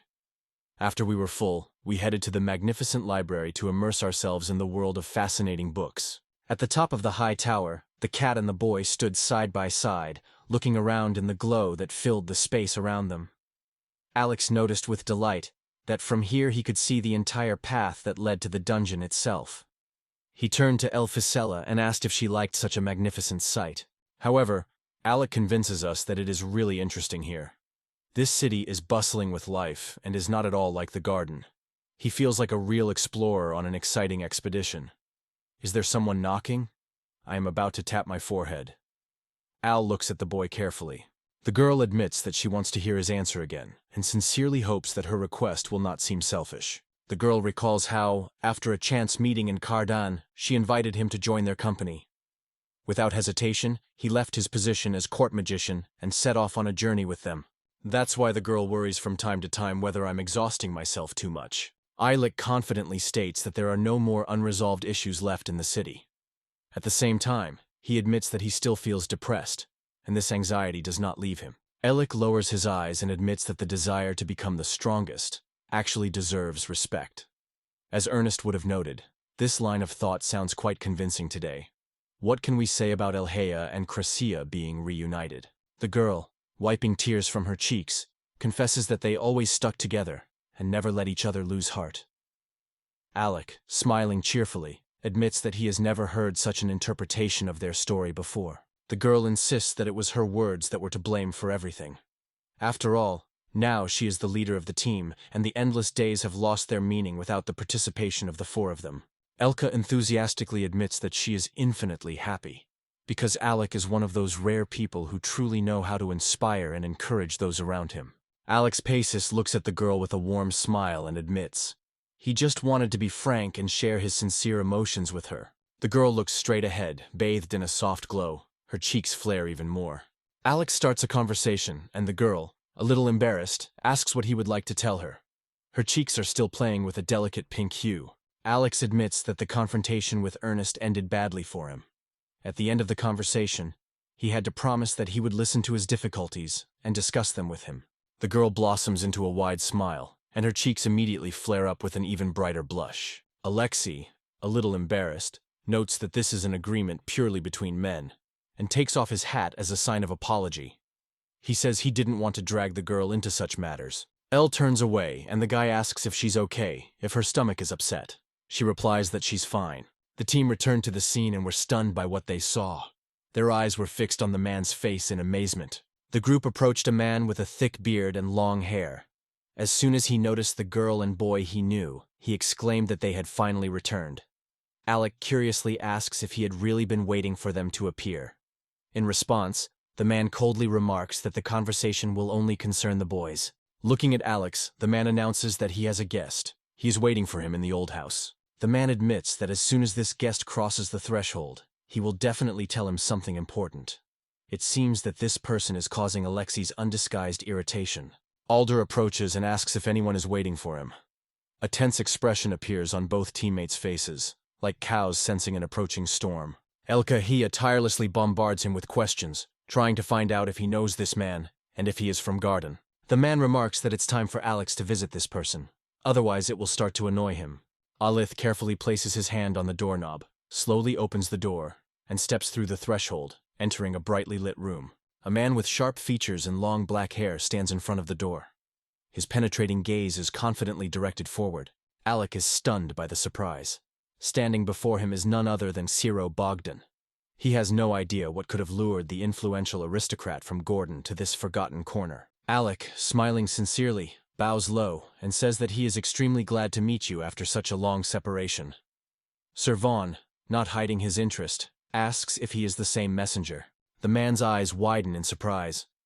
He wonders why Alec didn't warn him in advance about the planned murder, even though it wasn't the first time he had planned it.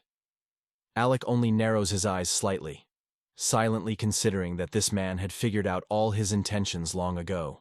Oleg straightens up and asks with deep respect whether this man is truly convinced that Alec could be the person capable of such a step. The man bows his head, sighing in despair.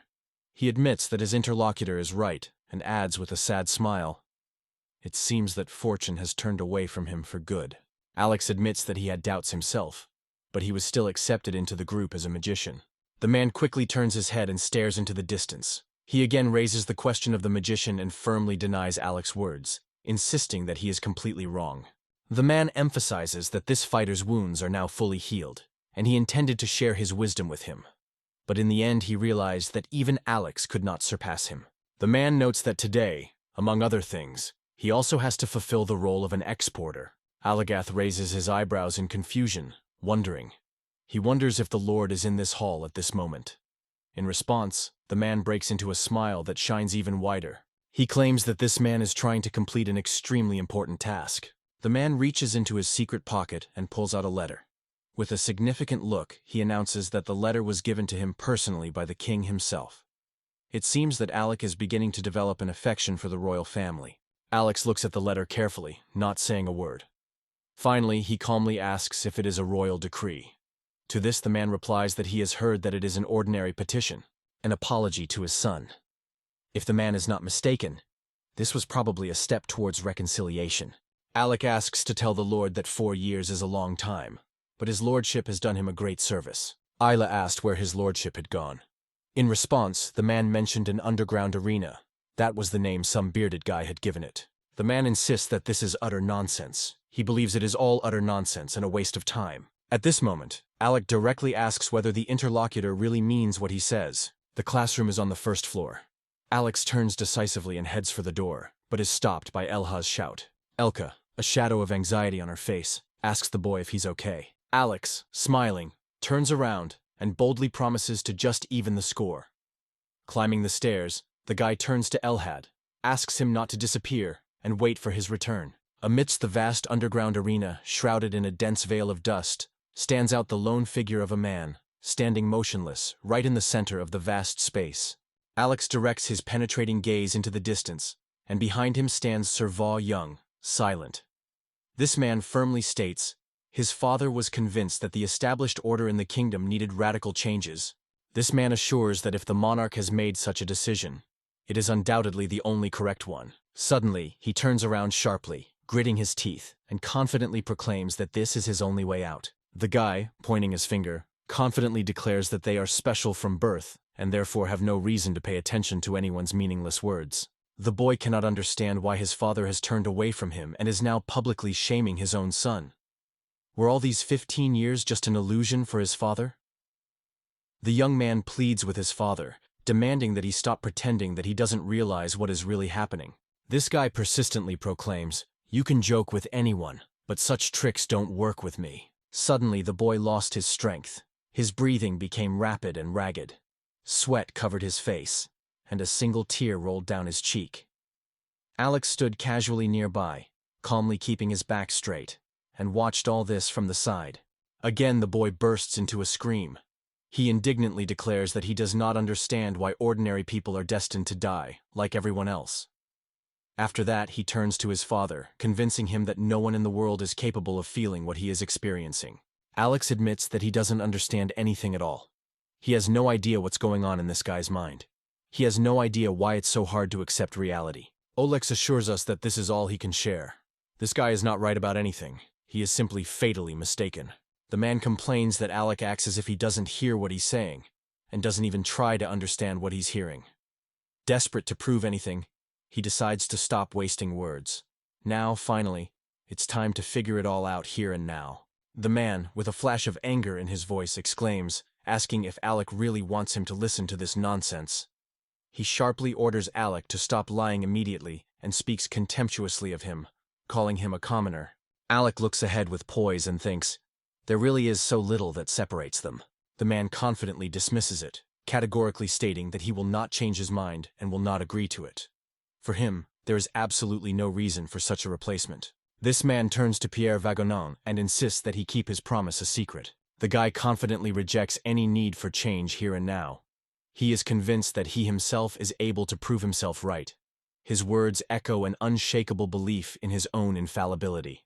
So you're the brave man standing with your weapon at the ready, demanding that Alec accept your challenge to a duel? Alec froze in place, not taking his eyes off the stranger, who was flying straight at him like lightning. The boy doesn't look away, confidently staring into the space in front of him. Servon, as before, stands pressed against the wall, arms crossed over his chest. Alec turns away sharply, frowning. Suddenly, a figure with a pair of swords rushed at Alec, but he skillfully parried this swift attack. The boy raises his swords again, preparing for a decisive attack. Alec suddenly notices something unusual. This discovery truly amazes him. The guy fires off question after question, while relentlessly striking, which surprises Alex immensely. He has seen many ancient artifacts, but nothing like this has ever happened before. Alex stopped abruptly, his gaze fixed somewhere in the void ahead.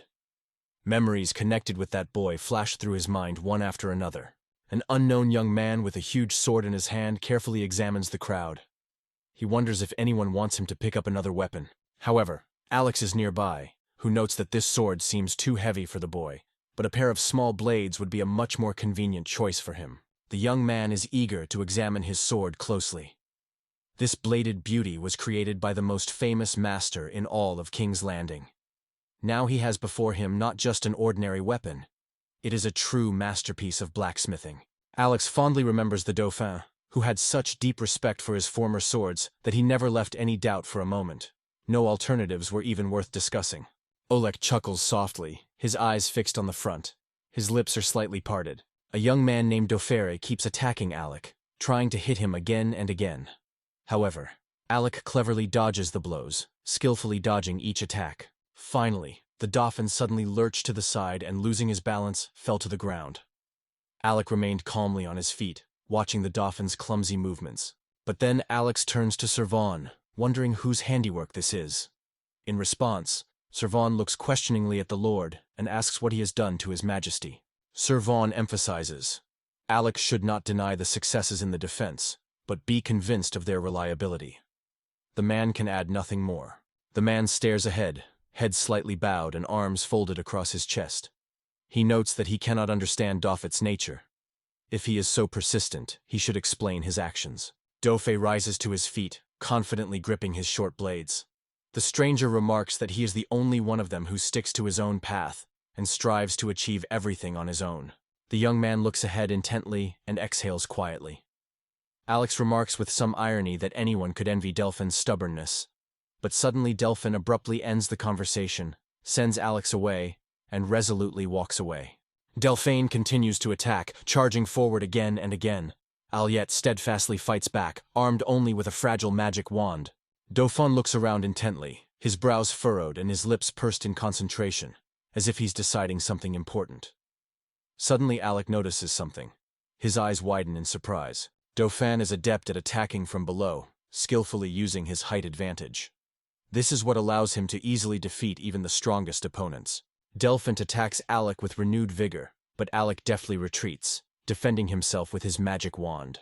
Meanwhile, Servan asks if anyone present thought that there would be someone so foolish among the boys.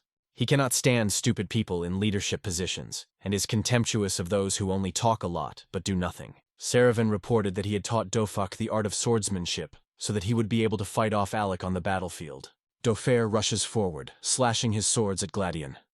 There is a sharp crack, and pieces of stone fly away from Alec's body with a dull thud. Alec is not at all fazed by this.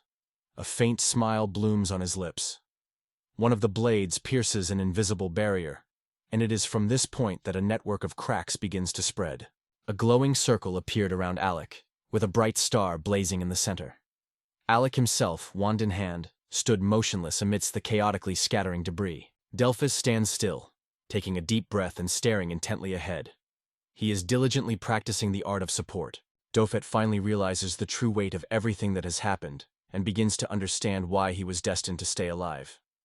He tries to share the reasons for his survival, but never manages to tell the whole story to the end. Alex reported that Emperor Myron himself had instructed him to protect Delphinus. After seeing Alec off, the boy moved on unwaveringly, heading for the 30th level of the dungeon. He had no choice but to run forward. Meanwhile, Alec, exhausted and broken by defeat, had finally lost the desire to resist. Dofas shared that he once accidentally found a letter left by Alex himself. Oleg paused thoughtfully and returned to the conversation about the memorandum. Delphi confirmed that, despite its harshness, the document accurately described the situation. It wasn't just about the dungeons. Delphet's every move had been thought out in advance and precisely verified. Dofa arrogantly considered himself a genius. He asked Vaughn if he had shared all the details with Alec, but in the end, Dofa decided to eliminate Alec from the game and finally put an end to this matter. Dofa looks at Alec in disbelief, asking what exactly he did to him. It is not Vona who catches Dofer's suspicious gaze, but Alec. After all, he is considered a genius. Dofer emphasizes again that he is not going to accept Alec into his ranks. Dauphin turned to Alec intently, ordering him to find his ancient relics. Alec, closing his eyes, listened intently to Dauphin's tales of amazing and priceless artifacts from the past. Alec solemnly proclaims the end of heaven and earth when a giant sword suddenly materializes in his hands. The young man grips the weapon so tightly that his knuckles turn white, his fingers tightly gripping the hilt. Olex assures that the Dauphin already realizes that his skills are inferior to Olex's own. However, despite this, the Dauphin stubbornly does not give up and tries again every time. Oleg respectfully requests permission to ask one question. Is His Majesty truly convinced that the time has come to change the existing order of things in the kingdom? Dofez says that his father wanted to see what the possibilities of commoners could be, so he decided to send Dofez along with Alex to this prison. Dufan explains that Alec was only used as a pressure tool to force his father to make a choice. Oleg is convinced that there is an undeniable logic to this, since the king considered him his own son. Delphus comments that Luckett was deeply hurt, but now he finally understands the basis of such behavior. Alex insists that everything didn't turn out the way he thought it would. The 4 years he thought were wasted turned out to be priceless, the most precious gift he could have ever dreamed of.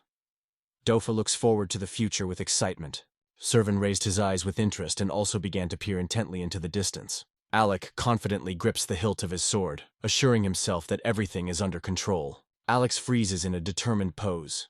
His legs are confidently spread apart, and his arms with weapons are slowly lowered down, as if preparing for the decisive moment.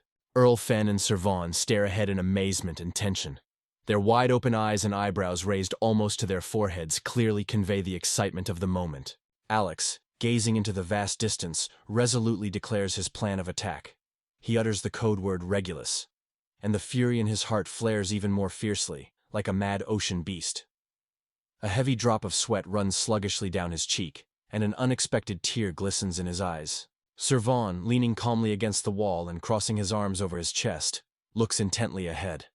No matter how loudly one of the boys shouts, denies, or pretends not to understand, this in no way disturbs Vaughn's peace.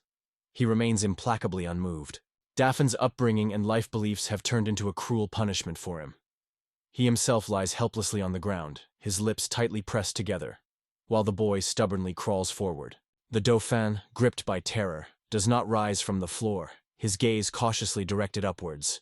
Alec looms over him, sword drawn, ready to deliver a devastating blow. The Dauphin has come here to receive his deserved punishment. Suddenly Alex drops the sword. A powerful explosion roars from where Dauphin was. Sir Vaughn, stunned by the incomprehensible turn of events, opens his eyes wide.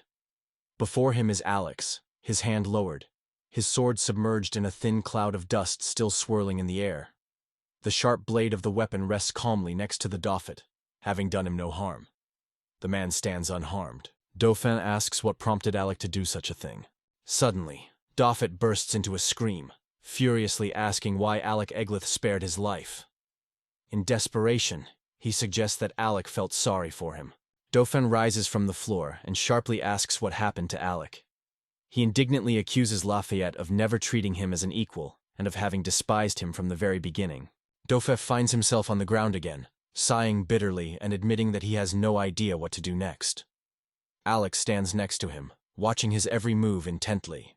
Dauphin, lowering his head, admits that even he himself does not understand who he really is. Dauphin gritted his teeth in rage, and tears rolled uncontrollably from his eyes.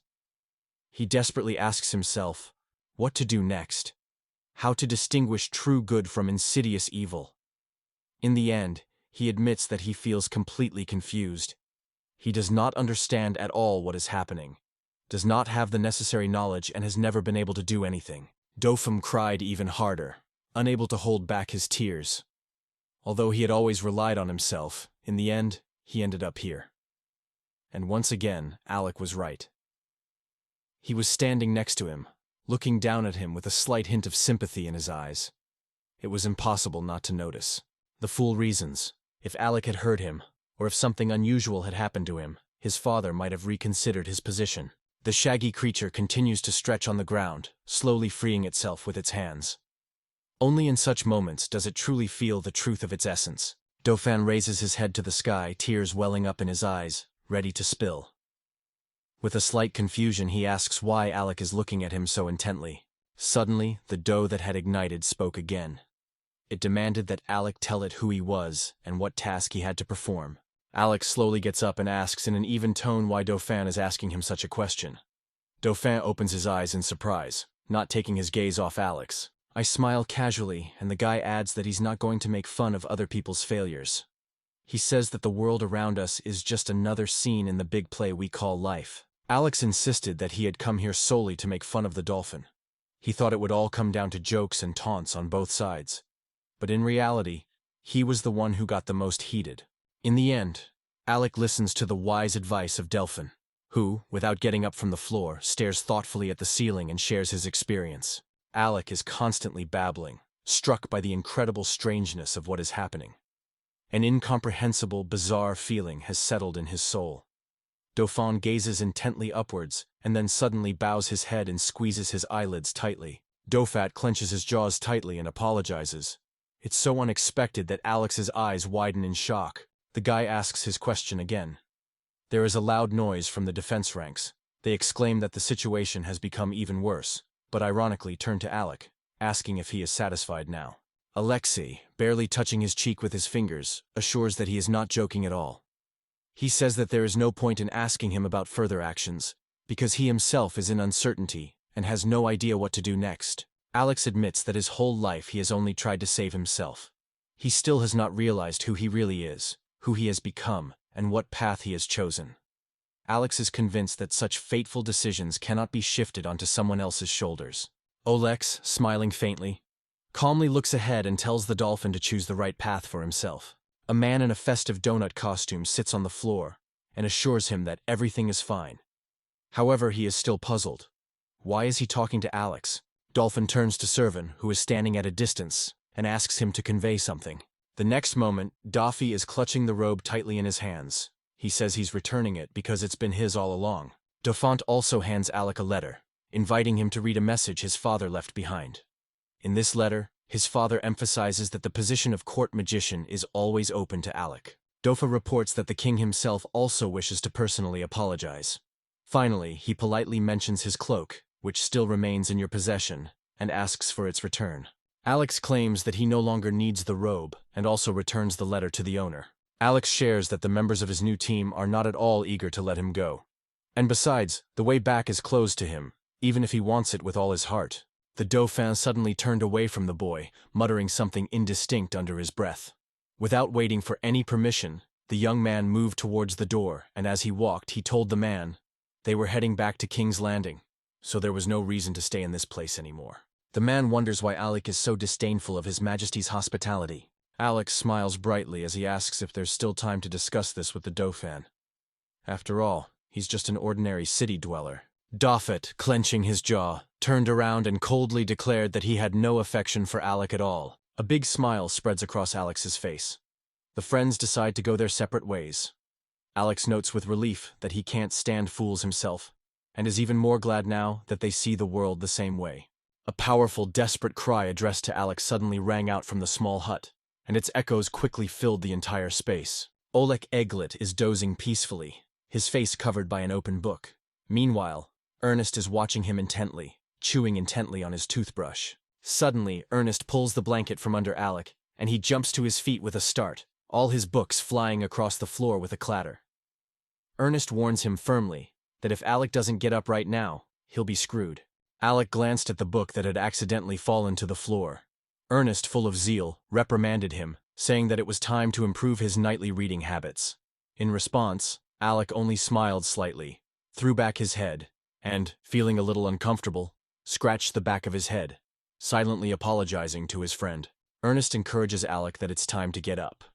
He needs to wash up and have breakfast, because true adventurers don't waste the morning hours. After the meal, Alec can't help but notice that his friend's behavior seems somewhat unusual to him. Alec serves breakfast, emphasizing that it has long been their tradition, and suggests that they postpone all business until after the meal. Ernest, looking back at his friend, smiles and jokes that this is what he says every morning. The whole team gathered in a cozy clearing for another training session. Alec and Ernest crossed blades, enthusiastically honing their fencing skills. Elhat turns around and looks intently at the horizon. Behind her is a girl with luxurious long hair, skillfully wielding a bow. She turns to the boys and asks, "Don't they think that morning training is not the best choice?" Orna replies with a smile that a bow is a weapon for close combat, and therefore it is a real combat weapon. Alex notes that there is a 4-year difference in combat experience between him and his comrade, a real chasm that is difficult to bridge. Ernest deftly dodges his attack, while Alex understands that this distance between them must be bridged at all costs. Alec effortlessly raises his sword high above his head, deftly holding back his friend's attacking impulse. Ernest shouts at the top of his voice, "Right now!"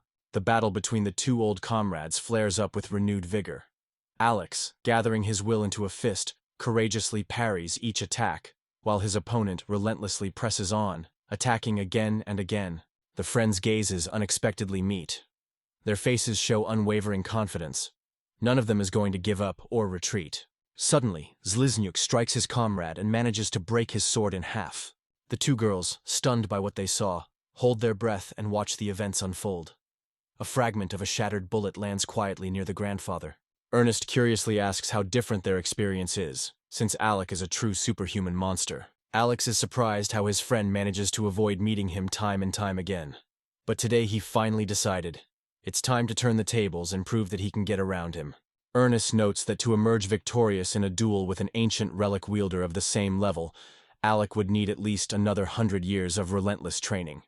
At this moment, Elgag appears between the friends. He persistently urges them to stop arguing, and reminds them that serious injuries and exhausting training can have dire consequences. Loki appears unexpectedly and, smiling, remarks. He is pleasantly impressed by their energy. It is still early in the morning, and they are already training with enthusiasm. With a sly spark in his voice, Loki suggests, if they don't mind, he can take on their personal training, since he himself is an S-rank holder. The entire squad turned their gazes to Loki together, concentrating all their attention on him. The whole team abruptly changed course and headed in the opposite direction from Loki. The girl with luxurious long hair asked if they were really training together at the lower levels. Ernest did not hide his desire. He wanted to conquer the 66th floor as soon as possible. Suddenly, a small card appears in Loki's palm. With a slight smile, he announces that he was the one who assembled the team that currently occupies the lowest place in the rankings. Ernest and Elsa turn around and freeze in place, staring ahead in shock. Their mouths drop open in genuine surprise. Elga resolutely rises to Loki, eager to take possession of this map at any cost. Loki stops her by asking whether this thing is really so important to her, since he himself is still hesitating whether to give the map into her hands. Suddenly, Loki feels a light slap on the head. It's someone's hand. Looking back, he sees Krista behind him, wondering if it's his child. Alec and Elsa look at each other in surprise, focusing their gaze on the girl. From her posture and confidence, they immediately guess that she is the leader of the group. Christina apologizes for Loki's behavior and explains the reason for their appearance. They came to deliver this on behalf of the guild leader. After these words, she holds out a card. The team waited with bated breath for Eli to let them look at the writing. The card said that Little Rose recommended that the Endless Days group be promoted. Moreover, the suggestion had already been approved by Guildmaster Fizzle himself. Elsa suddenly exclaims happily, her eyes tightly closed in delight. Ernest approaches Elhan and curiously asks to show him what it is. El steps aside a little, smiles, and watches them both attentively. Christia returns to Alec and informs him that only S-rank teams are allowed to enter the Architect's dungeon. This dungeon is much more difficult and treacherous than any Alec has gone through before. Christina turns to Alec, emphasizing, "If any difficulties arise, let her know immediately. She will definitely come to the rescue." Alexei smiles uncertainly, his gaze directed forward. Finally, he extends his hand, and they shake hands firmly. Alexei gives his word of honor that he will not forget it. Loki returns to Elha and suggests celebrating her S-class status with a lavish dinner.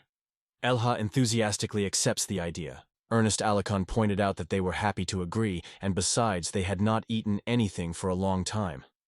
Loki replied that it would not be difficult, but noted that he would have to leave them. He still had many urgent matters waiting for him. Crystal, looking ahead, noticed that Loki was left without a goal or anything to do.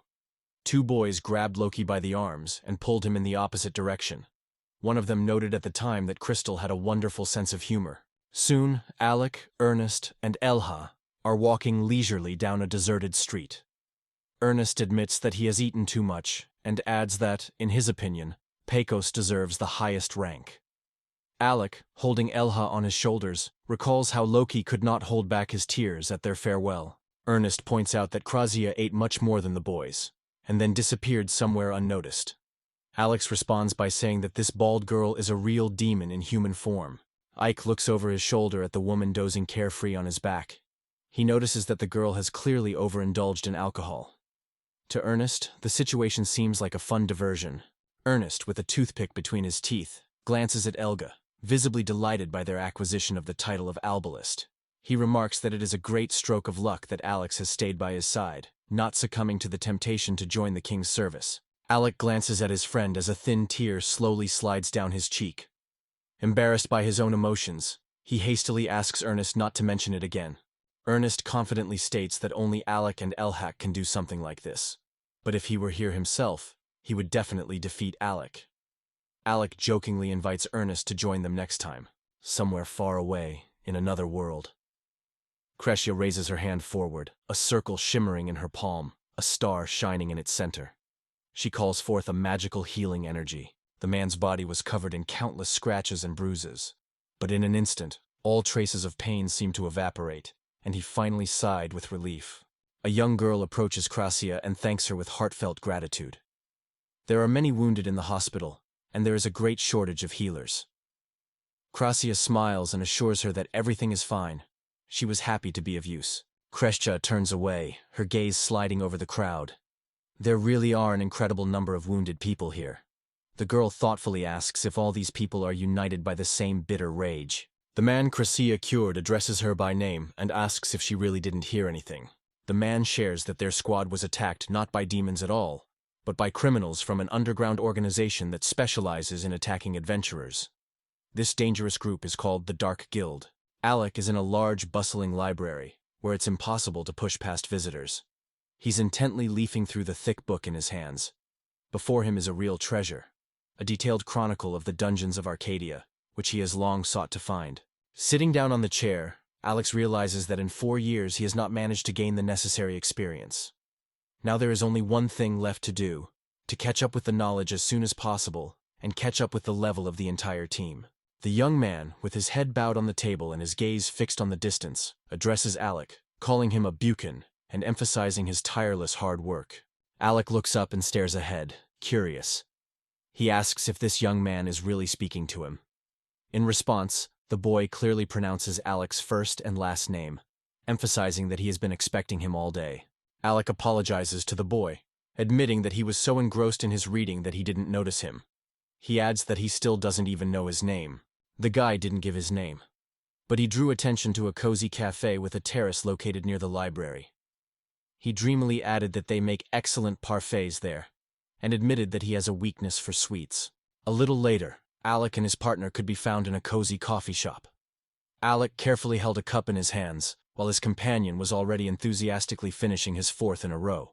The young man asks the waitress to bring him 5 more servings of Katsushitsuki's signature parfait. Oleg, genuinely surprised, wonders why he hasn't tasted any yet. Alexander takes a sip from his cup, squinting thoughtfully for a moment, wondering if the guy is really teasing him. However, he quickly dismisses his doubts and insists on getting to the heart of the conversation. The waiter approaches with 5 sumptuous portions of the signature parfait the young man has just ordered. With a beaming smile, the young man sincerely thanks the girl. The guy quickly shoves a large piece of parfait into his mouth, chews it up, and swallows it in an instant. Then he casually extends his hand to introduce himself and introduces himself. Luolk. He is a fighter of the legendary nameless S-level squad. Suddenly, Alec starts to choke, having swallowed his drink down the wrong throat. Luke Holg smiles at his lightning-fast reaction and admits that Alec truly deserves respect. Lulog says he learned about Alec's squad's recent return from an S-rated raid. He was simply curious to know who Alec really was. Alec sits, lost in thought, his face serious and impenetrable. He asks Ruba questions. What will be the end of this story? What did Lufold understand from just one conversation? Luprog enthusiastically praises Alec, emphasizing his unique talent for overcoming any shortcomings. He points out that they have already reached the very center of the maze, and invites them to join them in restoring order to this confusing place. In another wing of the hospital, a girl with luxurious long hair suddenly turns around, asking pointedly about another victim. The copy walks alongside Liviel, carefully following his every move. The man introduces the injured woman as Olivia, a fighter from a nameless squad. He tells her that the girl was attacked by a dark guild when she was left alone. Crescia asks tensely how bad her wounds are. Livy tilts her head back slightly, and notices that the girl is so badly injured that she is unlikely to be able to return to her squad anytime soon. A man and a girl with long, luxurious hair enter a small room. Another girl lies motionless on a narrow bed under white bandages. The girl continues to lie with her eyes closed. Gracia bends over her. Laville regretfully admits that she has to turn to Gracia with such a request. But in response, she gently assures him that everything is fine, there is no need to worry. However, Crescia peels back the bandages and examines the numerous sword cuts covering her entire body. Assessing the nature of the injuries, she understands. She was faced with a true master of the blade. Crescia carefully touches Olivia's cheek with her palm, checking to see if her breathing is even. First of all, she must take care of healing the wounds so that Olivia can withstand the upcoming powerful influx of magical energy. Crescia realizes that she will have to spend the night here and hastily tries to contact El Tsaha. But suddenly, someone grabs her hand, decisively stopping her. Olivia opened her eyes, clutching Crazy's hand tightly, and wondered where they had gotten to this time. Crazio, staring at the girl in confusion, suddenly realizes they are within the walls of the guild. The guild leader has asked him to cure Olivia. Crazia curiously asks if Olivia remembers recent events. She has already learned that Olivia was the victim of an attack by the Dark Guild in the dungeon. Suddenly, Olivia's bandaged hand grips the sheet with force. She sits up abruptly and, wincing in pain, begins to contemplate betrayal. Her posture betrays suffering. Olivia sits, hunched over, trying to collect her thoughts. Crazia insists that if the girl wants to stay alive, she must stay here. Olivia strictly demands that she be given immediate medical attention. Olivia turns away, looking away, and wonders if Crescia has come to help. She emphasizes that she has a duty to support her team. While simultaneously denying, she shakes her head vigorously, as if she is mad. Olivia watches in surprise as Cassia stands directly in front of her. Krasia warns that if Olivia continues to push herself in this state, it will only make her feel worse. She guesses that Olivia has S-level strength, but unfortunately, the girl does not have even basic knowledge of magic. Olivia suddenly runs up to Krasia, announcing herself as a support mage, and curiously asks how knowledgeable Krasia is in the art of swordsmanship. A sudden weakness grips Olivia. Her hands unclasp involuntarily, her bright clothes slipping to the floor. Exhausted, she faints and sinks heavily onto the bed. The madwoman looks at Olivia, a look of relief on her face. She takes off her gloves, slowly pulling them together with her teeth. Krasia squeezed the water out of the cloth, then delicately made Olivia more comfortable. Carefully, with care, she began to wash the girl. Krasia notices that Olivia's body is covered with both new cuts and old scars. She understands that she is facing a girl who has gone through a lot of trials. The nameless warrior from Bolivia was apparently one of Fizzle's most skilled swordsmen. Now Krasia wonders about the immense strength and skill of her opponent, who could have defeated even such a renowned master as Bolivia. Krasia reaches forward with her hand, Olivia's words about betrayal still echoing in her memory. She looms over Olivia, who is bathed in radiant brightness. Right now, Krasia is carefully bandaging Olivia's leg. Bowls filled with all sorts of healing potions for healing wounds are placed nearby. Krasia once again directs the flow of magic towards Olivia. A dazzling glow shines from her palms. There is great tension visible on her face, and large drops of sweat run down her cheeks. Krasia appears in the doorway, holding a modest suitcase in her hands. Those present turn their gazes to the girl, who greets everyone in the room with a slight smile. One of the men thanks her for the help she provided the day before. Krasia confidently grabs the doorknob and opens the door resolutely.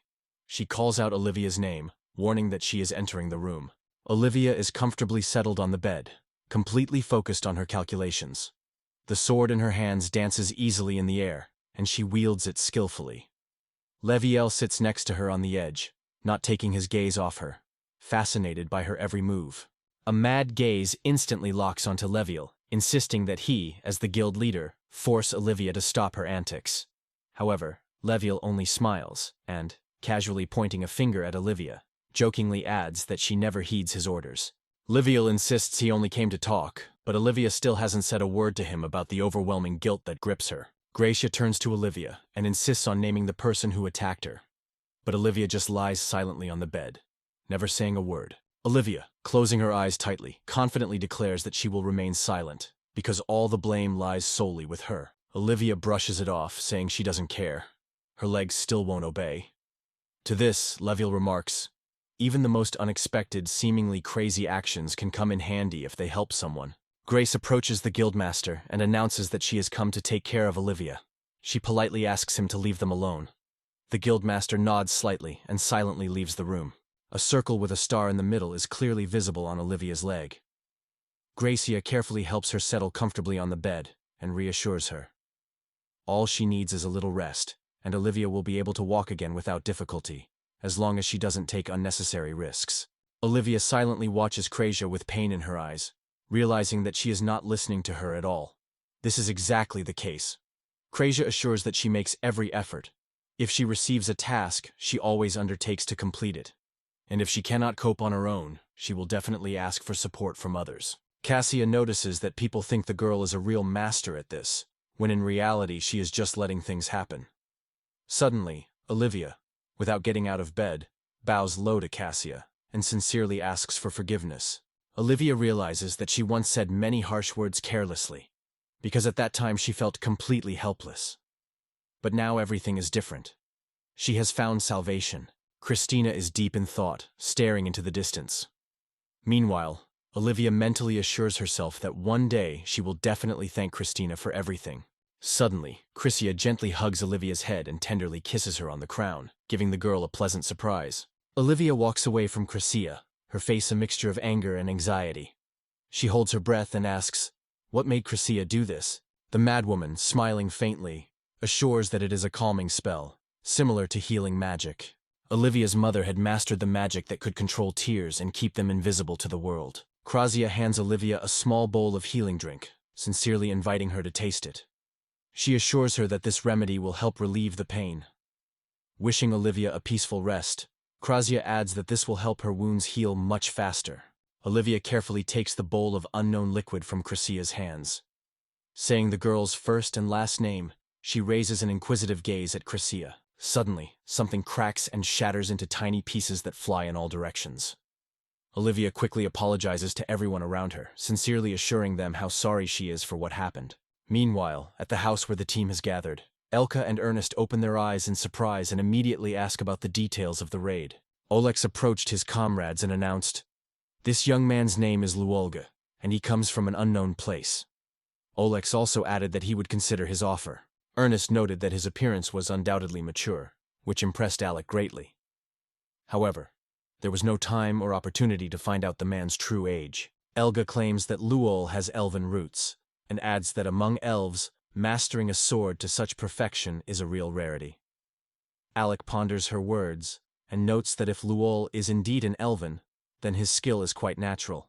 Ernest asks if Luolg shared any details about the dungeon known as the Labyrinth. Alex recalls meeting Lu Olgan in a cozy cafe. He tells them that the team is heading to level 72, almost to the very bottom of the dungeon. Their main goal is to defeat the ominous monster on this floor and get to the very core of the labyrinth. In addition, they intend to seize the core from the deepest level. Alex's eyes widen in surprise at the low level. Luke Holt cautiously asks if this is really such a problem. In response, the man says he can offer them the dungeon core. Lulug shares that he is already working with one person, so he is currently working on this issue. He expresses hope for help from Alex's team. In farewell, Lulug leaves a small ball on the table and asks to convey his sincere greetings to everyone. Alec clutches the ball in his hands, the very core of the dungeon. Ernest is stunned. He can't believe that Luog managed to reach the very bottom and so easily hand the core to Alec. Ernest steps aside, impressed by Alec's skill, and admits that he has a great talent. Alec, smiling, agrees with his friend's assessment. Meanwhile, Elga wonders if Ernest meant that she could help them understand each other. El Ha says that Luol has gathered all the nameless ones together, and she is sure that he is incapable of lying. The girl seems calm, her gaze slightly raised upwards. Ernest, with a serious face, suggests going to the hospital himself and asking the unknown participant about all the details. Hay wonders if it's Olivia and if she's hurt. Alex assures her that the girl should have been helped by now. El Higos is consumed with anger as she watches the Back Rose Guild fall further and further behind the Dark Alliance. She suspects that it is all a cunning ploy to benefit the enemy. Seeing the team, Misha quickly grabbed her phone and called Elka, convincing her that she was going to do it right now. Fear and undisguised anxiety were clearly visible on her face. Elga quickly runs up to Misha, asking with anxiety in her voice what happened. Misha explains that it is related to Mrs. Kradia. At this moment, Alec notices something unusual and begins to carefully examine it. Ernest approaches Krasia from the side, noticing how she is barely able to stand on her feet, and insistently asks the guy to move, because she urgently needs to get through. But suddenly, Krasia loses consciousness and simply falls to the ground. Alec stops her, calling her name and asking if she's okay. The girl's face is clearly tired, and her cheeks are delicately colored with a light blush. Elka runs up to Krasia, her face full of anxiety. She asks excitedly what happened to the girl. Krasia reassures her, saying that everything is fine. The potion only had a slight effect. Then, with a slanted look, she adds, "Olivia has already left." The girl probably headed straight for the dungeon. Ernest asks in surprise what the matter is, to which Krasia replies with annoyance, "Olivia is still injured and unable to fight." However, Ernest insists, "Does it really matter that much?" Krasia emphasizes that the Dark Guild has significantly increased the threat of the dungeons, making them much more dangerous. Olivia, as an S-rank swordswoman, is often forced to personally confront these dangers. Ernest insists that even if it does happen, it won't affect them in any way. He adds that this is completely unlike Krasia's behavior. The girl turns away, her cheeks flushed, and a thin film of sweat covering her forehead. A wild madness flashes in her eyes as she turns sharply and stares ahead, clearly and coldly pronouncing, "Traitor." Crassus shares that Olivia mentioned that the dungeon was not only filled with members of the Dark Guild. There were also those present who took her words as if she were just a newbie. Crazy assures her that she had foreseen such an end. Olivia was only able to survive thanks to a last-minute saving intervention. Without hesitation, Crazy moves towards the exit, firmly declaring that she no longer intends to interfere in this matter and will continue to act independently. Together with Krasia, Elka and Alex come out of the door, walking on either side of the girl. Alex solemnly declares, "Everything related to Kristia, in one way or another, concerns him." Elya smiles mysteriously in response, and notes that only smart people have gathered here. Now is the time for everyone to show leadership qualities. Ernest steps forward, peering intently ahead. At that moment he realizes that he was about to head into the dungeon to find his way into the labyrinth. Gracia pretends not to pay attention to the boy's words, which only increases his indignation. He angrily warns her not to rejoice in her premature victory. But a sly smile blooms on her lips, and in a moment her cheerful laughter echoes around. Ernest decisively extends his hand forward, informing everyone that their path leads into a confusing underground labyrinth, where they will try to find the missing. The whole team gathers in the house that has become their home. Alex, without saying a word, throws a jacket over his clothes. I love listing everything he took with him: the notebook, the potions, the food. But Ernest enthusiastically interrupts me, assuring me that this is not the main thing, because he has already found the real treasure that really mattered. Ernest throws something lively to Alec, prompting him to intervene. Alec has caught a strange object and examines it in his hands with surprise. Ernest immediately emphasizes that it is a special artifact, a real secret weapon that must be protected. The group took their places near the entrance to the southwest dungeon, also known as the Labyrinth. Ernest notices with displeasure that there is dirt and disorder here again. Behind him, Alex, Elka, and Krasia stand silently. Elha notices that this dungeon is skillfully arranged with a variety of spatial magic traps. It truly resembles a real, intricate labyrinth. Mabel notes that these teleporters are so confusing that anyone could easily get lost inside, which is why it's so important for them to stick together as a cohesive and balanced team like theirs. Unexpectedly for herself, Mabel found herself right next to Alec, hesitantly took his hand and asked if she was really right, or maybe she was wrong after all. Elga is puzzled by Mabel's appearance in this place, but instead, Mabel, remaining absolutely calm, casually replies that she came to meet Alec. Mabel smiles, admitting that it was just a joke. She adds that Lulu suggested that she and her team raid the Nameless during the Endless Days. Olivia suspiciously suggests that Mabel is trying to replace her. In response, Mabel only smiles mysteriously and emphasizes that they are both S-rank swordswomen.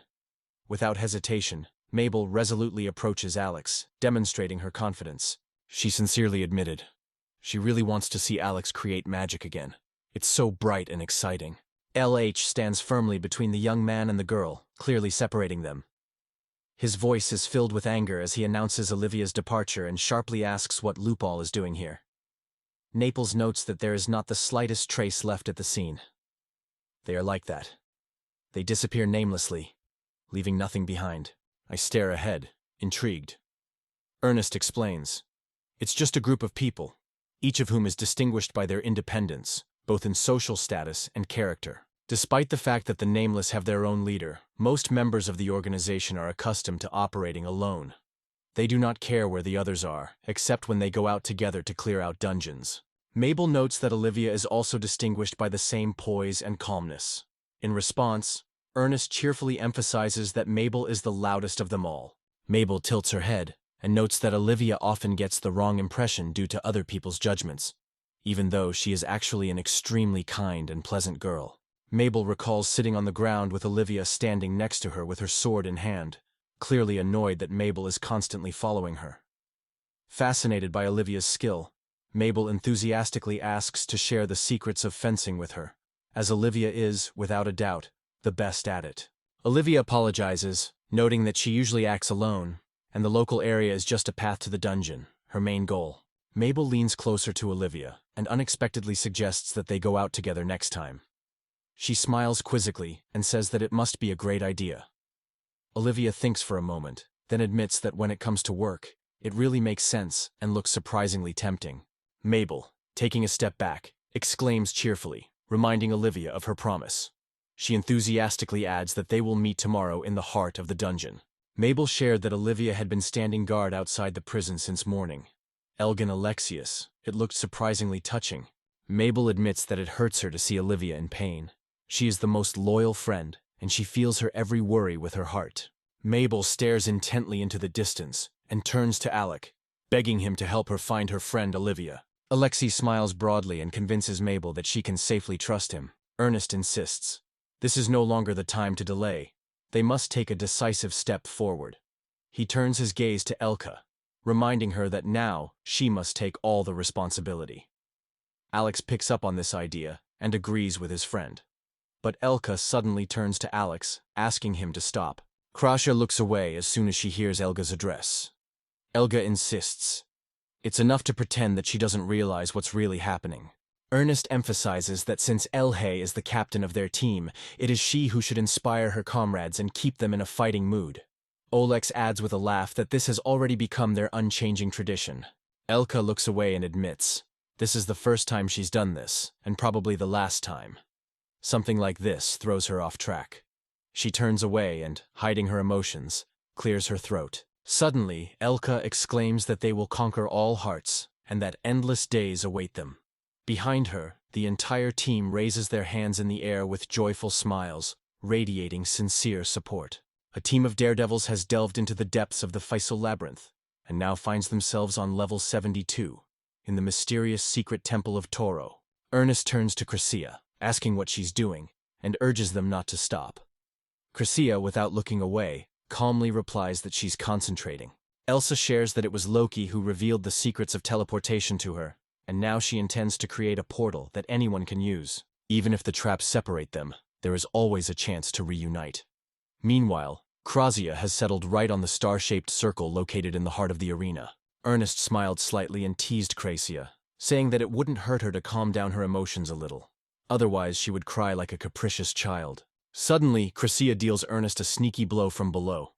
He doesn't have time to react, and Crescia's hand hits him right in the face.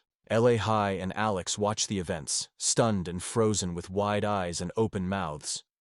Ernest, seized with fear, falls to the floor and immediately crawls as far away from Kripizia as possible. Once in the center of the circle with the drawn star, he tries to control his emotions and collect his thoughts. Suddenly Alex screams that it's a space trap and quickly calls his friend by name. Meanwhile, Ernest lies on the floor with his eyes closed, showing no signs of movement. I like the moment when he rushes to his friend, extending a helping hand, but suddenly finds himself in a magic circle. And suddenly one of his legs flashes with a bright light. The two girls peer intently at the place where Alec and Ernest had stood a few moments ago. Now there is emptiness, although recently there was a sea of people here. Alec glances forward and immediately catches the eyes of the monsters, who are looking with interest at the young man who has just appeared in their path. Alex covers his face with his hand, looking at the floor, and stands in confusion among the crowd of monsters.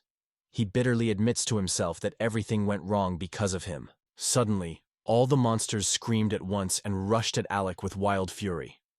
Without wasting a moment, he grabbed his magic wand and called for help from a powerful bolt of lightning. I'm enjoying defending myself from a monster attack again, using lightning magic. A blinding bolt hits one of the monsters. Meanwhile, another monster sneaks up from behind, and the guy doesn't even notice. Suddenly, a swift blow pierces the monster's head. However, Alex suddenly turns around and notices Krassia nearby, who with enviable agility sends arrow after arrow straight into the monsters. A girl with luxurious long hair approaches him and notices that his hidden trump card has come in handy much faster than she thought. Alec understands this too. Mobius strips are a special magical artifact that can forever connect the destinies of two people. No matter what abyss separates them, Alec will be forced to stay by Beauty's side, because he simply cannot leave her.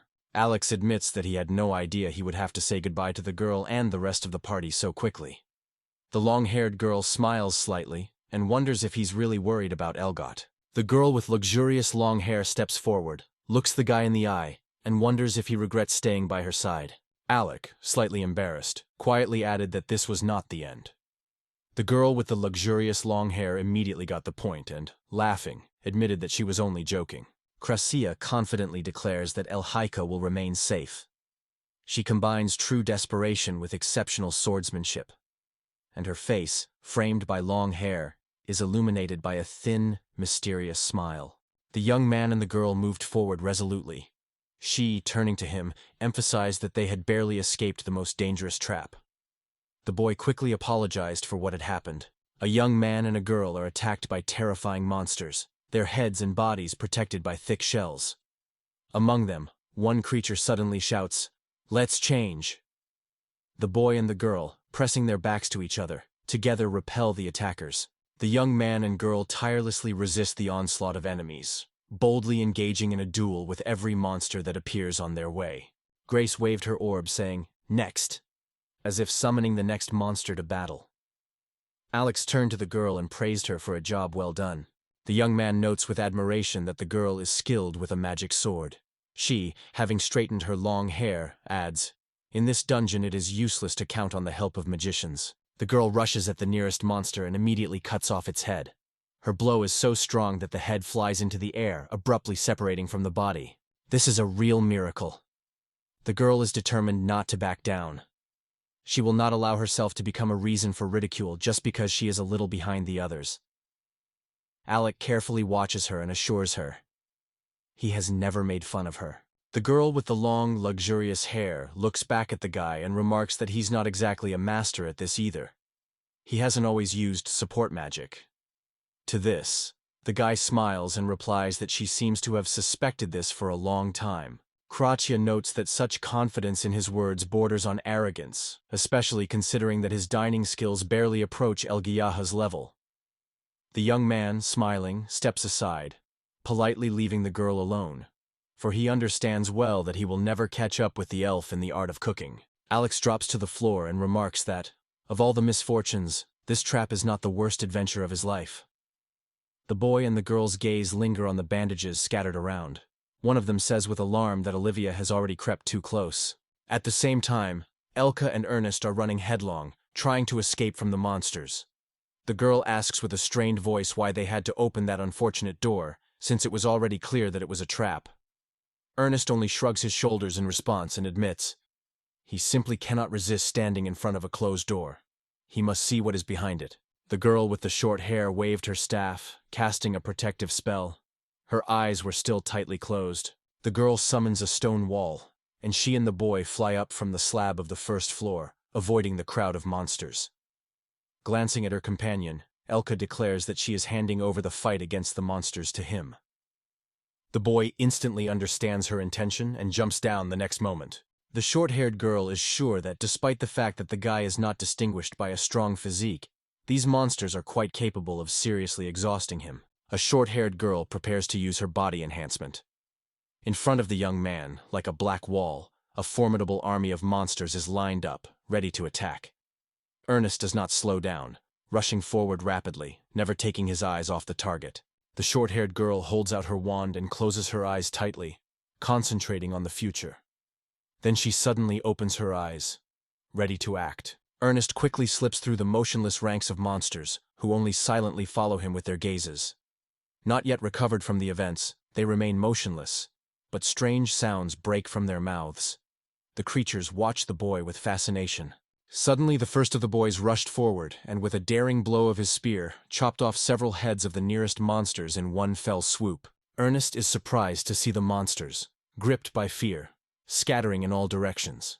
It seems that the boss has already been defeated, and nothing more poses a threat. Ernest looks up and looks at the girl with deep gratitude. Her support is extremely important, because he has had a difficult day.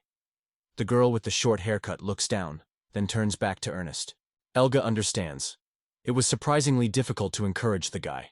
But he, with a grateful smile, admits that her support came exactly when it was needed most, and it meant a lot to him. Suddenly a terrifying resonant roar of an unknown monster is heard nearby. The girl looks around with a flash of lightning, holding her breath and widening her eyes in surprise. The monster, deprived of life, stretches helplessly towards fate, and its dead body is slowly consumed by small worms. Elga opens her mouth and cautiously wonders if demons really do devour their own brothers. Nearby, the boy looks down impassively, gripping his spear tightly in his hands. One of the warriors cuts the tiny monster in half with a single movement. Suddenly, both halves come to life and transform into separate creatures, which immediately spring into motion. Ernest looks down in shock and screams as he sees the monsters shattered into pieces, but suddenly come back to life. Several of the monsters rush at the girl with the short hair, and she, in a panic, cries out to the boy, begging him to finally save her from these terrible creatures. The girl with the short haircut thanks the boy, and explains that these creatures are invulnerable to physical attacks. The boy, confused, asks what their plan is now. The girl with short hair assures them that they are monsters with a supernatural ability to regenerate, and therefore can be destroyed with just one precise blow. The young man replies with a slight smile that this is too easy a task for him. Suddenly, he rushes into battle, skillfully swinging his spear in all directions, deftly raising it high. Evanston sternly reprimands the short-haired girl, insisting that she keep her eyes on the flanks. Elka briefly assures him that she understands. The girl with the short hair, hiding one eye, gives the boy advice. Stick to the chosen path and fight with all your might. He bravely rushes into battle with the monsters, not hesitating for a moment. Meanwhile, thanks to mysterious magic, the girl with the short hair herself is called to battle. The girl utters a phrase that pulses with devastating energy. Immediately after that, the boy rushes into battle with the monsters with new, crazy courage. The boy slowly places the spear on his shoulder, thoughtfully noting that the demon he just met was, to put it mildly, unusual. At that moment, a short-haired girl runs up to him, playfully pokes him from behind with her foot, and cheerfully calls out his name. The short-haired girl exclaimed with delight that what she saw simply took her breath away. It was something truly grand, impressive, and infinitely cool. She disagrees with her. The girl with the short hair insists. Ernest is a unique talent, and there is no better one. The young man glances at the girl and suggests saving these words for Alec. He says it wouldn't hurt for him to strengthen his own faith in himself a little. The young man thinks and notices that Mabel is now working in the place of the short-haired girl. A short-haired girl is rapidly running after a boy who is moving further and further away from her. She shouts his name loudly, trying to attract his attention. Suddenly, both of them stop abruptly. The girl's gaze is filled with curiosity. It seems that she has noticed something ahead and is now looking intently ahead. Elka and Ernest open their eyes wide, noticing something ahead. They froze next to something grandiose, unable to look away, as if enchanted by its grandeur. Suddenly, a giant monster appears in front of the young man and the girl. The girl, without hesitation, confidently grips her weapon in her hand, preparing for battle. Raising her eyes slightly, the girl with blue locks asks inquiringly if this is really their boss. The girl with short hair notices that magical attacks apparently have no effect on him. Only physical damage can cause him real harm. The young man declares that these bodily wounds are his essence. He is the 1,000-year holy swordsman. However, Alec and Krasia tirelessly fight against the invasion of monsters. The girl with luxurious long hair notices that there are a lot of them around. But the young man gently encourages her, explaining that these creatures are actually not as powerful as they may seem. Clouds of danger are gathering over the horizon. The monsters have already launched an attack. The dark-haired girl insists, "Time is running out, we must move immediately." Carried away by the fighting impulse, the girl scatters several monsters with one powerful blow. Their soulless bodies fly into the air like lifeless dolls. The girl with luxurious long hair looks attentively towards the boy, who is gesturing encouragingly, urging her to act. Gathering all her courage into a fist, she confidently walks past two monsters, and suddenly her sharp sword strikes one of the monsters with lightning speed. Gathering all her will into a fist, the girl prepares for battle and resolutely rushes at her enemies. A strong energy barrier grows around her, reliably cutting off the insidious monsters, not allowing them to take even a step closer. The girl, narrowing her gaze, instantly realizes that she can't do without a shield. And at that very moment, a boy appears nearby. He rushes into battle, rushing at the monster to save his friend. Alexei warns the girl not to place excessive expectations on him. He is not an all-powerful wizard. A smile barely perceptibly tugs at the corners of his mouth. The girl with the long, luxurious hair looks at the boy and smiles gently. In a moment, both of them, full of determination, move forward together. In the distance, everyone's eyes suddenly stop at a group of girls perched on the rocks.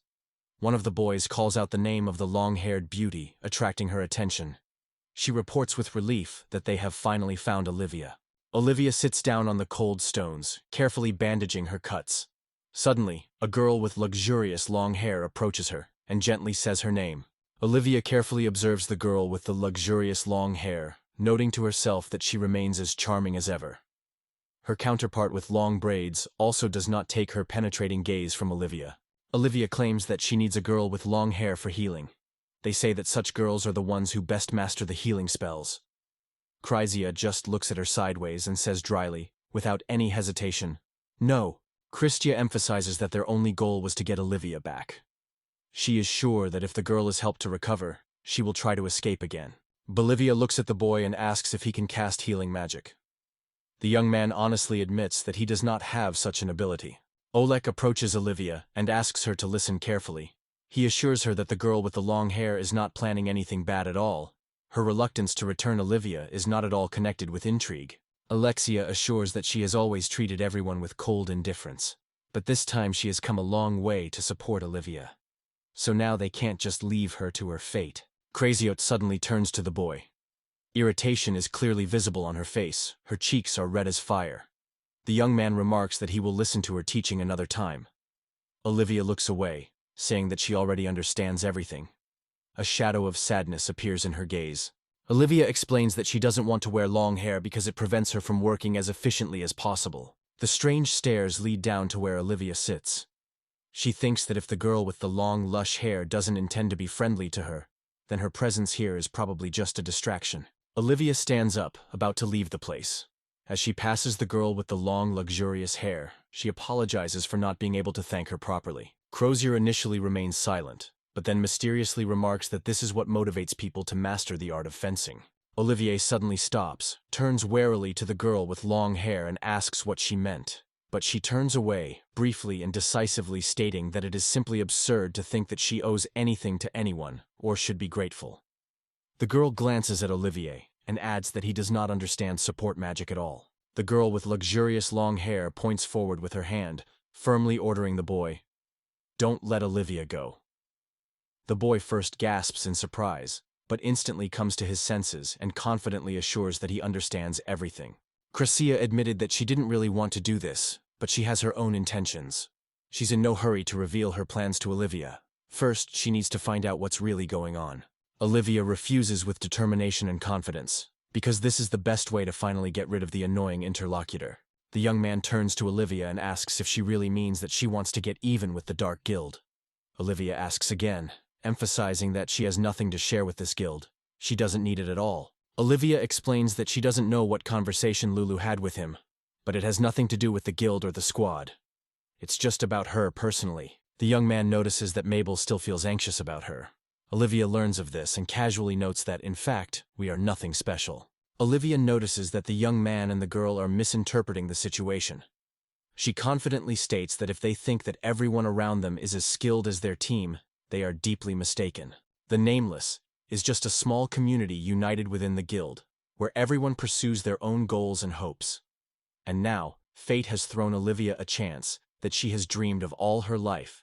She does not hesitate for a moment, and firmly decides to take advantage of this opportunity. At the same time, Crazia cast a sly glance at Olivia, and asked if this was the same traitor she had mentioned earlier. Olivia nodded in response, and resolutely added that she would punish him personally and end his life. Olivia shares her memories of the man who once mentored her, but later betrayed her, abandoning her mother at her most vulnerable moment.